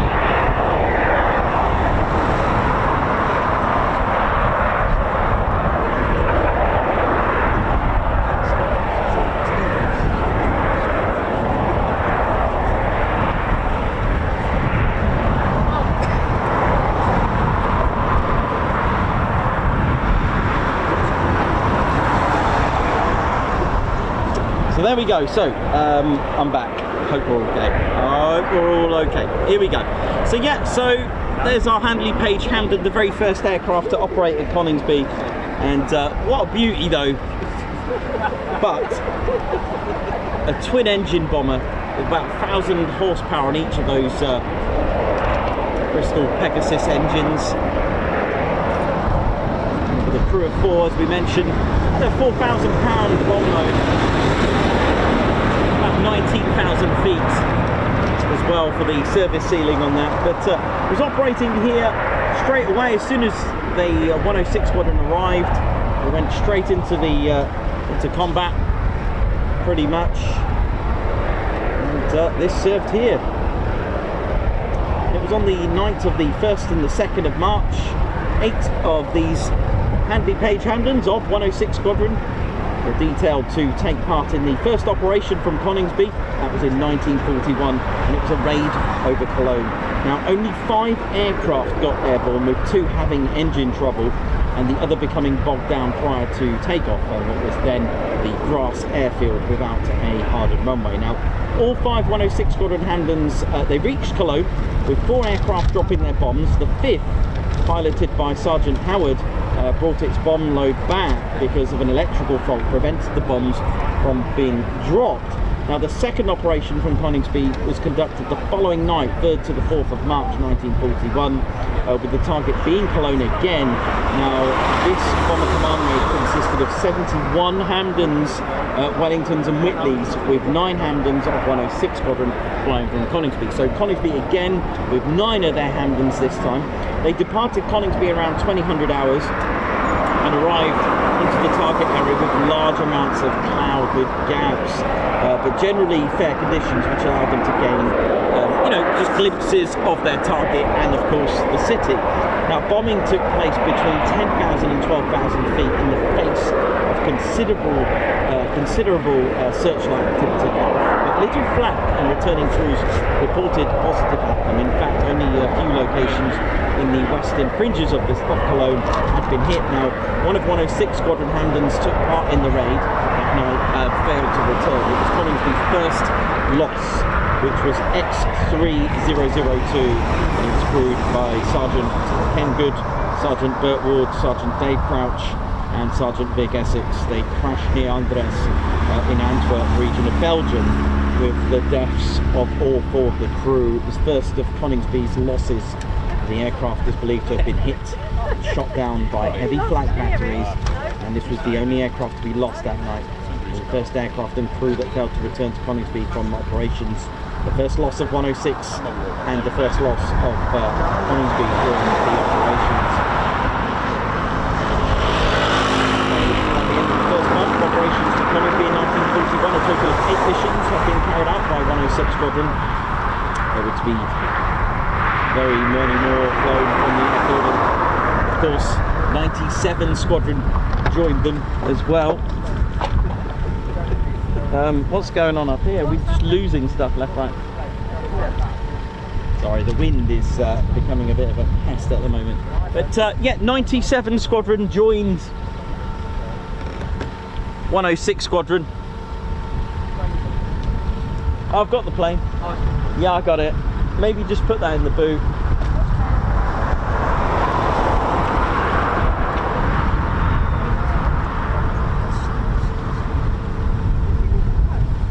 And of course, as we mentioned before, 97 Squadron. God, it's really bad up here.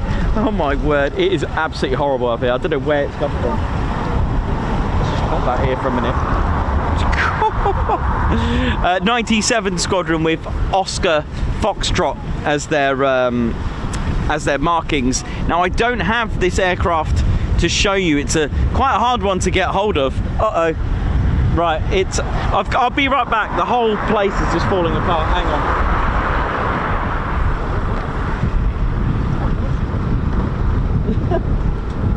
God, I mean, that's got to be something that is. Yeah, I need to get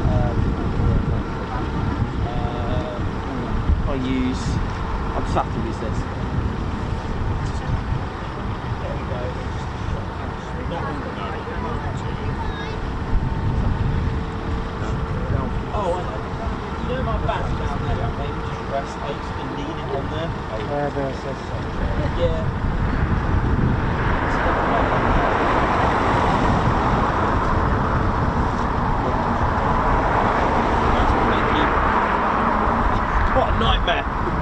unbelievable. The winds literally just come out of nowhere.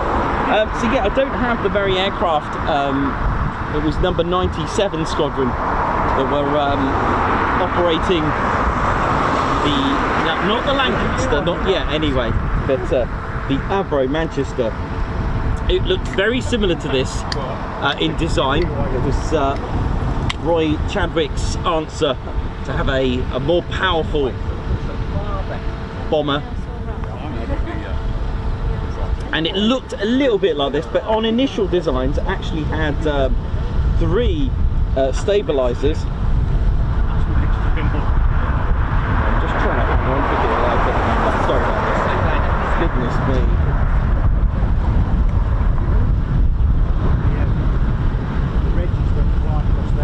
Hope we're still good. Hope we're all right.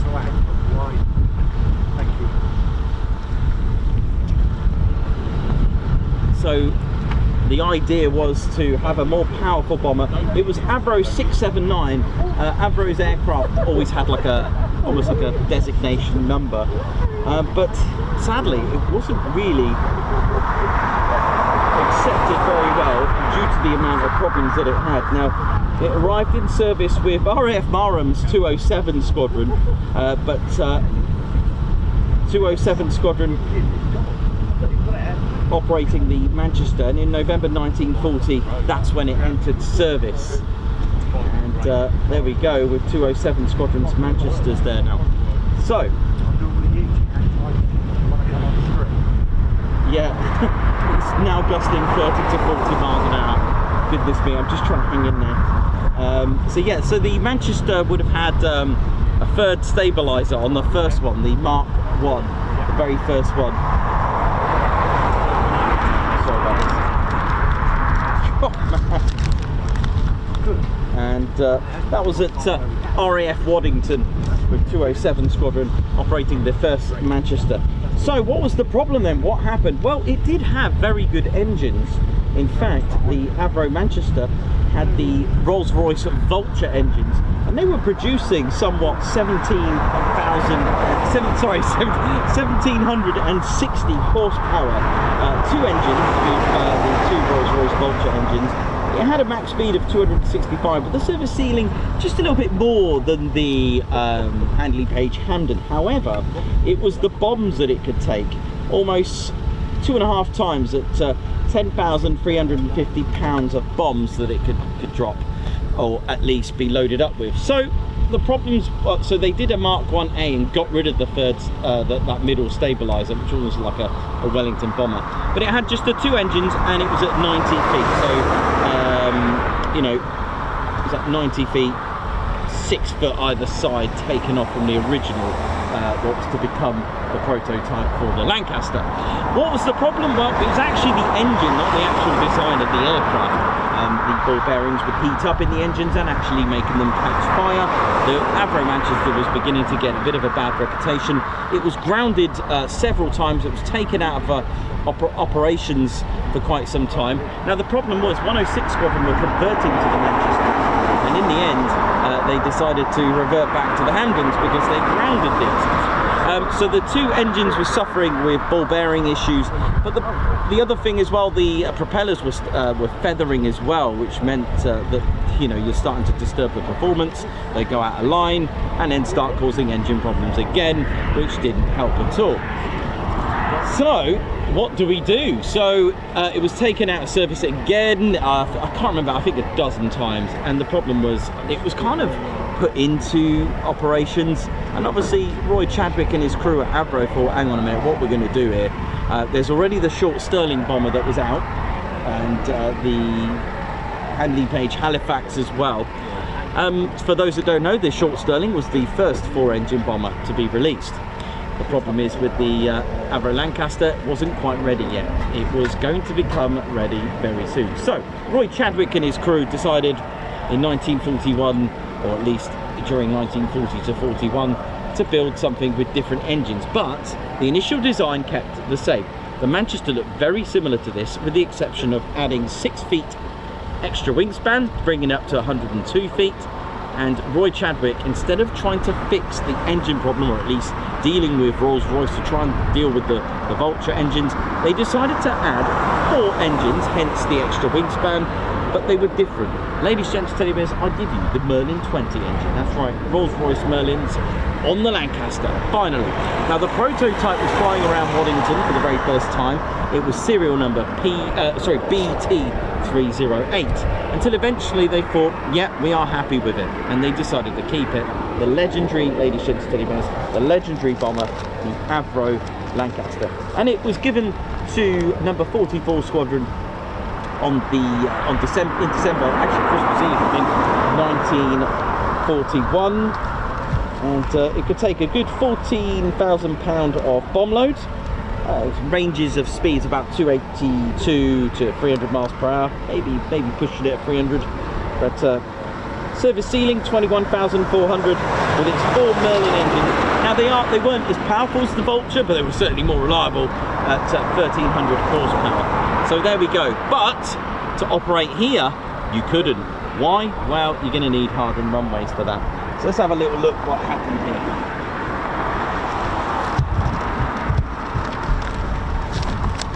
So, while that was going on, while the Avro Manchester was ready to be built, of course, in 1941, it was just over the road at Waddington. But 106 Squadron, guess what happened to them? They had a new wing commander. In fact, it was Wing Commander Guy Gibson that was to be the OC, the officer commanding. He became a wing commander for 106 Squadron. So, for those who don't know, Wing Commander Guy Gibson was here at RAF Coningsby. He was aged just 23. He also flew with 29 Fighter Squadron at the time and got himself 4 aerial victories with them.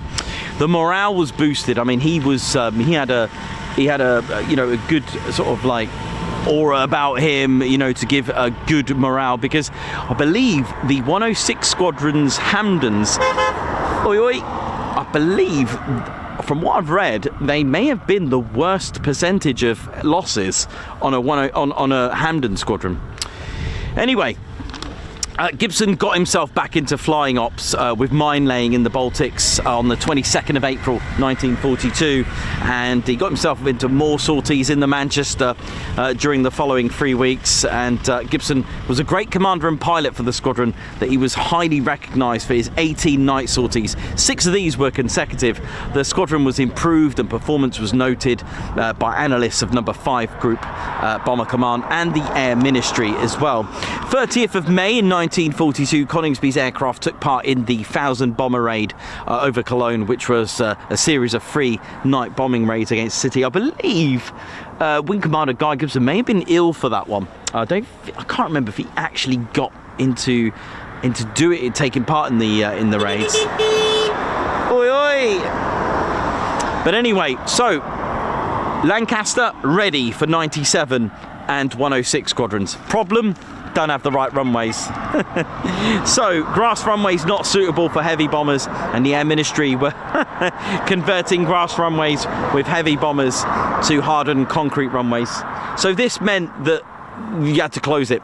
Now, this had to be done strategically, because you're in a war. It's 1942 and things are getting a bit emotional in Europe. So you had the Air Ministry knew this and had to do it strategically. You couldn't just shut down all your airfields and get them all hardened runways, because luckily from December 1940 any bases or stations that were built then were already given the hardened runways. So in September 1942, it was Coningsby's turn, and 106 Squadron moved to Syerston, and also 97 Squadron moved just before then.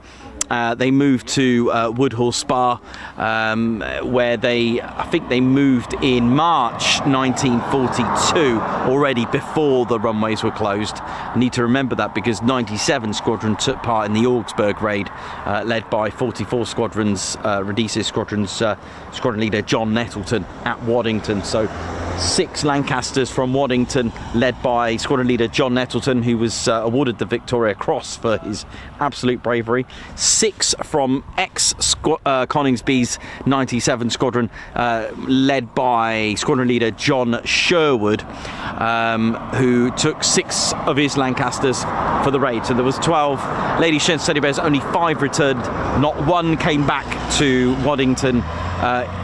It was one of 44 squadrons, John Nettleton's Lancaster, that did survive it, but ended up in Northern Ireland, I think, with navigational problems, and realised he was over Ireland and turned back and landed at Blackpool. There we go. So 106 Squadron, due to the delays of, for whatever reason, for Coningsby's runways opening back in 1943, they moved to RAF Metheringham, as well as the BBMF Heritage Centre, the BBMF Battlefield Memorial Flight Hangar Tour and Museum. Make sure you visit that. Oi, oi! Make sure you visit Metheringham's Airfield Heritage Centre as well. Really amazing there, and you'll learn about Guy Gibson and 106 Squadron, because he went over there with them as well. So there we go. So Coningsby finally opened its runways with hardened runways. Goodness me, it's awful up here. Really is. Really punchy, like gusting winds. But anyway, Coningsby was finally opened with its hardened concrete runways in September 43, I think it was, with the new concrete Class A. Now, Class A set of runways are the triangular or letter A shape configuration. The purpose of that is that there's quite a few there's a couple of reasons. One, well, the wind changes direction, so aircraft are designed to take off into the wind, so you've basically got 6 directions of travel. They're usually 2 smaller runways, 2 subsidiary runways, and then 1 main one. And the benefit of that, if you were to get attacked, or if there was damage on your runway for either wear and tear or literally from being attacked, you've still got other runways to choose from. So that probably made it more practical that way. First to arrive here at Coningsby was actually the famous Dambusters. What's that? Cool, thanks, man. They arrived here with the Lancasters, with further Lancaster squadrons coming here as well. 619 came here. They swapped with 617, we said, in Woodhall Spa. D-Day, as we mentioned before in other of our streams, again, D-Day, Coningsby took part in that, and in fact it was 97 Squadron that led the way, and sadly it was 97 Squadron that actually suffered the very first losses of the Royal Air Force on D-Day. So on the 5th of 6 June 1944, it was 18 Lancasters of 97 Squadron took off for a mission over Normandy, and 97 were amongst the first of the casualties. It was led by Wing Commander Jimmy Carter, DFC. They were in good spirits to fly the mission, as it was not too deep into territory. You've got to remember that some of these raids into Munster and deep into Germany, they were the most treacherous raids, because obviously not only have you got to survive the flak batteries over occupied France, but then you got to make it all the way to Germany. So because of the the position of the Normandy landings and where they were going to take part in that, they thought, hey, it's not so bad. But one of Jimmy Carter's phrases was to say that, thank God I'm not in OTU now. OTU, Operational Training Unit, a bit like Coningsby's OCU, Operational Conversion Unit. The problem with OTUs, they were new. You've got to remember the technology we have today, and there were so many losses. If you think of the number 55,573, that's how many men died in Bomber Command. 10% of that was not even in combat. It was with OTUs, operational. That's over 5,000 men dying in just training, just like that, because they were new. They weren't, the technology wasn't like we have today. Very, very different. But what can you do? You are in a world war. You need to do what you have to do. Sadly, that's the case with OTU. That's how many were lost just in training. Jimmy Carter's crew took off at Coningsby at 2:56 a.m. on the 6th from Coningsby's runway. And I've always said this, but just because you've got a bomber crew and we're expected to scramble our Spitfires and Hurricanes, you've got to remember that the Luftwaffe were ready as well. They had their own crack fighter squadrons. They had their own Richthofen, Gierstaffel, JG2s, and all these, like, you know, I mean, some of these airmen like Hartmann had over 350 aerial victories. You know, some squadrons had over 1,000 aerial victories. You know, as ready as we were ready to scramble during the Battle of Britain and any other attacks. Germany had their own. They were ready to scramble as well. And some of the hideouts for these aircraft were amazing. Some of the way they would camouflage their aircraft in the forests. You know, you got to remember that a lot of these thinking were derived from World War I, and then they learn. It's very, very interesting. But sadly, the moon played a major part in the losses for Coningsby, because the moon lit up the Lancasters. In fact, there's a few things that the Halifax aircraft crew found out a bit too late as well. There's a few things on the Lancaster when you're flying in formation. One is the moon. The moon can be your enemy, it can also be your friend. It will light you up like a silhouette, makes it easy for your enemy. So although you got good weather, the moon played a major part, but the moon lit up made it easier for the landing. So it was, what do we do? The other thing as well on the Halifax bomber, you can see here, and this is actually true, this is PA474, the Battle of Britain Memorial Flights Lancaster.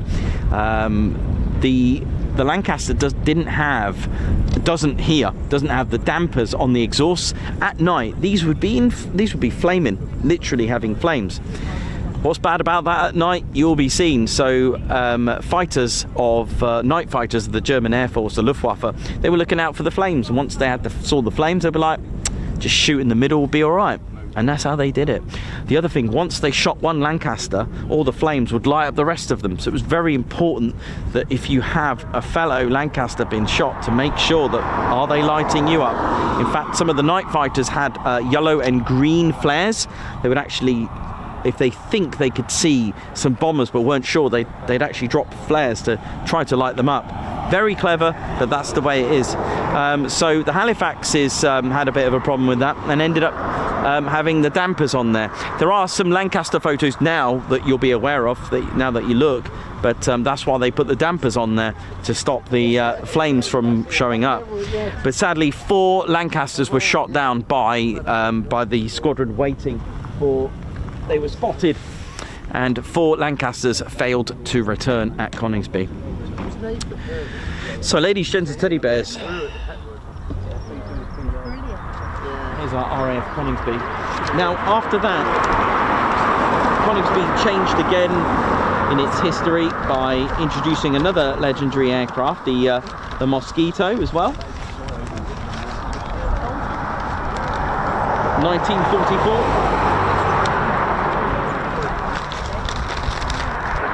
Hang on a minute. Lancaster not far away then. Hang on. Thank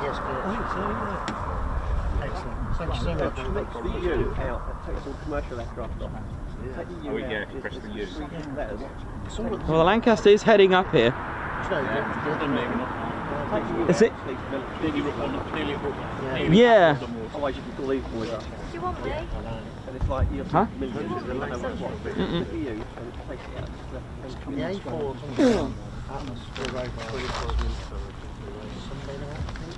So yeah, Mosquitoes were starting to arrive at Coningsby as well, with several squadrons. And in 1946 we had 109 Squadron and 139 Squadron operating. And then 1950 we saw the Boeing Washingtons here at Coningsby with 15 Squadron. We then went on to fly the very first jet aircraft at Coningsby. In 1953 the English Electric Canberra was actually based here with a few squadrons such as 15 and 19.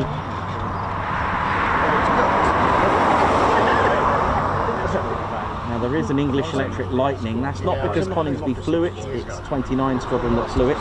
There's also another one at one of the gate guards for number 11 Fighter Squadron. So the Canberra was here, making Coningsby the very first making Coningsby's first jet aircraft arriving and operating. The 60s saw the Vulcan here between 62 and 64. And then and the Canberra was soon to be replaced. It was probably selected to become a TSR2 base, but that didn't go ahead, and an order was put through for the F111s, but that was cancelled.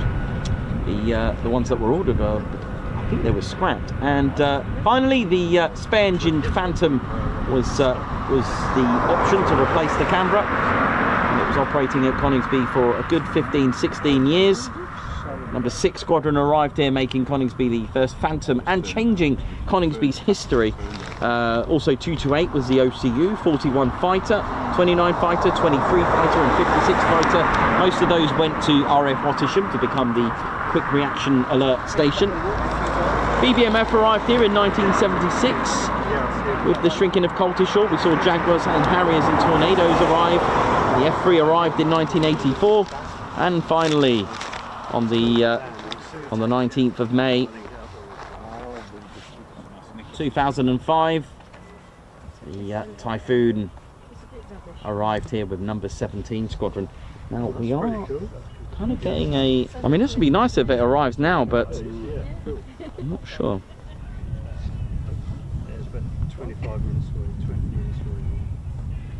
Unless it's got a series of more flight paths to do. I'm going to have a look at the schedule for them. Is it the 9th today, is it? Yeah, it is, yeah. It's just flying over the A1. I haven't got any flight path details for this, so... It's just north of Stanford. Right, hold tight, ladies and gents, steady bears. We may get the Lancaster a bit earlier than anticipated.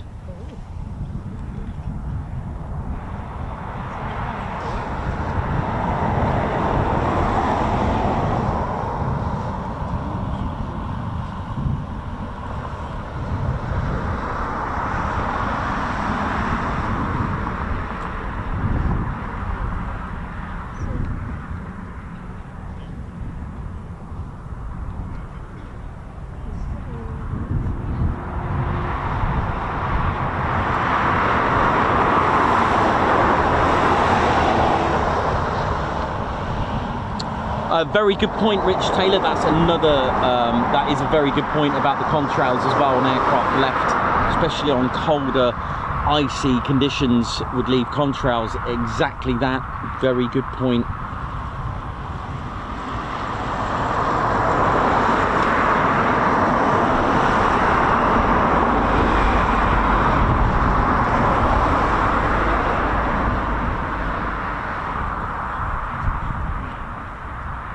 Thanks a lot for supporting the channel. White Wizard, what up? Ellie J, what up? Edward Coates.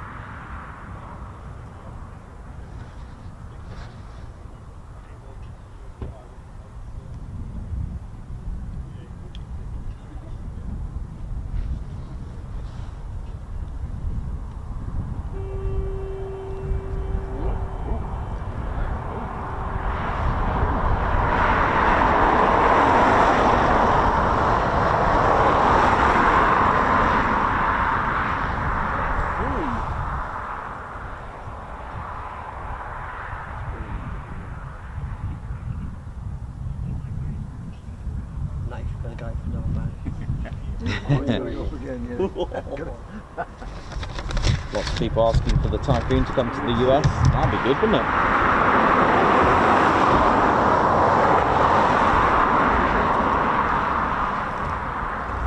Just got to check.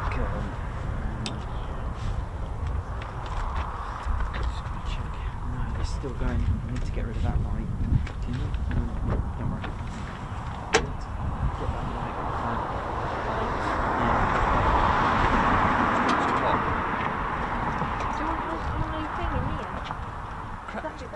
That's okay.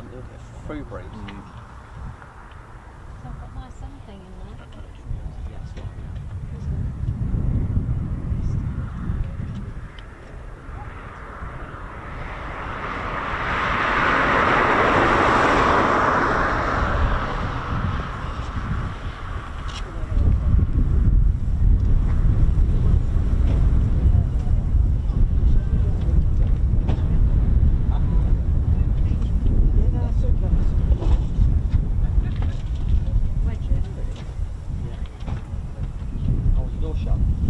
Yeah, that's fine. It's fine. Got to change battery. Hopefully the Lank's coming in now. Yeah, it is. Make it up there.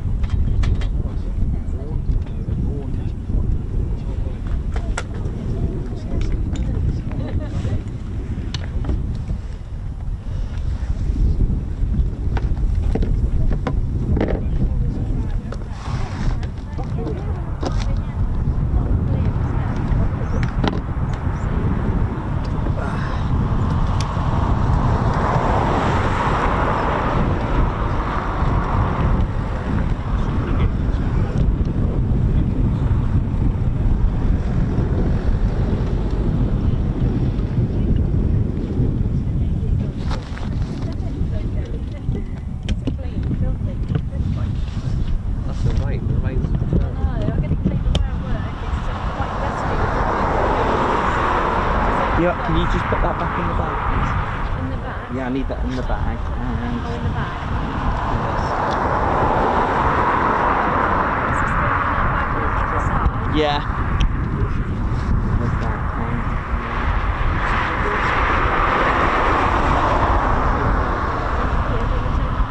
Yeah. Really? Go. It's really delicate.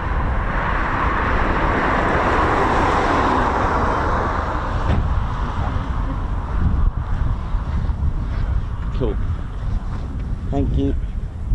That's all the little back in the bag.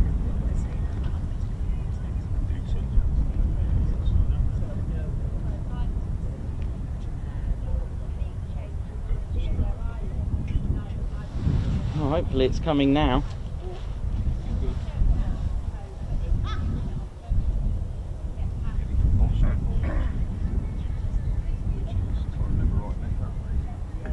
I've got a feeling it's going to be coming from that door. Can I have a look now? When it comes dragging in over the...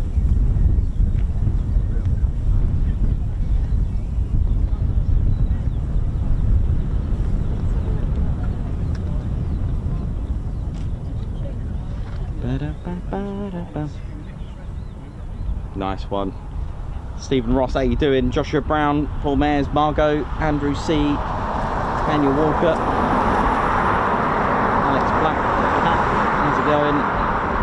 Someone watch on Gucci Man is here as well. Claire Bear, Mick, Simon Hawthorne. It's all good.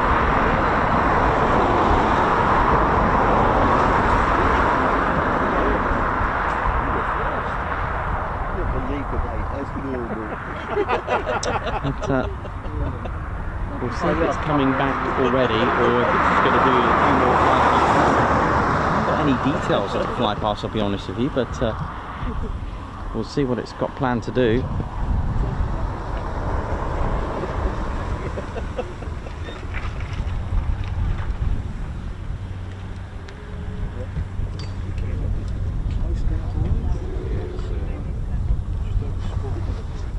It's a whole bunch.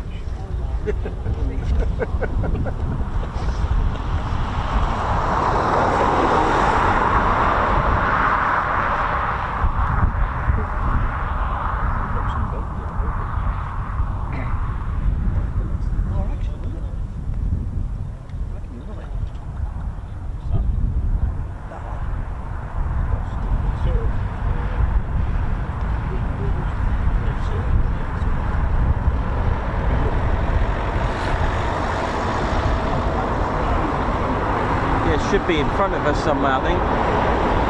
It's quite far, but we might be able to see it.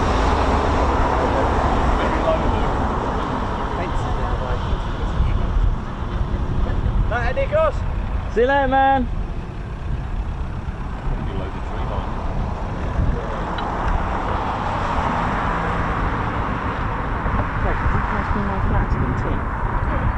Yeah, it's just at the back. I fancy some tea. Some tea, what?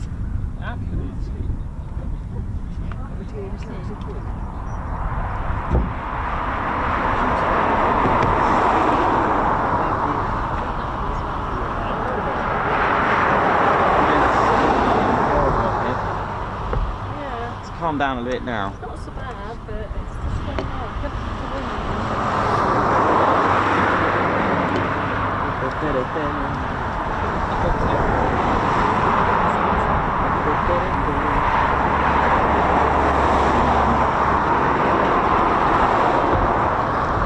Oh yeah, you're right, mate. How you doing? Fine, thanks. She might be back early. Yeah, I'm looking at this. She's I not hope far so. off Finchback.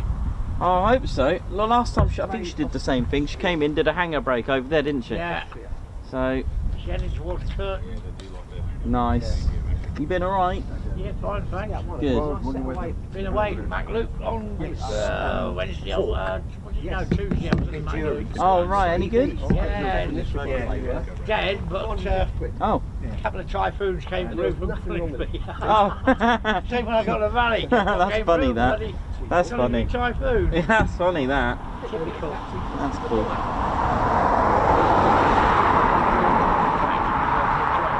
Yeah. Found a good spot. Oh, nice. Oh, that's good. I like Valley. It's a nice setting, isn't it? It was dead quiet. Loads of people there, but dead quiet. A Ah. couple of hawks playing above and a couple of other jets, but didn't see what they were. And then a couple of the spots. We went down to the pub for a drink, and look at me, 2 typhoons came through. Oh no. Yeah, she's just right over curtain now. 40 times something. With a little tripod. You hear that? Yeah, that's got to be it. No, that's not the language. That's not the language. No. It's the. Oh no. It's beyond, is it? Yeah, there's a circuit.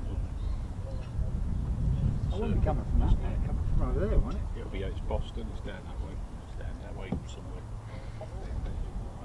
Oh yeah. See what she gets up to. Yeah. Just want to spot the circuit.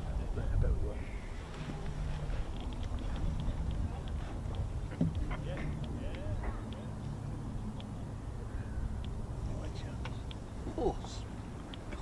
Don't look at the sun for you, Oh. Nice too.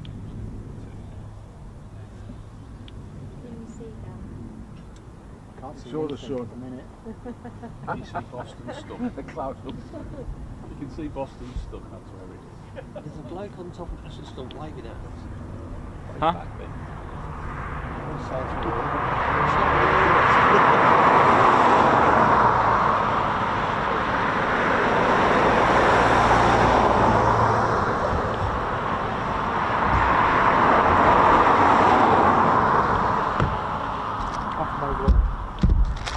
Yeah, Boston's dead. In that arc anyway. All right.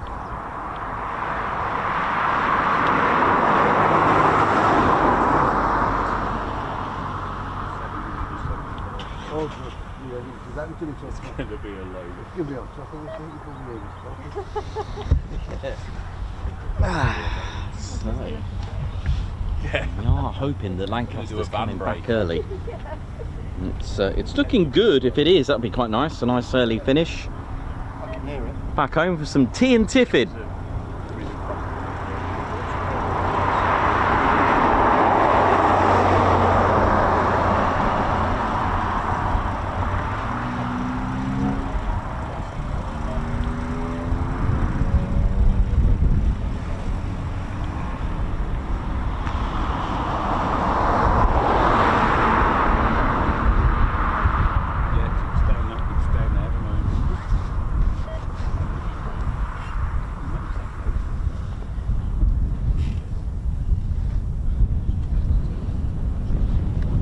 No, it's turning back round.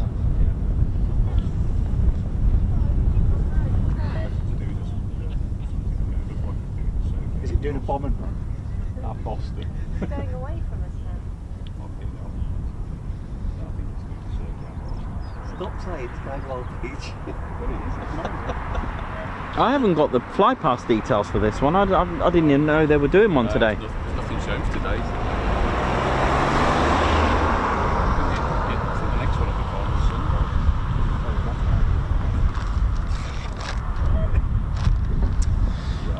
be Well, I hope you enjoyed today. It's been a action-packed day. We've had 6 performance takeoffs today, 4 in a row. Nave's first performance takeoff was supposed to go into the display with holding, of course, but a few issues with the aircraft's mechanically captured. Nath on a very important day had to You got it, yeah? land, and there was all sorts of. Nichols. Over there. Can you see it? Yeah. But we've got another performance takeoff from Nath, and he managed to get his display. Right, whereabouts we looking?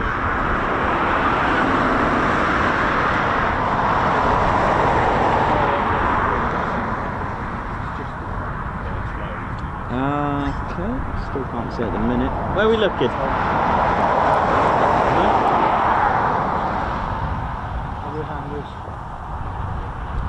Oh yeah, I got it.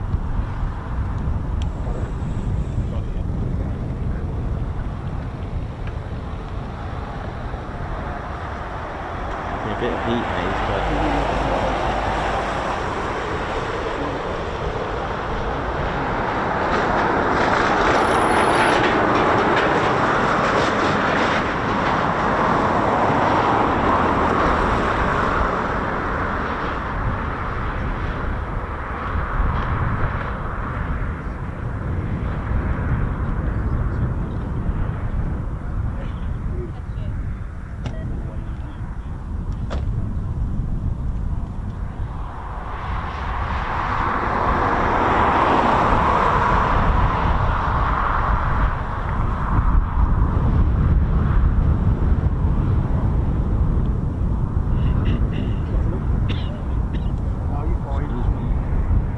Vic's got brilliant eyesight, he doesn't have to use.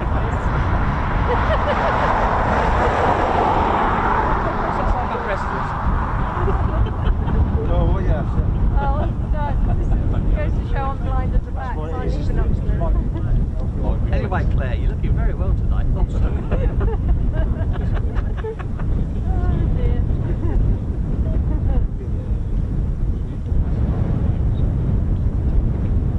entered the Battle of Britain Memorial Flights Inventory in 1973, and it was from that day that they added Memorial to the flight's title, as they were known as the Battle of Britain flight before then. And arrived here in 1976.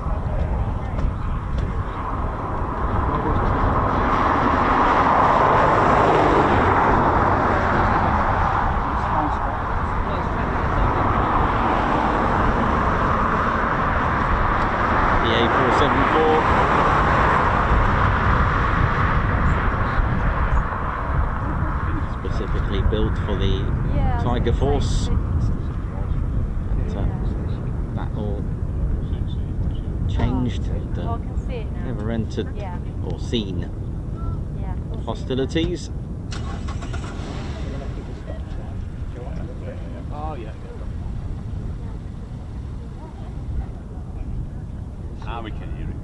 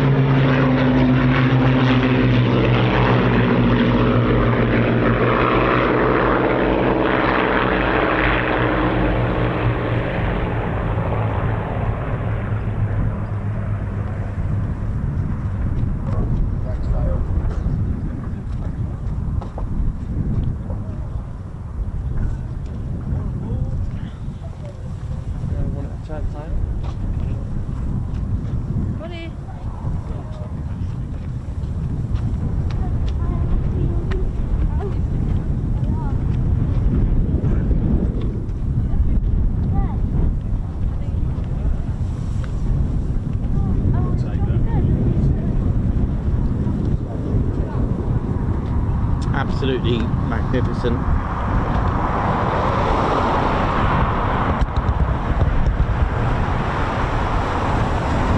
PA474, ladies, gents, and teddy bears.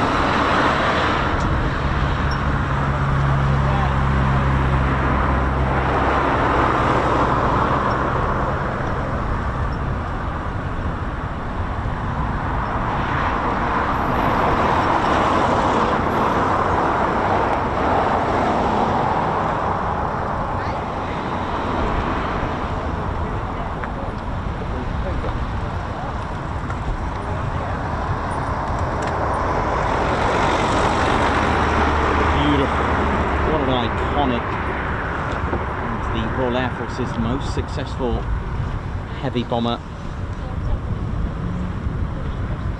and it looked right and it flew right. PA474.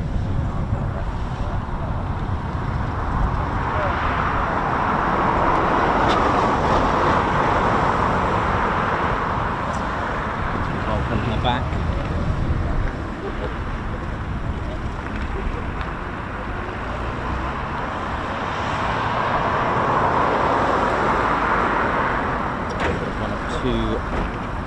Lancaster's airworthy, and hopefully we'll get a third.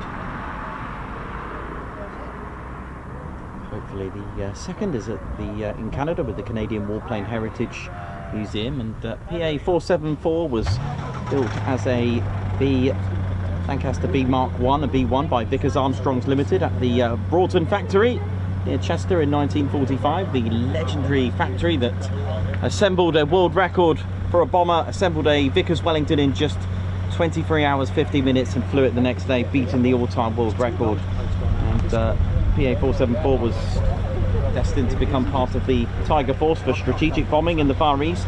She has different radiators to the ones that were serving during World War II, if that makes sense, because the climate over there, they had different radiators. The gun turrets removed as well. It was assigned to photographic reconnaissance duties of 82 Squadron in East and South Africa.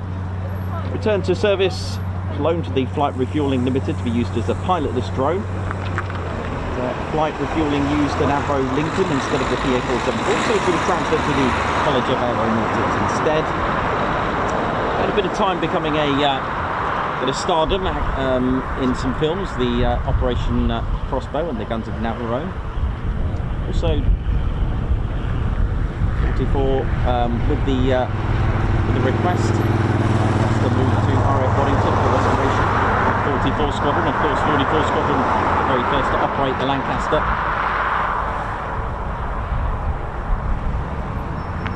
And gate guard duties as well.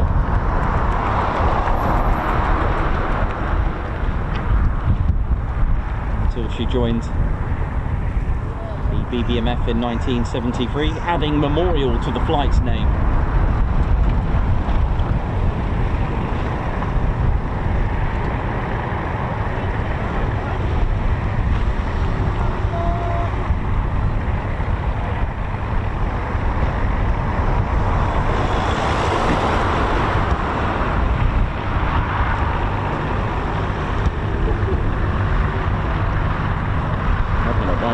Waving.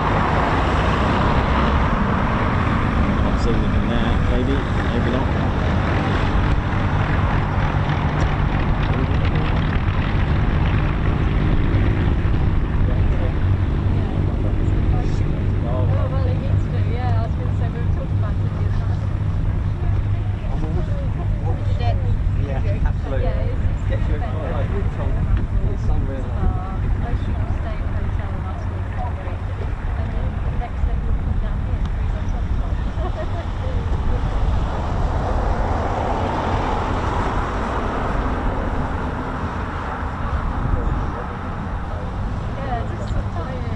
So on the port side, you would have seen Alpha Romeo and L for leader, hence the leader written on it.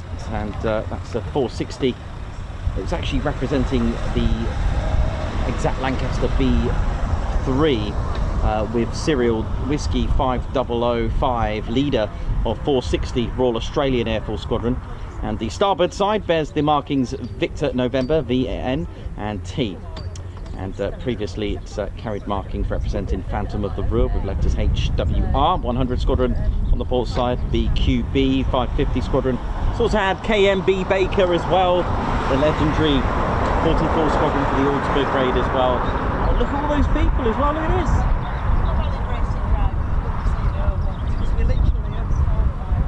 this. Beautiful. Well, we hung in there. Luckily we didn't end the stream and just start again. There we go, this is what can happen.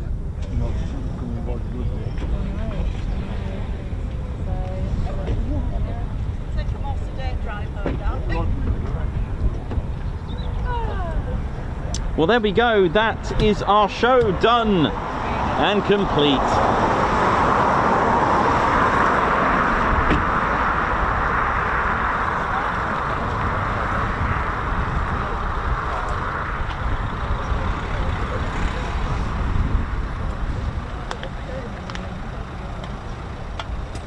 Thank you very much everyone that's tuned in today. Ted's got a very fitting flag for the next Guards Marches. Very nice, Teddy.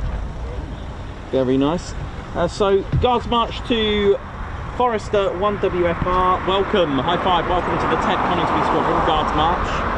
MC Mark with 18 months. Oh, what a great time I've had so far. Thank you very much, 18 months. Edward Coates, member for 18 months as well. What a great 18 months it's been. Guards March. Oh, MC Mark. Thank you for the super chat for 18 months of fun and lots of great aviation. See you, Paul. Take care, man. Hey, big shout out to Paul. Guards March for Paul. Yay. Paul Sadler. Hey. Who has the world's tallest altitude? No, who has the world's highest office chair? Mark Hornet, welcome to the Ted Coningsby Squadron. High five, Guards March. Anonymous, thank you for the super chat. Keep up the good work, Nicholas and Ted. Let's get that 100k subs. Oh yeah. Anonymous, what was wrong with Nave's jet? No, Nave's jet just had a few caption errors, but of course this is information that we don't really have privy to. It's just what we can hear on channels in the background. Someone watching who's watching live and live, part of our span of flight. Thank you, Nicholas, for a fantastic stream. 6 PTOs, Nave's PDA, and the Lancaster to finish. Big thanks to the Spanner Flight for their hard work today. Thank you very much. Nicely said. Right, ladies, gents, and teddy bears, it is time for me to depart myself. Cleared for takeoff. And we haven't finished for the week. I've got one more show to do tomorrow. I'll be back. In the words of... there we go. Thank you. Actually, did I miss a super chat there? Hang on, one just popped up. That might have been the one I got. Down, down, down, down, da da da down, down, ow, ow, ow, ow. Oh yeah. Thank you very much then. Right, we're good to go. Right, ladies, gents, and teddy bears, I hope you enjoyed it. So, Typhoon Display Team, thank you very much. And of course, congratulations to Nathan, because I think I've heard some good news. Also, a big congratulations to everyone who's been supporting our channel, because we want to thank you and congratulate you for joining one of the best, isn't it, military aviation streaming channel. Ted agrees. If Ted agrees, well, we are UK's #1 military aviation streaming channel, and for good reason. So, a big salute to all of you. A big salute to RAF Coningsby. Thank you very much. Ladies, gents, teddy bears, my name's Nikos. I've been your cameraman and commentator. This is our squadron leader, Ted Coningsby. You've been watching the Ted Coningsby channel here live at RAF Coningsby, Ted's home. So, for the last time for today, see you soon. Wish you well. Right, Ted.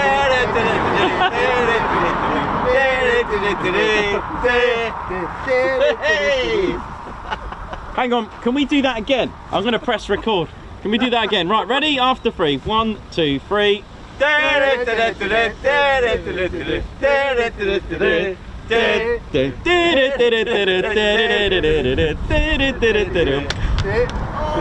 no! Oh no! Oh dear, beret down, beret recovery team. Oh, I've got it here.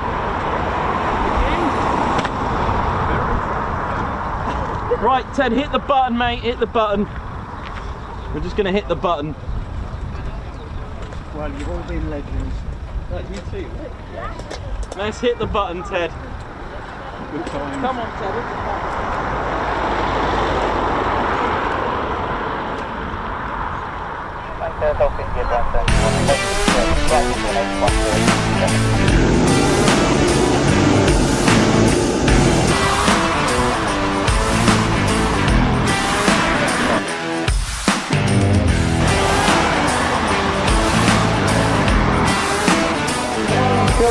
Well,